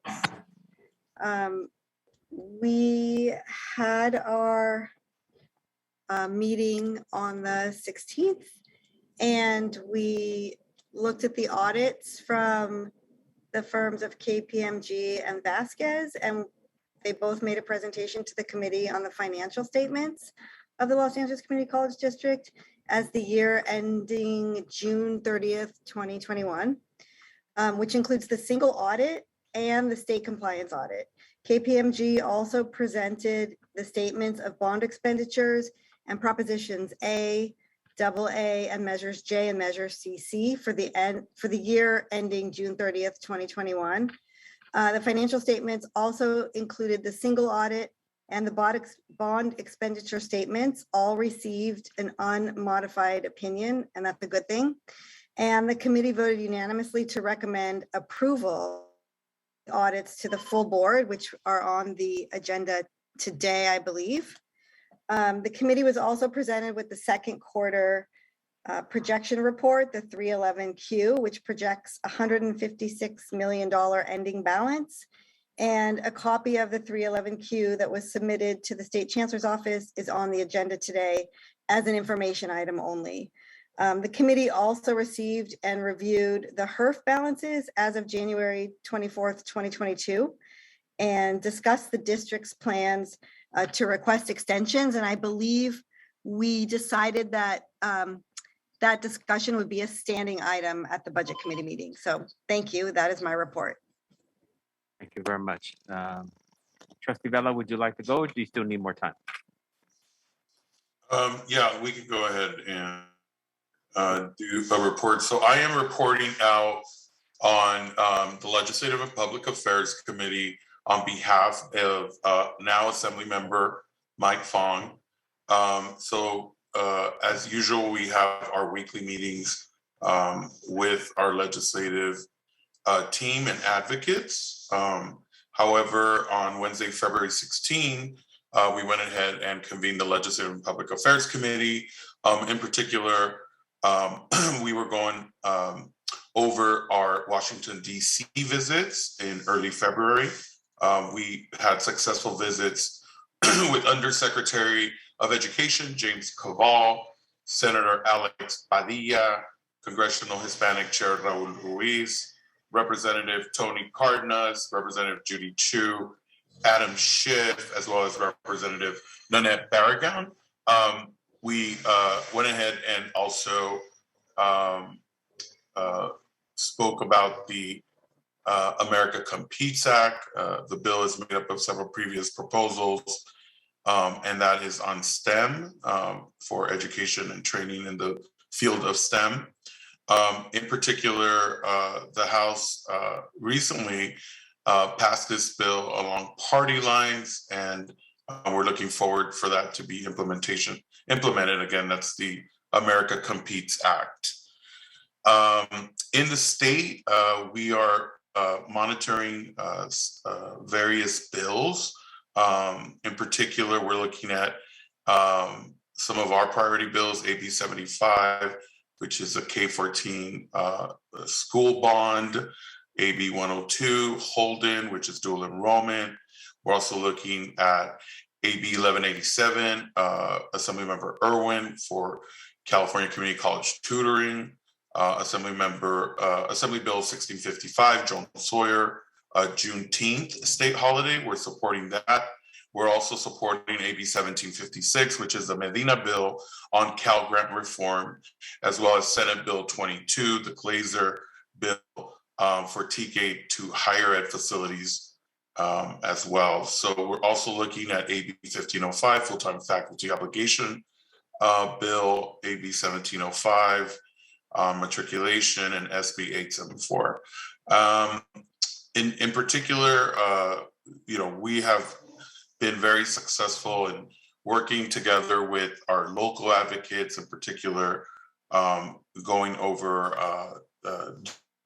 partnerships with our local cities, the city of Los Angeles, LAUSD, to promote enrollment opportunities in particular. And so that has also been extremely successful as we move on. And I had given also the direction to Ms. Veloz to continue to work with our cities we serve in order for them to know that we're here, we're available. And so that's also going extremely successful. So that's it for the Public Affairs and Legislative Committee report. Trustee Henderson, could you please summarize the proceedings of the IESS committee on February 16th, please? Sure. Thank you, President Buolna. Happy Women's History Month, everyone. The Committee for Institutional Effectiveness and Student Success met on February 16th with Trustees Moreno and Veras in attendance. The committee received a presentation on the West LA College Enrollment, Recruitment, and Marketing Plan by President James Limbaugh and Vice Presidents Jeff Archibald and Roberto Gonzalez. Vice Chancellor Carmen Lids gave an update on the District Information Technology System authentication, which highlighted the recommendations from the National Institute of Standards and Technology, focusing on new authentication requirements for Office 365, such as the importance of multi-factor authentication and strengthening passwords. And last, Vice Chancellor Ryan Corner and Dr. Murray Pearl addressed the request made at the January meeting to determine what, if any, effect the decline in LACCD enrollment has had on statewide enrollment trends. The next IESS committee meeting will be held on Wednesday, March 16th at 4 p.m. And Mr. President, so ends my report. Thank you, Trustee Henderson, except you have one more. Yeah. On the Chancellor's Advisory Committee on Black African American Student Affairs you chaired on February 3rd. Yes. So the Black and African American Advisory Committee met on February 3rd. I would like to again thank the Vice Chancellor Reuben Smith, LA Southwest College President Sahara Juan, Trade Tech President Katrina Vanderwood, and Pierce College Interim President Ara Aguiar for joining us. Because the committee focuses on Black and African American student success, we welcome LA City College student Kenneth Allen Callahan and LA Trade Tech student Wendell Jenkins, who shared their LACCD experiences at their colleges and offer suggestions to us as to how the college and thus the Board of Trustees could improve the implementation of student support services. Mr. Jenkins also shared upcoming Black History Month events being hosted by LA Trade Tech.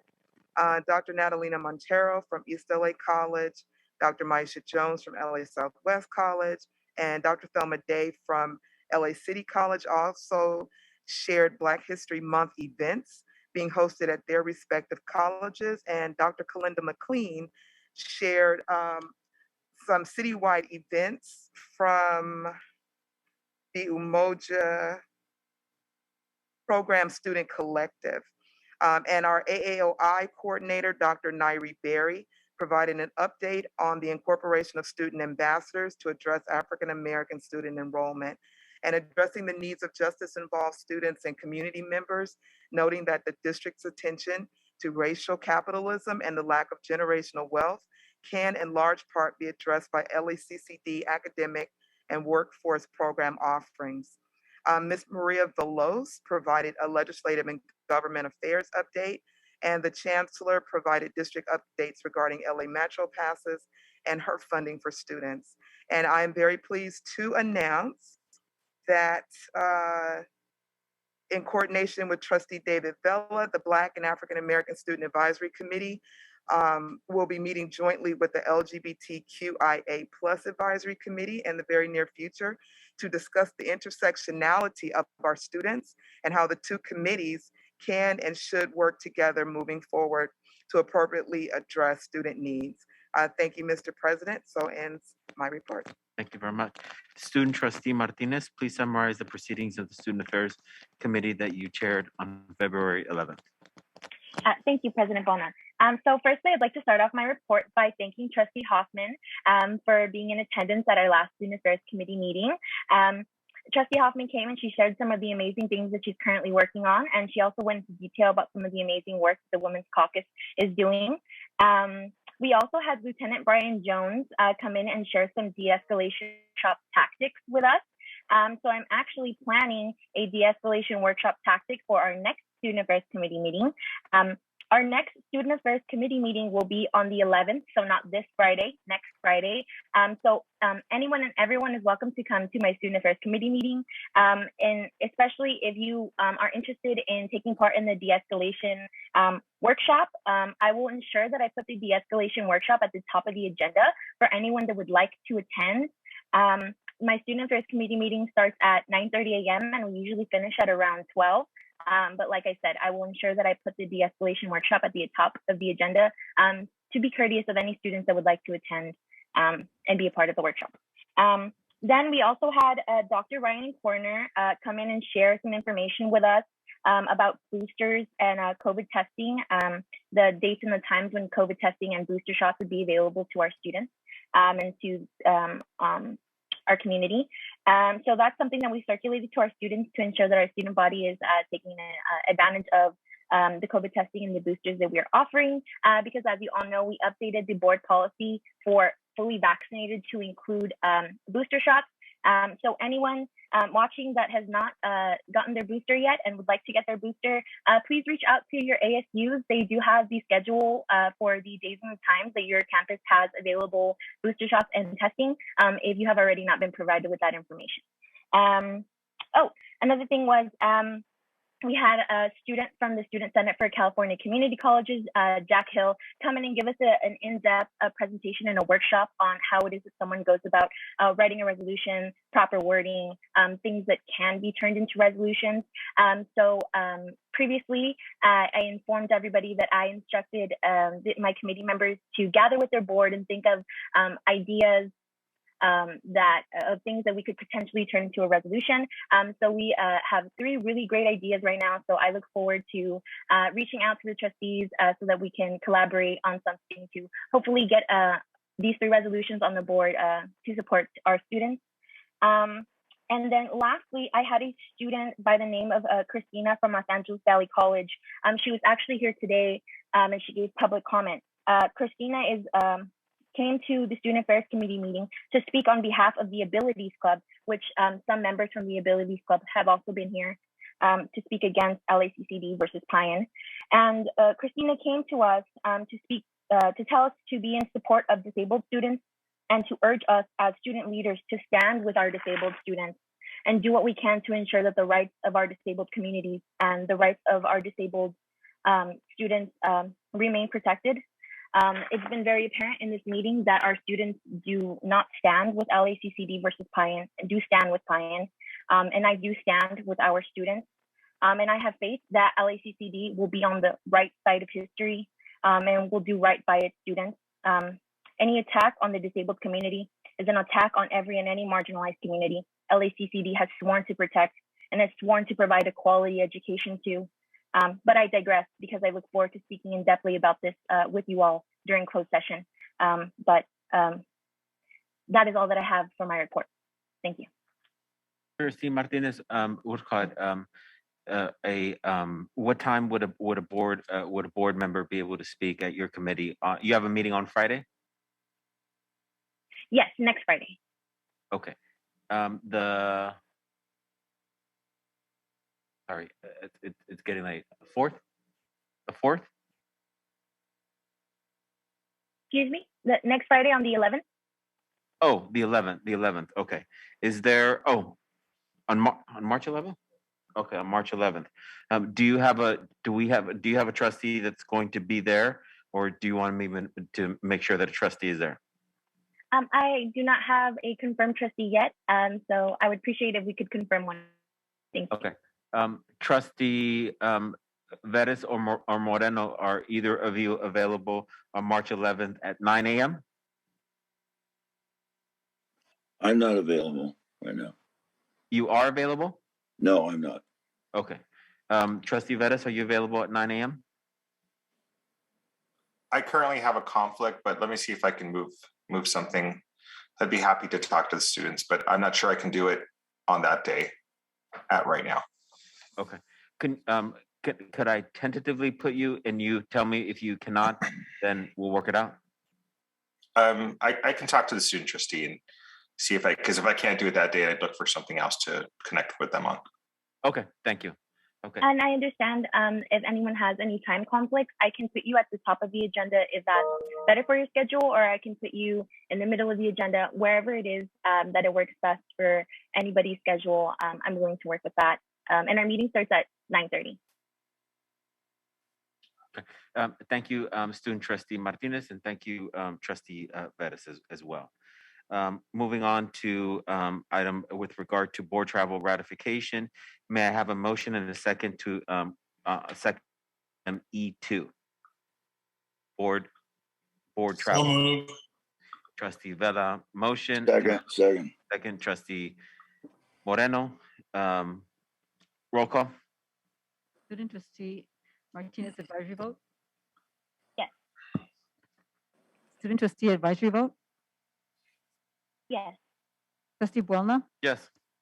Trustee Henderson? Yes. Trustee Hoffman? Yes. Trustee Moreno? Yes.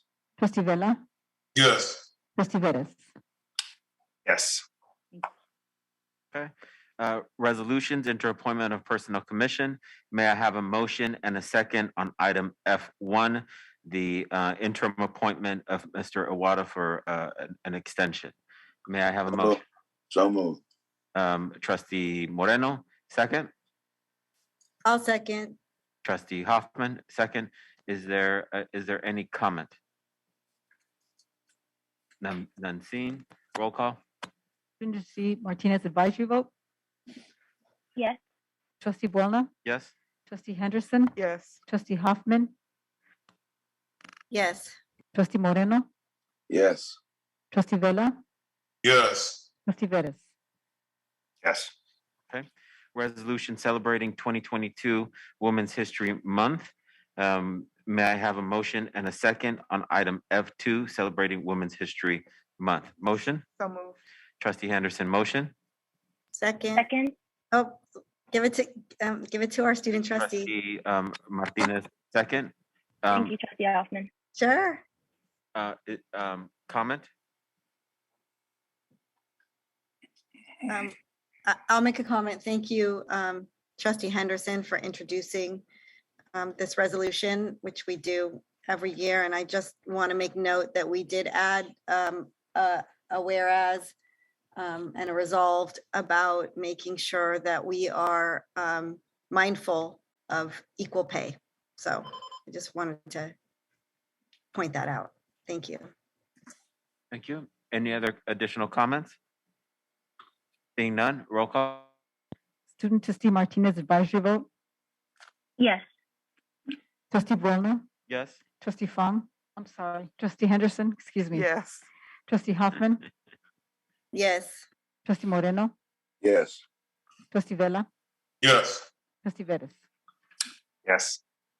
AB 361, resolution to hold via teleconference the board's committee meeting scheduled for March 16, 2022, regular meeting. May I have a motion and a second on F3? So moved. Trustee Henderson moved. Second. Trustee Hoffman, second. Comments? I do have a question. Interim general provisional council. No, I thought the governor was changing something or was likely to change something at the end of March. What the governor there are paragraphs in there related to other state agencies at over time. The state agency proclamation remains in a this is a proclamation of a state of emergency. AB 361 applies. All right, that's it. Any additional comments? Okay, roll call. Student trustee Martinez advisory vote, Yes. trustee Brona, Yes. trustee Henderson, Yes. trustee Hoffman, Yes. trustee Moreno, Yes. trustee Vela, Yes. trustee Vettis. Yes. Okay, we'll now turn to the chancellor for chancellor's report. Yes, thank you, Dr. Wilna, members of the board, colleagues. Thank you for the opportunity to share a few slides related to my monthly report. So here's what I'll cover for today. In today's resolution, we've just the board unanimously approved the Women's History Month resolution. So thank you for that as we continue to recognize and support our women colleagues throughout our district and indeed throughout the state and the world. And I wanted to mention just a couple of activities that are going on at some of our colleges to celebrate this.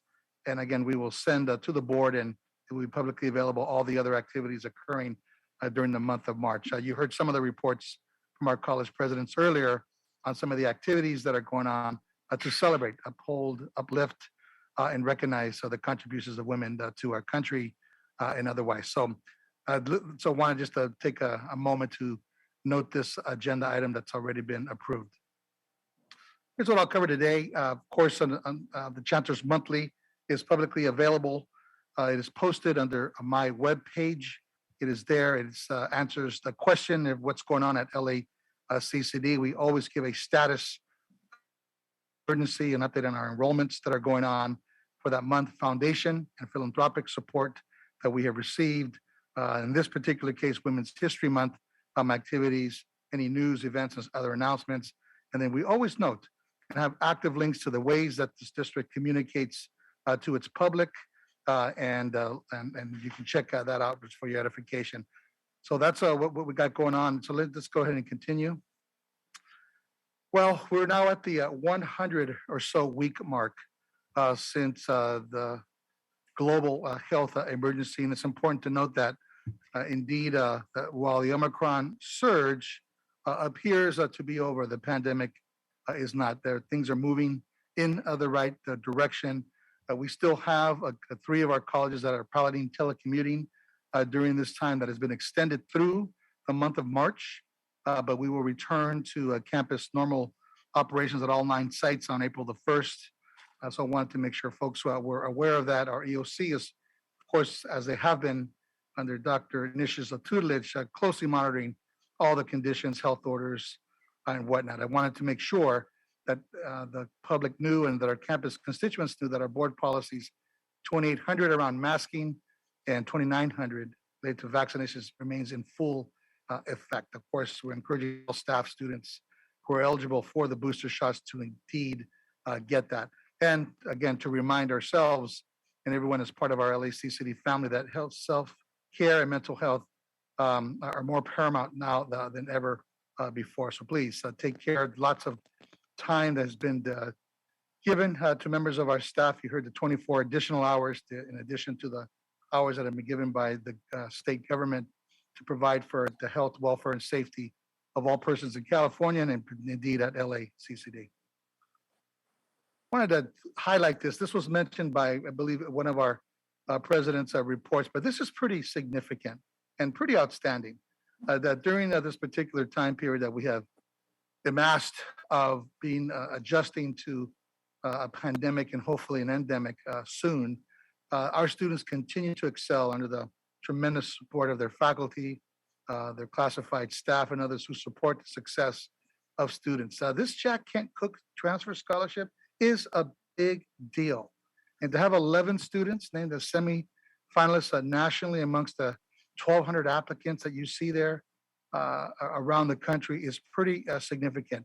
If you're not aware, this is a scholarship that can add up to well over $120,000 for students, not just in their undergraduate careers, but also to their graduate school. So this is, I think, the most prestigious undergraduate scholarship there is in the country for community colleges, and we perennially do very well. So let me, first of all, congratulate the students who are named there at 5 of our colleges for their excellence, for their work, their stamina, their resilience, their stick-to-itness, and we congratulate them and hope that they do well in the next phase.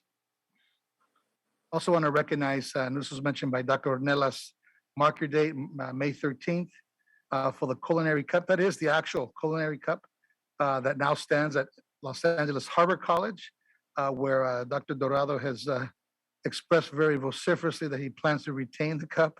If you talk to Dr. Vanderwood and Dr. Ornelas, they don't see it that way. So we invite everybody to check out our students who are all winners, all excellent in our culinary programs, both at Mission, Trade, and at Harbor. So please mark your date, Friday. Come join us. Chancellor, can I make a Yeah, quick comment? please. I was pleasantly. It was very, very nice to see it called Sabores de Oaxaca. The irony is not irony. The interesting thing is Oaxacan food is probably the most complicated of all Mexican food. So, I mean, because mole normally takes 32 to 39 ingredients specifically, and it's very complicated. So, you know, I know I mentioned it in the early comments, but it's going to be very interesting to make sure that everything is done from scratch in this entire process. But I'll leave that there. Okay, there you go. You heard it Looking there. forward, and if they're looking for judges, all the trustees have volunteered to And Chancellor. Oh, and the chancellor, and apparently some of the vice chancellors who are looking at me right here. Look, Vice Chancellor Coroner over here. I think we're all getting hungry right now. Yeah, you know, but they will be judged because we are mole aficionados. Ándale. There it is. It's going to be interesting. All right. There it is. Thank you. No, thank you for your comment on that. Okay, so mark May 13th, please mark your calendars. And again, this was mentioned earlier by the members of our board. We congratulate our former colleague, trustee Mike Fong, who now finds himself as the representative 49th district. So we congratulate him. However,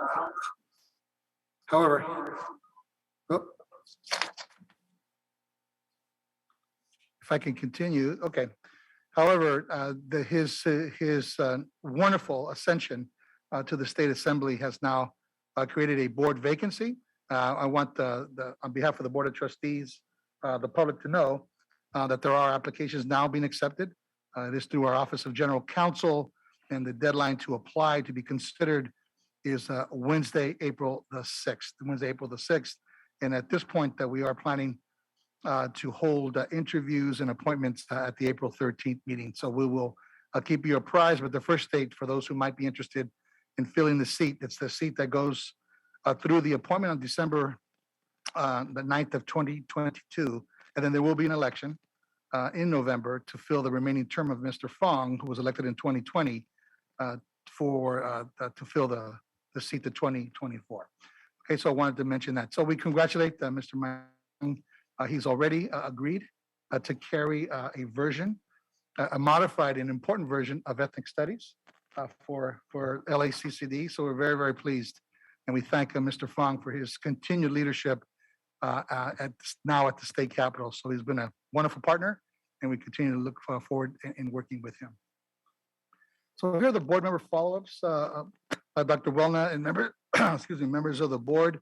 So let me go ahead. I'll take the first 3, then I'll ask my colleague, Vice Chancellor Corner, to take the last item. So let's start with faculty hires in ethnic studies. We were asked how many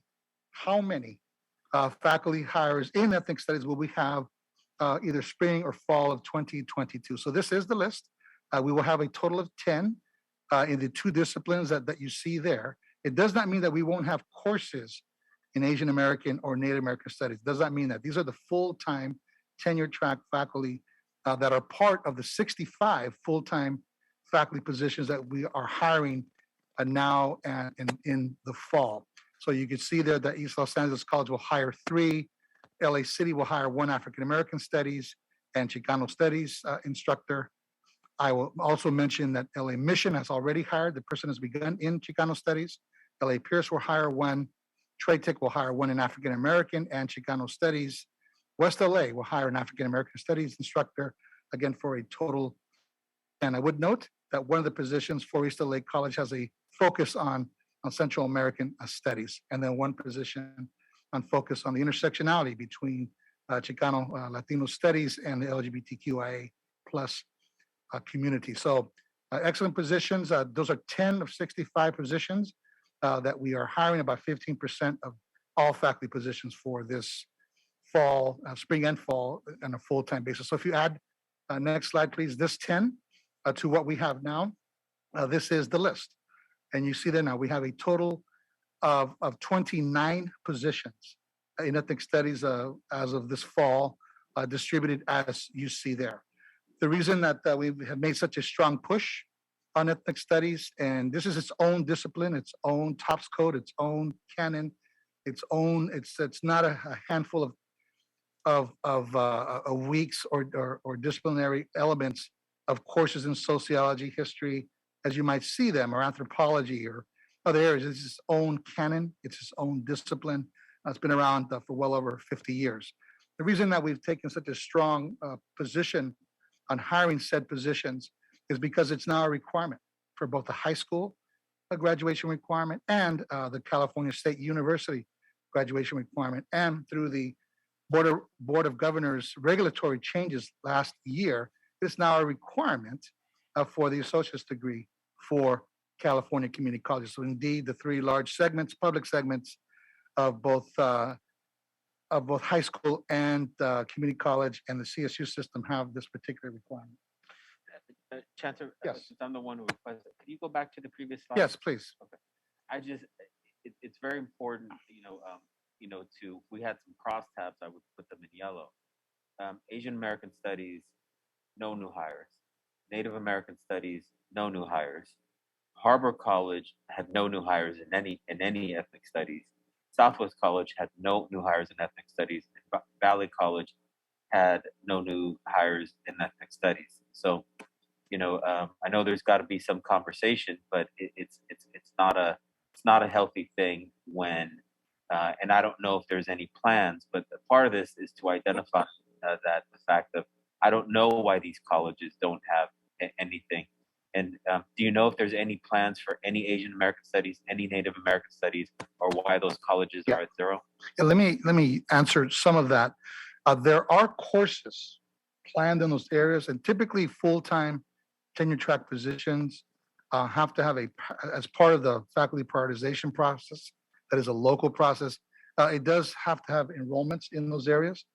So the colleges that don't have hires this year are looking to build enrollments through the use of adjunct or faculty in those particular areas. So the other colleges have more established programs, have adjunct faculty in those areas, and have course enrollments in the areas that justify and substantiate the full-time faculty hire. So that's how it begins. So there will be courses, but there at this year, no full-time faculty hires, and that is something we'll continue to monitor. Okay. Okay. Thank you. If you could go on to the next couple of slides, so I can. Mr. Moreno, this is the slide and the following slide that you asked for. These are the staffing trends by classification. We started in 2008 and went to last year, and so that gives you a sense of the number of people that we have hired here at LACCD. So I'll just start with the top line, and you can see from 2008 to 2021, we've had an additional 9 persons that are now part of our LACCD family during that time period.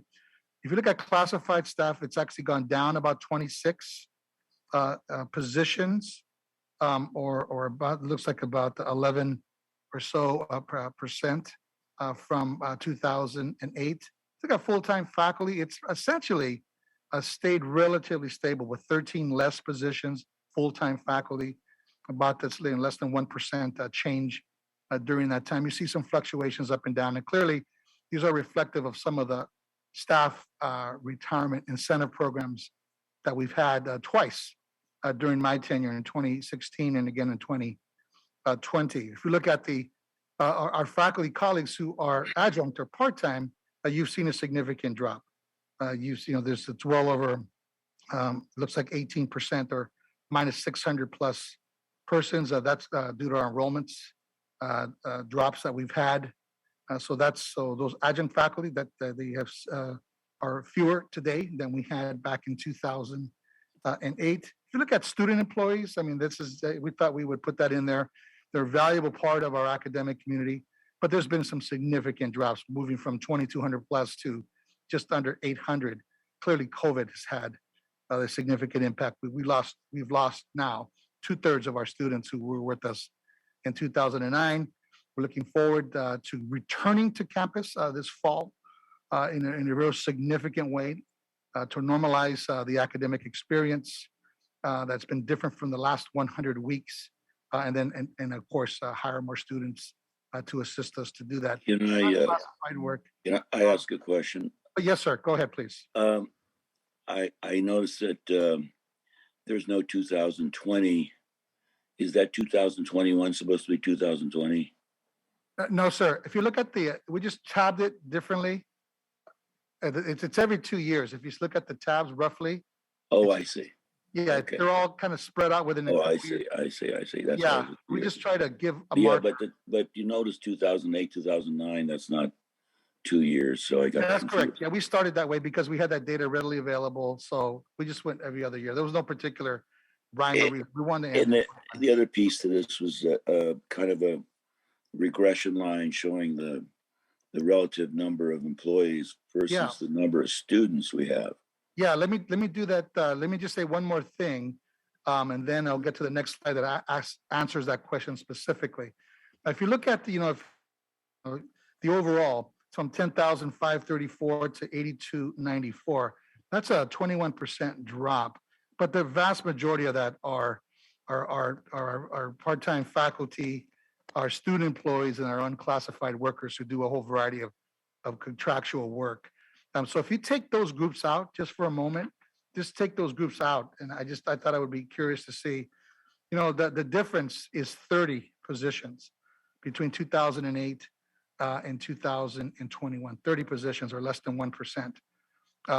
So we've remained relatively stable with respect to our permanent full-time staff and have had more fluctuation in the other categories that I mentioned. Now let's go to the next slide, Mr. Moreno. This is the slide you were looking for. So this gives you a sense over that same time period, more or less, the trend lines between the enrollments and the number of FTS. We'll call FTS enrollments. That's the blue line. And the red line is essentially the staffing line. So you could see there's been some parallel in terms of the curve and whatnot. And clearly now we're much more aligned, much more aligned with respect to staff commensurate with our FTES. So that's I know this is what you were looking for, and this is the chart that shows that. Do you have any other questions, Mr. Moreno, or other members of the board on these? I have one more area, then I'll pitch it to Dr. Corner, but I wanted to pause here to see if you had any questions on anything thus far. I do have a question. So, Trustee Moreno, so with regard to your request was this: one, did it meet your expectation? Two, could you help the rest of us understand what you were looking for here to help us understand? What was our understanding from here? Well, what's a little bit questionable is that I monitor, I don't know, for the last for 100 years now, I don't know, every year, I monitor those notices you get, those the number of students are enrolled in the semester, so many days before the start, so many days after. I monitor that for 50 years now, practically. So, and I know that the numbers have been dropping significantly. For instance, if you just take a look at current statistics, and I noticed that as we begin to identify positions, I noticed there's an increase in vice chancellors to 6 versus the normal 3 I had for centuries, and things and then I know we approve a number of positions. As a matter of fact, we're adding faculty, yet the enrollment is substantially declining. So this is a problem in terms of efficiency. And not only are we talking about building a larger deficit, but if you're having a student problem and you're employing greater numbers of people, it doesn't matter what discipline they're in, you're building a major disaster in the years ahead. May not appear that now. We seem to have a lot of money, but we're subsidizing inefficiency. And so I like to see the numbers parallel our enrollments. I don't know what happened in this particular chart. I noticed there was a shift in 2013 or so. But the bottom line is that this is not, if you were to have a business, you were to have a planning document and you saw these numbers, there'd be a major concern on part of the management team. And I think that rather than being proud of the number of new positions we're hiring, that has to be dampened by the reality of that declining enrollment. And if that's the case, you're building a major catastrophe. I was here when we went through that twice, and the numbers are moving very similar than they did in the past. So they need to be incorporated in our planning. Whatever we do, we need to be aware of what we're talking about. We just talked about the hiring of new faculty. Well, you know, I'm not going to go into great detail about that discussion other than say is that you're not talking about faculty hires, you're talking about offerings. If the offerings can be covered by full-time faculty in other disciplines or in that discipline, you don't need to add more people. The more you add tenure faculty, the more difficult it becomes to be able to afford the operations district. And that includes the staff that we've hired. There's substantial numbers there. If you notice, we look at the chart. Anyways, that's, I want everyone to be aware of the condition we're in because when the stuff hits the fan in the future, you'll know why. We need to take care of it now. Thank you. That understanding is helpful. Chen. Okay, right, so thank you for that. The next slide, please. This is the, Mr. Vela, you asked for this information.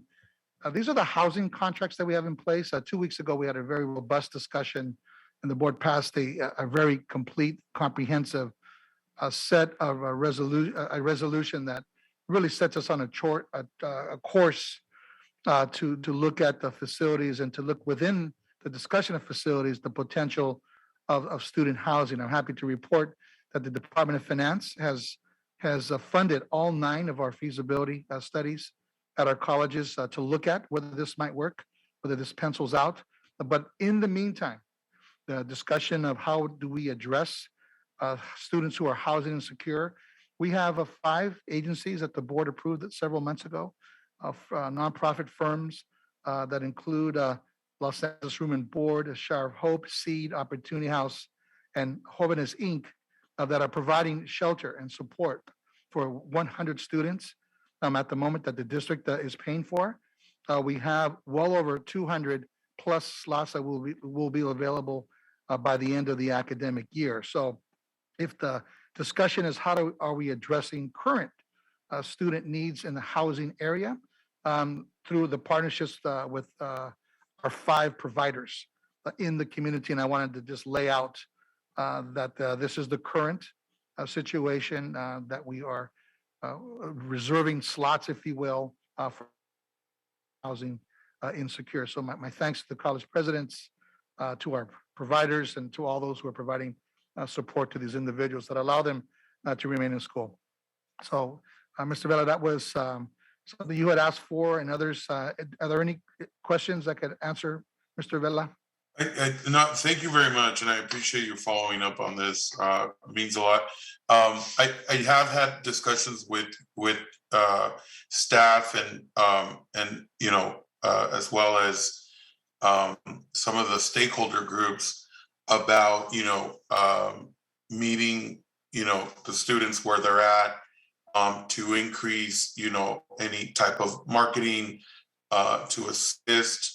Also the nonprofits that are participating, how can they increase outreach, seeing that, during the last Omicron surge, we had, mixed messaging in the county that, a lot of students in particular at the last advisory council that I attended were confused about, should they go back to school? And so, we had a lot of students that, quote unquote, went underground.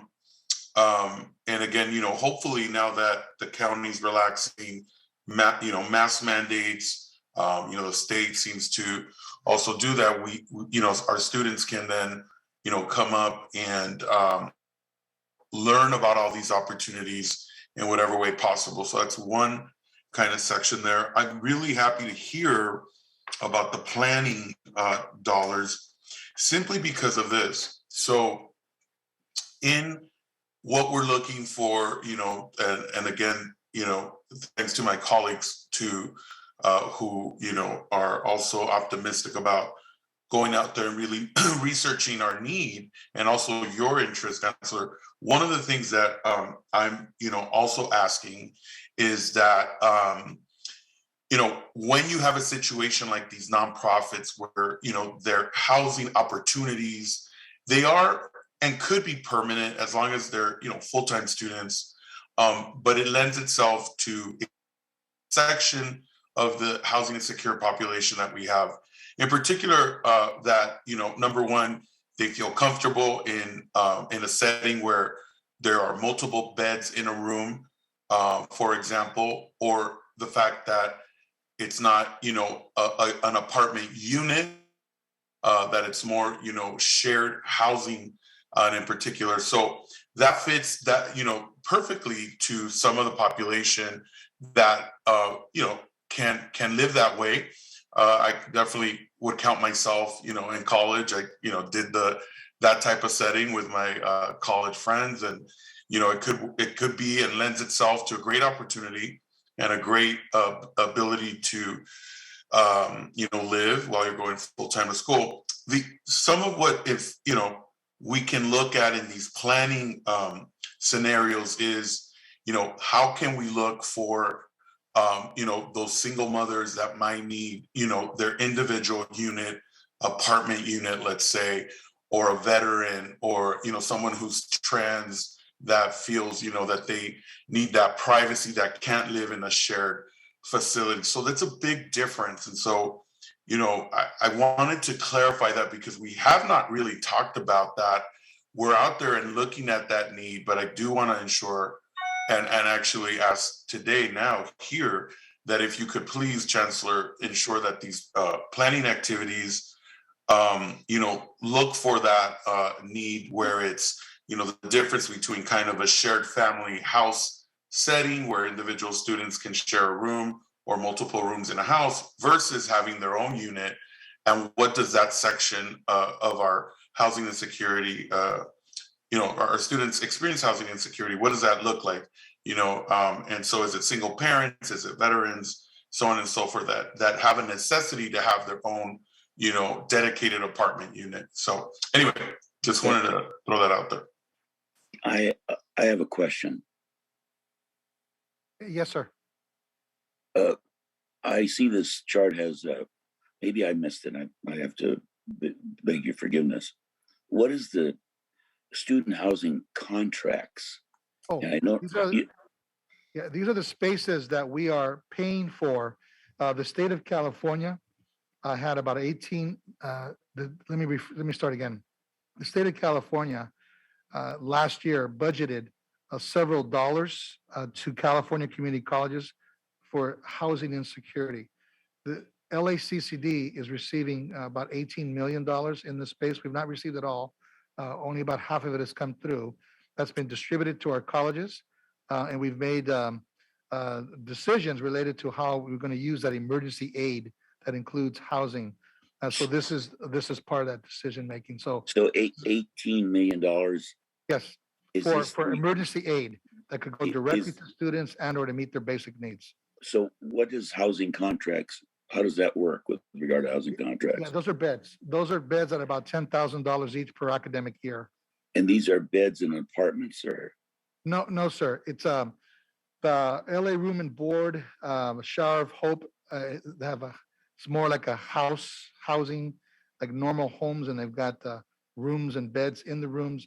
The LA Room and Board is more like what you might see a fraternity, sorority with multiple big rooms and multiple beds inside those rooms. And SEED has something much more, where they've got more. So each of these colleges have negotiated an agreement with some. Actually, the district helped to negotiate with the support of the colleges, these agreements, yes. And I noticed that the district has 14 of its own. What's that Yeah. all about? Well, that's just slots available for students who need housing that we're picking up.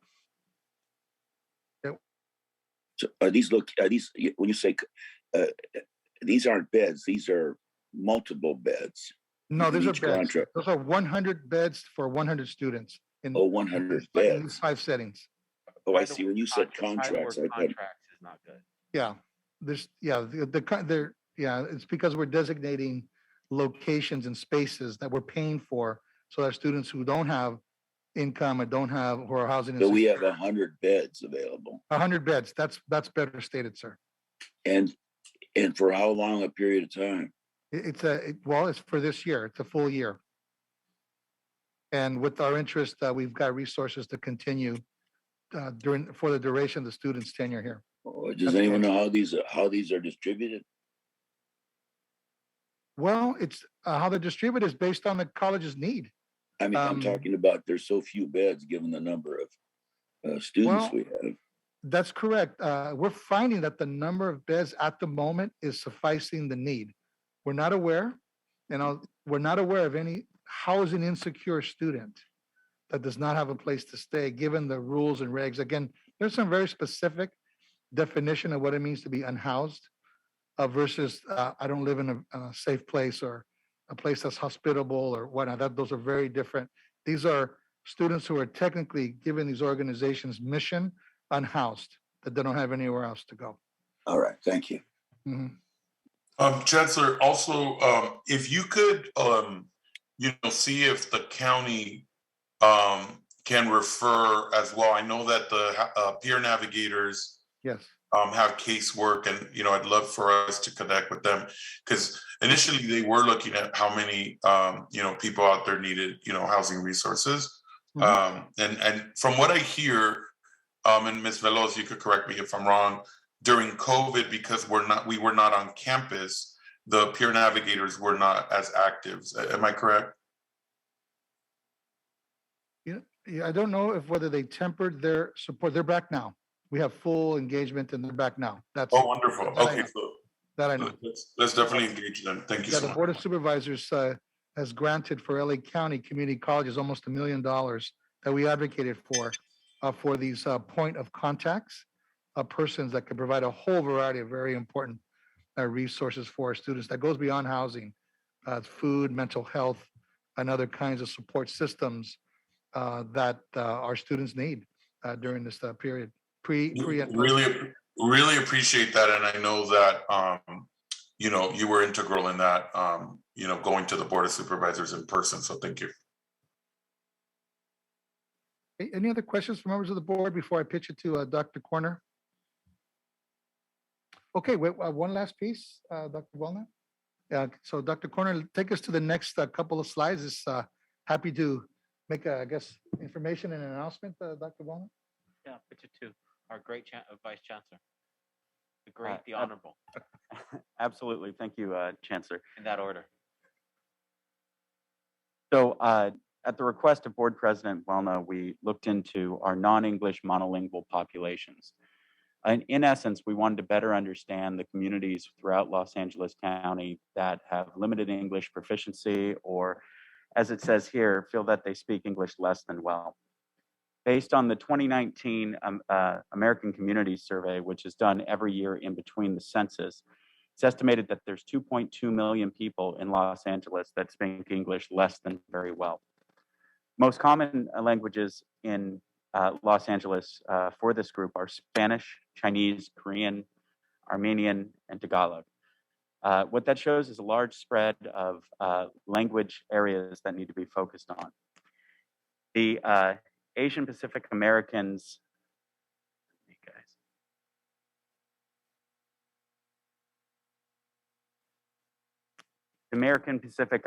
the Asian Pacific American Legal Center also produced a report where they were looking at language isolation and where different communities had limited English proficiency, and found about 1.8 million people of working age, 18 to 64, who classified as limited English proficiency.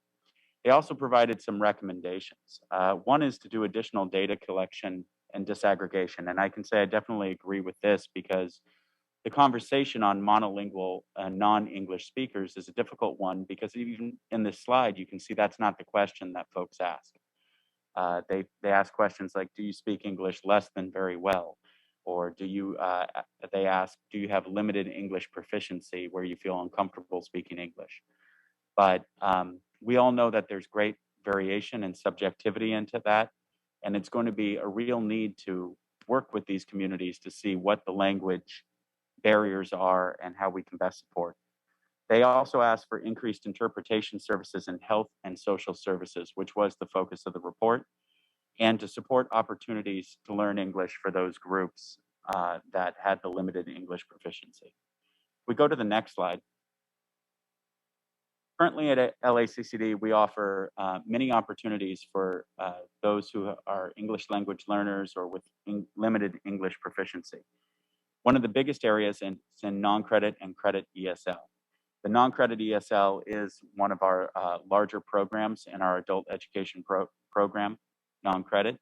We also offer GED preparation that focuses on multiple languages and in some cases with native instruction. We have vocational ESL, which seeks to provide language instruction related to the specific skill sets and areas of work that people are interested in. And new, and we'll get more into this when we have time, integrated education and training, which is something our adult ed deans have been working on over about the last 6 months to a year to do the type of work where we can look at both vocational training and integrated language skills. In addition, at Trade Tech, they've been running for quite some time now an ALAS program, which provides native language instruction in construction and other of the trades, partnered with ESL classes so that they can do that. And that is what is recommended across the state, is partnering these classes with English. But regardless of the efforts move forward, there's a big population within our community and one that needs to have some focus. And with that, I'll pass off to Board President Buelna for the last bullet. Is there another slide? No, sir. Okay. Can you go back to the other one, the other slide? Let me just say, to be fair, the conversation on student housing started before I came on board by some of my previous colleagues.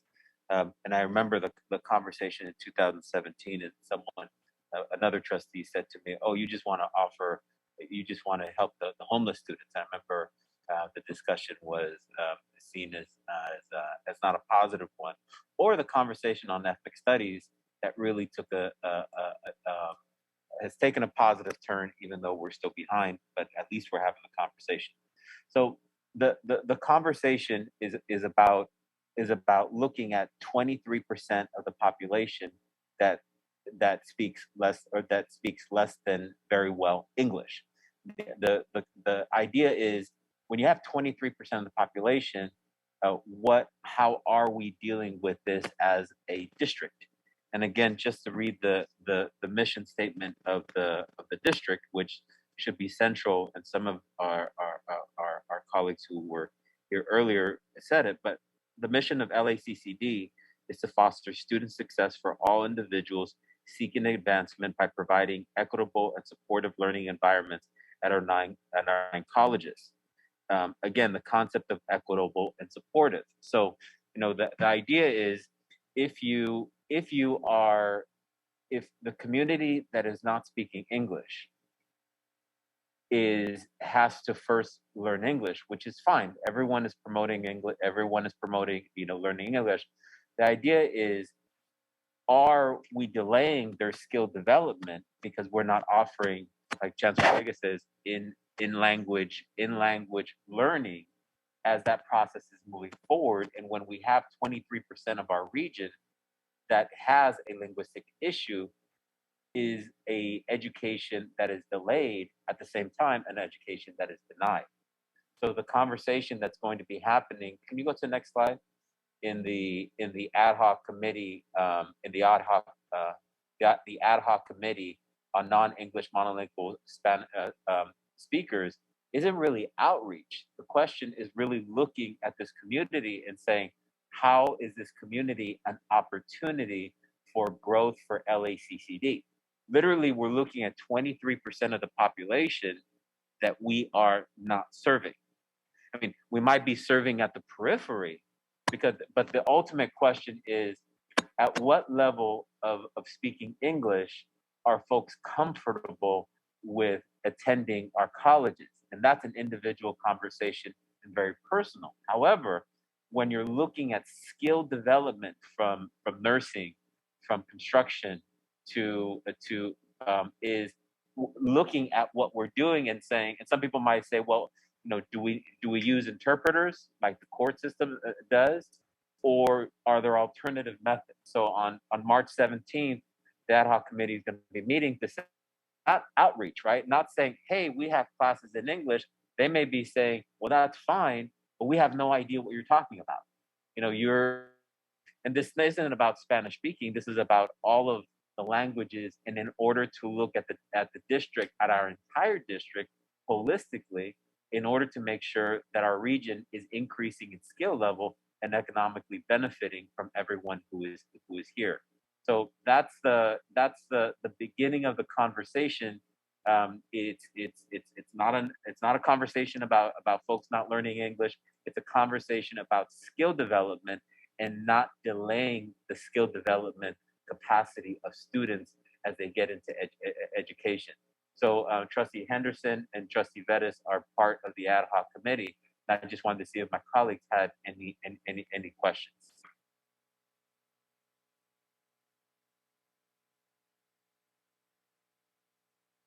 Noted. Trustee. Yeah, Trustee. The only thing I would suggest that as part of the conversation, we may want to include the academic senate here in terms of the dialogue, because I think there's quite a bit from the teaching side of it, especially for those that have been the leaders in our adult ed division. There's a lot of their voice that I think could be included in this long-term conversation. Oh, you know what? Thank you for that. And on the 17th, I mean, we're barely organizing that. Those conversations will occur. Thank you for pointing that out. And we are bringing faculty that are doing a lot of programs and have a lot of great energy. From West LA College, from Pierce to Mission to East, that are excited about the conversation and about whole new areas of learning, of skill learning. But thank you for pointing that out, and I should have done that. Thank you. Any other comments? Okay, thank you very much. Oh, there are. This is where in terms of the ad hoc committees, there is in terms of the. Is that a slide up or no? Okay, so there is an additional ad hoc committee that I have requested Trustee Henderson and Trustee Hoffman with regard to the board ad hoc committee on Black student outcomes, looking at potentially resolutions to come back to the board. The difference is in terms of looking at what may be direct action, in terms of our work with all senior management, obviously including our chancellor. So I wanted to make sure that the board knows, along with the ad hoc committee on student athletes. That is going to be, and we should probably have a report at the next time on how all the ad hoc committees are going. Trustee Vettis, do you want to say anything about the student athlete ad hoc committee? No, we're preparing a meeting in the near future, but I think the desire was to take a true inventory of athletics. There's been quite a bit of change because of COVID, and certainly we heard from a former coach in public comment, but athletics facilities, the students that participate, and the coaches that are either part of a stipend or part of a faculty group present quite a large component of the colleges, and I think they're in desperate need of attention and support. So, so yeah, lots more to come from that. Okay, thank you. We're looking forward to it. Could we, Chancellor, that is the end of the report. Thank you. Okay, thank you very much. So we're now going to move into the combined consent calendar, matters requiring majority vote. Board members, we have for review the combined consent calendar. That's an I1, right? Yes, it's I. Okay. I1 through U8. These items include consent calendars for human resources, personnel commission, academic affairs, student services, budget and finance, budget, business, and facilities. Basically everything. Are there any items which require additional information from the board? Board members? Okay. Seeing none. May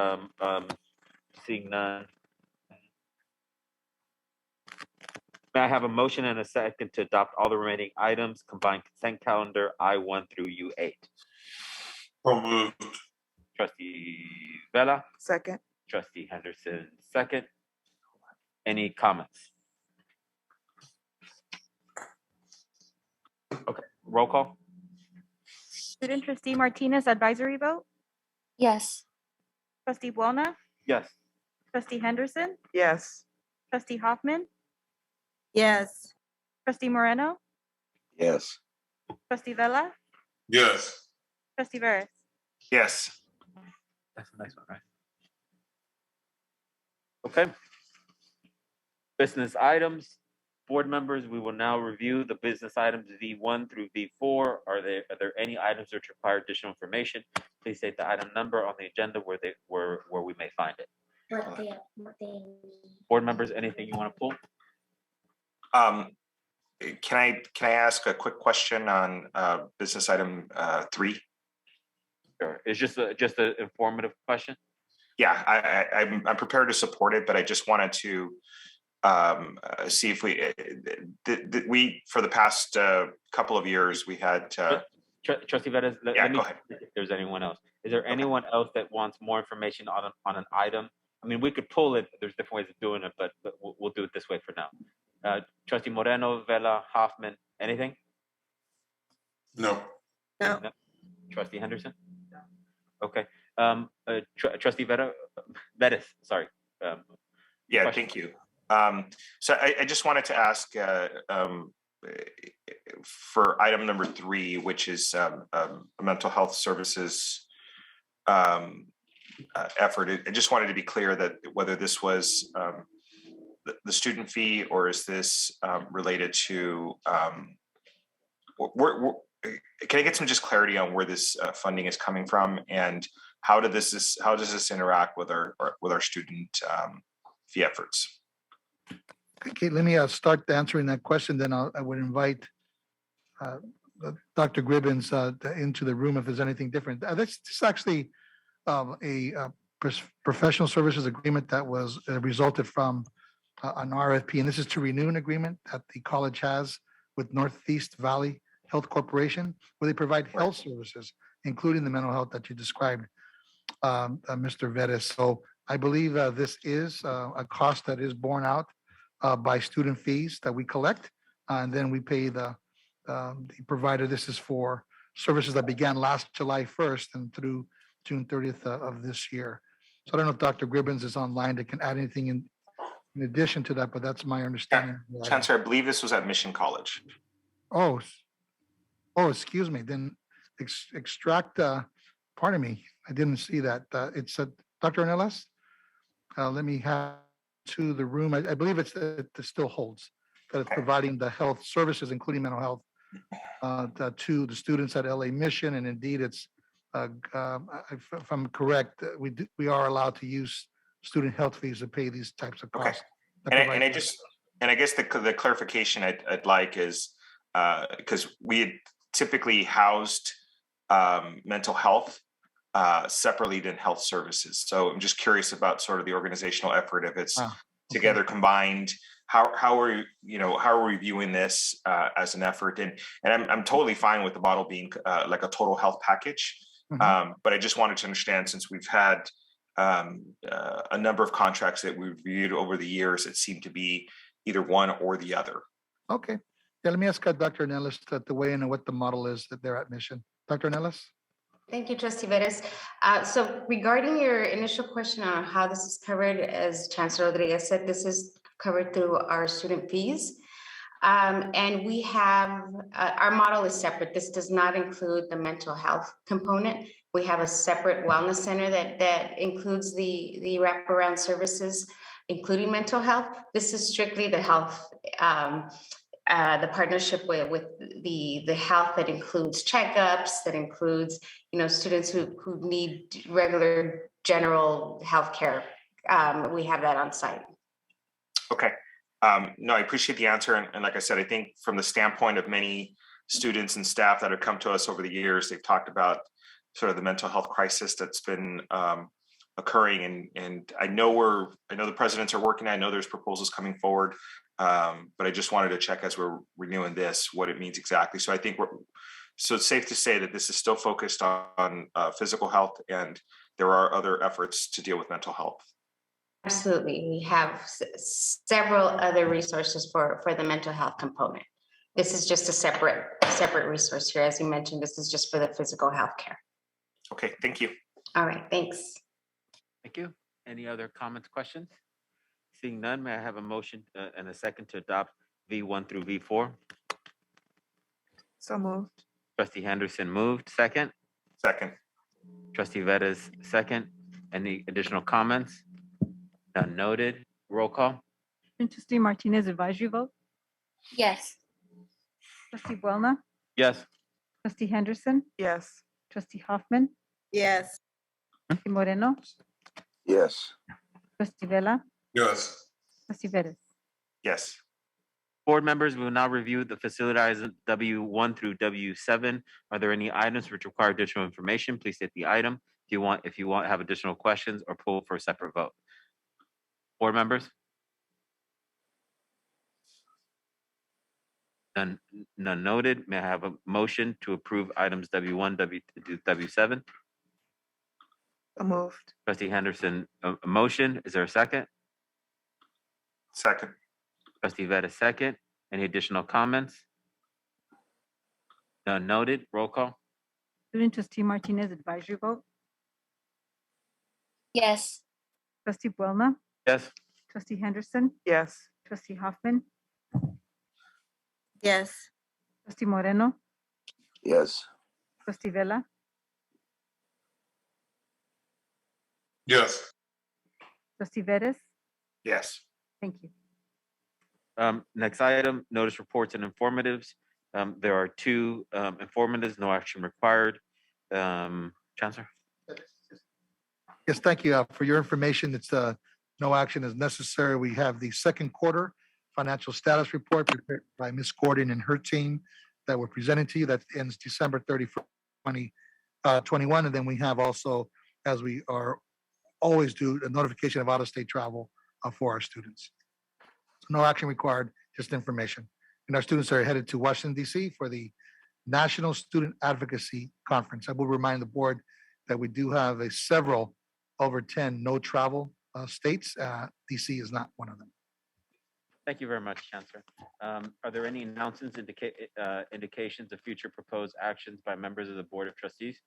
President Buelna? Yes, Trustee Vela. I would like to see if staff could work on a resolution condemning the Russian attack on Ukraine. Thank you. Got it. Thank you. I'd like to work on that one as well. It might be a good idea, Chancellor, to have that as one of those resolutions where everyone has the opportunity. But let's have a further conversation about that. I don't want to force anyone in public to do that. Any other comments, questions, indications, anything from board members? Trustee, well, I do have one. Yeah. I do want to say I think we haven't had the conversation yet, but and maybe it's coming, but we have an upcoming June a June primary election, a statewide election. And in past years, we've designated our campuses vote centers. I'm not sure if the requests have come forward, but if there is a request that comes forward, I think we agendized them in the past. But if there's a way we can like facilitate and continue to operate as potential vote centers, if the county feels it's necessary and valuable, I think it's something that should happen. And I will say that in addition to that, I know there's a number of debates, particularly for the mayor of Los Angeles, and if there is potential opportunities for the campuses to be a host, because I know all Angelinos and certainly our students care and have a thought process in terms of the future mayor, and certainly we work very closely with the past several in terms of the district, including with our college promise program with the current mayor and including transit classes, et cetera. But it would be great if asked that we could be in position to support that effort and make sure that our students and our faculty can all have easy access to participating in the electoral process. Yeah, thank you. So noted, Mr. Vettis. Thank you, Trustee Vettis. It would be interesting to have a debate that we would host as obviously a nonpartisan education focused. I do apologize. Guadalupe was making sure that I'm doing all my due diligence here, and so we can have an offline conversation about that. I think we could make our issues the center of everything and everything that is in LA. So, and I'll note, Trustee Juana, that Loyola Marymount University was a recent host, yeah, but we could do it better. It's very appropriate for us to do those kinds of things, and certainly Cal State LA and Cal State. We know the folks at LMU, and yeah, we could do it better. Me saying that is very direct, not accidental. Yes, Fernando will get a little upset, but we could do better. But he would be happy because we should improve on each other, and that's what we look at in education. What the heck? All right. So that being said, let's see.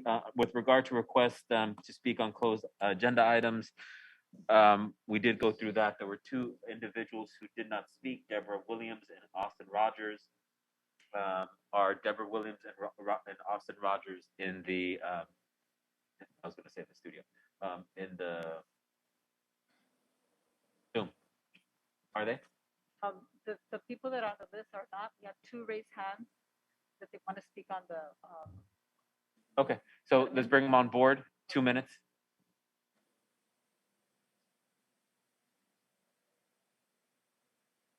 Yeah.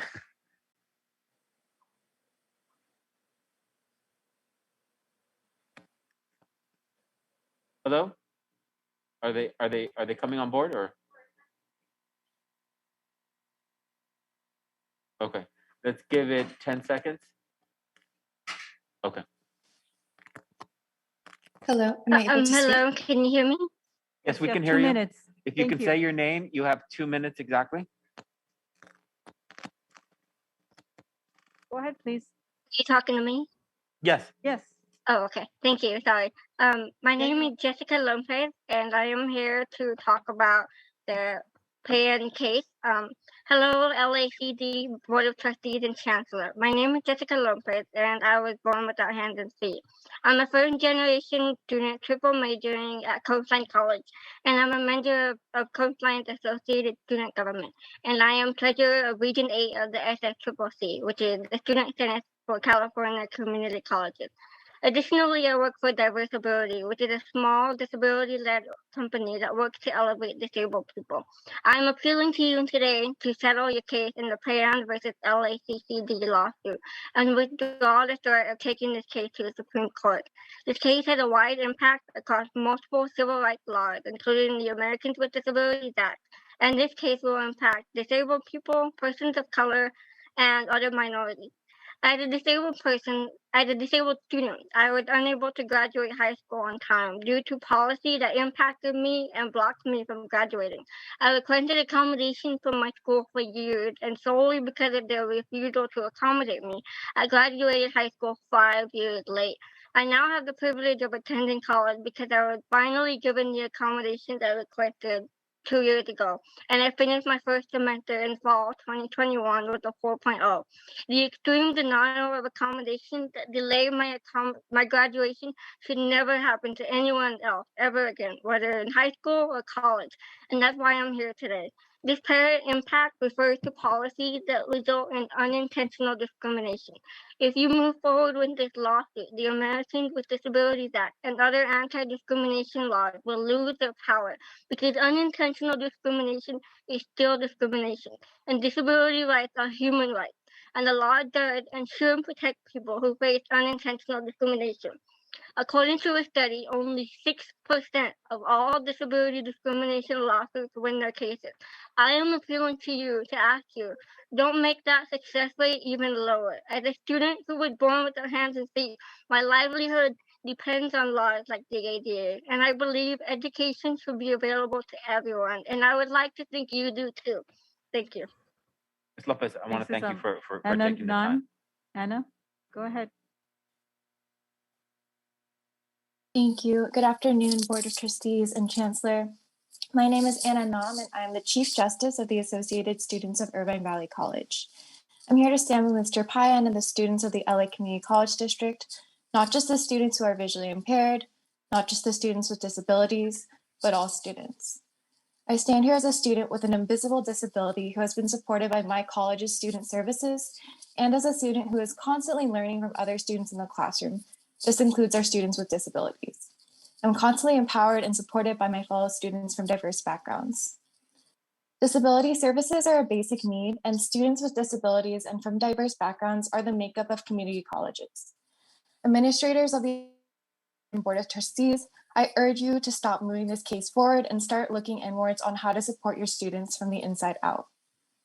Community colleges are diverse, equitable, inclusive, and accessible options to higher education. I urge you to move to stop this case and start reallocating your time, your energy, and your budget for disabled student services before community colleges become a privilege rather than an opportunity. Thank you for your time. Apurva Ganti. Thank you for your time, Board of Trustees and Chancellors. My name is Apurva Ganti, and I serve the Associated Students of Irvine Valley College as the Vice President of External Affairs. I truly want to reiterate what my peers have said, that by proceeding with this case, it sets a national precedent, which will hurt many, many underrepresented students. As a person who requires accommodations through the Disabled Student Programs and Services, or DSPS, at IVC, I've only been able to succeed as a student and leader due to these accommodations, as well as many others who are successful in providing a great name to their respective community colleges. By proceeding with this case, I would like to remind that this harms the students that create that name and bring in students to your colleges. In the long run, it ends up harming you, the LACCD Board of Trustees, as well. I urge you to please rethink continuing with this case. Thank you so much. Thank you very much. Are there any additional speakers? Haran Lee. Hello, LACCD Board of Trustees, Chancellor, and all. I'll be following on with my fellow colleagues and commenting on the case with Payan. My name is Haran Lee, and I serve as a senator and associate student of Irvine Valley College. Educators and those who make decisions regarding our education should hold moral values in ensuring that every student can have the best possible education. By bringing the Payan Mason case to the Supreme Court, you're encouraging the oppression of underrepresented students and ignoring individuals who have traditionally not been represented in our education system. If you bring this to the Supreme Court, you're enforcing the idea that students with disabilities should not be given equitable education nor equal opportunities. Our entire society works through a system that have not considered individuals with disabilities. By asking for accommodations, they are asking for their basic rights. They are asking for accommodations because our societal system has failed to create a world that is inclusive of all. Accommodations are the way our society, our flawed society, can work towards equity for our marginalized communities. On another note, if this really was unintentional discrimination, this is not the attitude someone who has, quote, unintentionally discriminated students should have. Instead of arguing that these individuals who are fighting for their given rights are asking for taxpayer money, I ask that you reconsider your stance and instead invest the money for the legal fees that will be going into this case into creating equitable, accessible resources for LACCD students. Thank you. Rachel Abalos. Rachel. Hello, Board of Trustees. I am Rachel Avalos, a community college student and senator on Associated Students of Irvine Valley College, along with my peers that have just spoken. The resources from disabled programs and services saved my life and allowed me to pursue my education as a disabled student and daughter of immigrants. And the respect from our DSPS counselors for our rights has brought me from suicidality because of high school disability inaccessibility to rebuilding my confidence and becoming a student representative. If the LACCD is so heavily concerned about the financial damage when students don't receive the disability resources they need, this reveals to us that the district's disability services are not prepared enough to meet the needs of our students. This can easily be solved by consulting legal, civil rights professionals, health professionals, and disabled students on campus to create equitable disabled services and procedures if the board truly cares about our students. Chancellor Rodriguez, I see that you and I and several of us have the same ashes on our foreheads. The question that guides us Catholics in all we do is, what would Jesus do? Is this what Jesus would have done? When the disabled people cried out to him, did he tell them, oh no, the lack of help you are provided by society is unintentional? I have confidence that you will remember that Jesus Christ dedicated much of his mission on earth to serve and listen to disabled people when society's leaders cast them aside.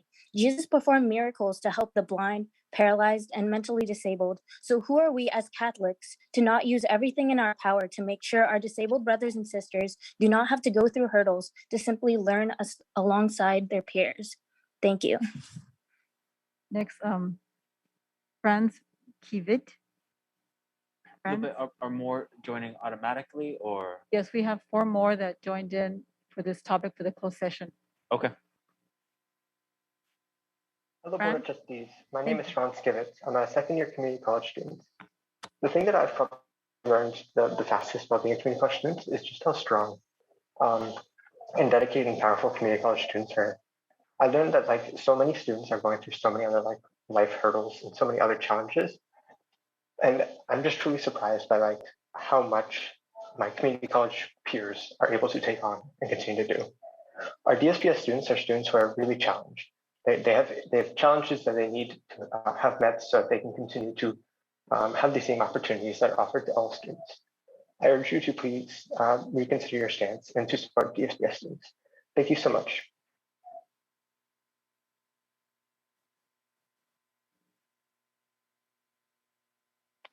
Sorry if I didn't say your name right. Sabah Yusuf. Hi, everybody. Thank you so much for giving me the opportunity to speak to you. I desire today to address disability rights during these meetings. I believe disability rights should not remain hostage by the LACCD. We should have a more democratic process for voting so that we have people representing us that care about people with disability. Thank you so much. I'm so proud to be an American. Every time I see the American flag, I get so happy to see that I'm living in a free country. So I hope that we'll stay like that. Thank you so much. Have a nice evening. No. Hello, LACCD Board of Trustees. My name is Kunal Karni. I too am a senator of Associated Students of Irvine Valley College. I encourage you not to proceed with the Payan v. LACCD case by taking it to Supreme Court, as it projects several damaging effects on a wide range of students. Speaking as a student with ADHD, LACCD's legitimation of unintentionally discriminatory actions by modifying Section 504 at the Supreme Court level will greatly harm disabled students because it sets a precedent for their needs and accommodations to be effectively ignored under this idea of disparate impact. In my case, I didn't realize how essential these accommodations were until I wasn't provided with them. When I was in high school and asked my teacher in one of my AP courses if I'd be able to receive extra time on an upcoming exam, I was denied this accommodation because, as he said, I wouldn't have extra time on the AP test. However, I was provided with extra time on the AP exam, even though he cited it as the reason that I wouldn't receive this accommodation. I feel that this experience is important to mention because this is how disparate impact happens. The responsibility to accommodate students is completely shifted away from instructors because they're simply unaware of the rights of disabled students. Additionally, I wanted to mention that pursuing this case on a national level may negatively affect LACCD's stature. Given that the US Department of Education suggests that nearly 60% of students with disabilities who attend post-secondary institutions attend those with two-year programs or less, failure to provide effective accommodations may significantly decrease the potential for future enrollment. I just wanted to end my public comment by saying that the best outcome of this complicated issue is to seek a mutually beneficial resolution with students Payan and Mason, rather than escalating the case to high court and compounding its effect on students with disabilities. As the largest community college district in the nation with around 229,793 students, LACCD has a moral and contractual obligation to its students first. Thank you for listening to my public comment.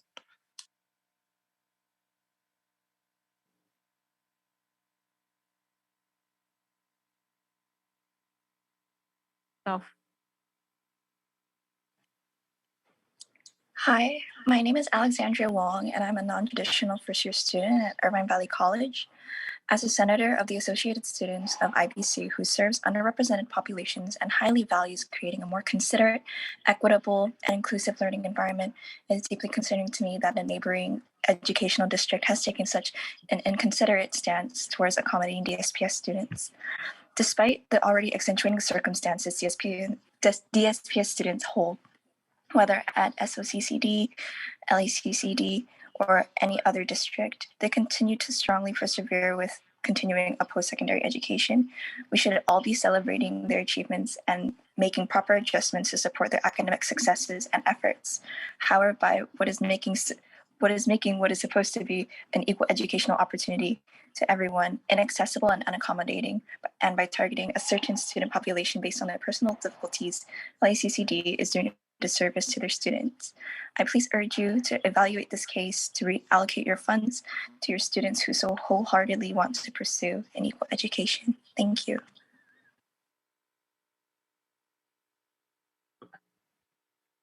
Or hand. Okay.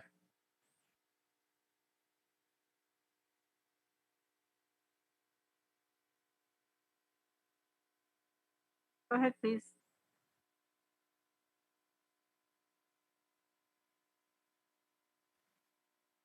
Hello?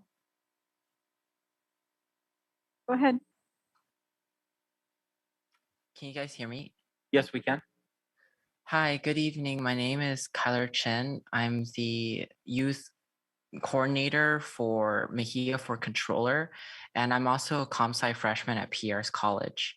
I used accessible education throughout high school through my IEP, my 504, and I continue to use it in college because we know how important it is to have accessible education so that everyone, all Angelinos, can graduate successfully.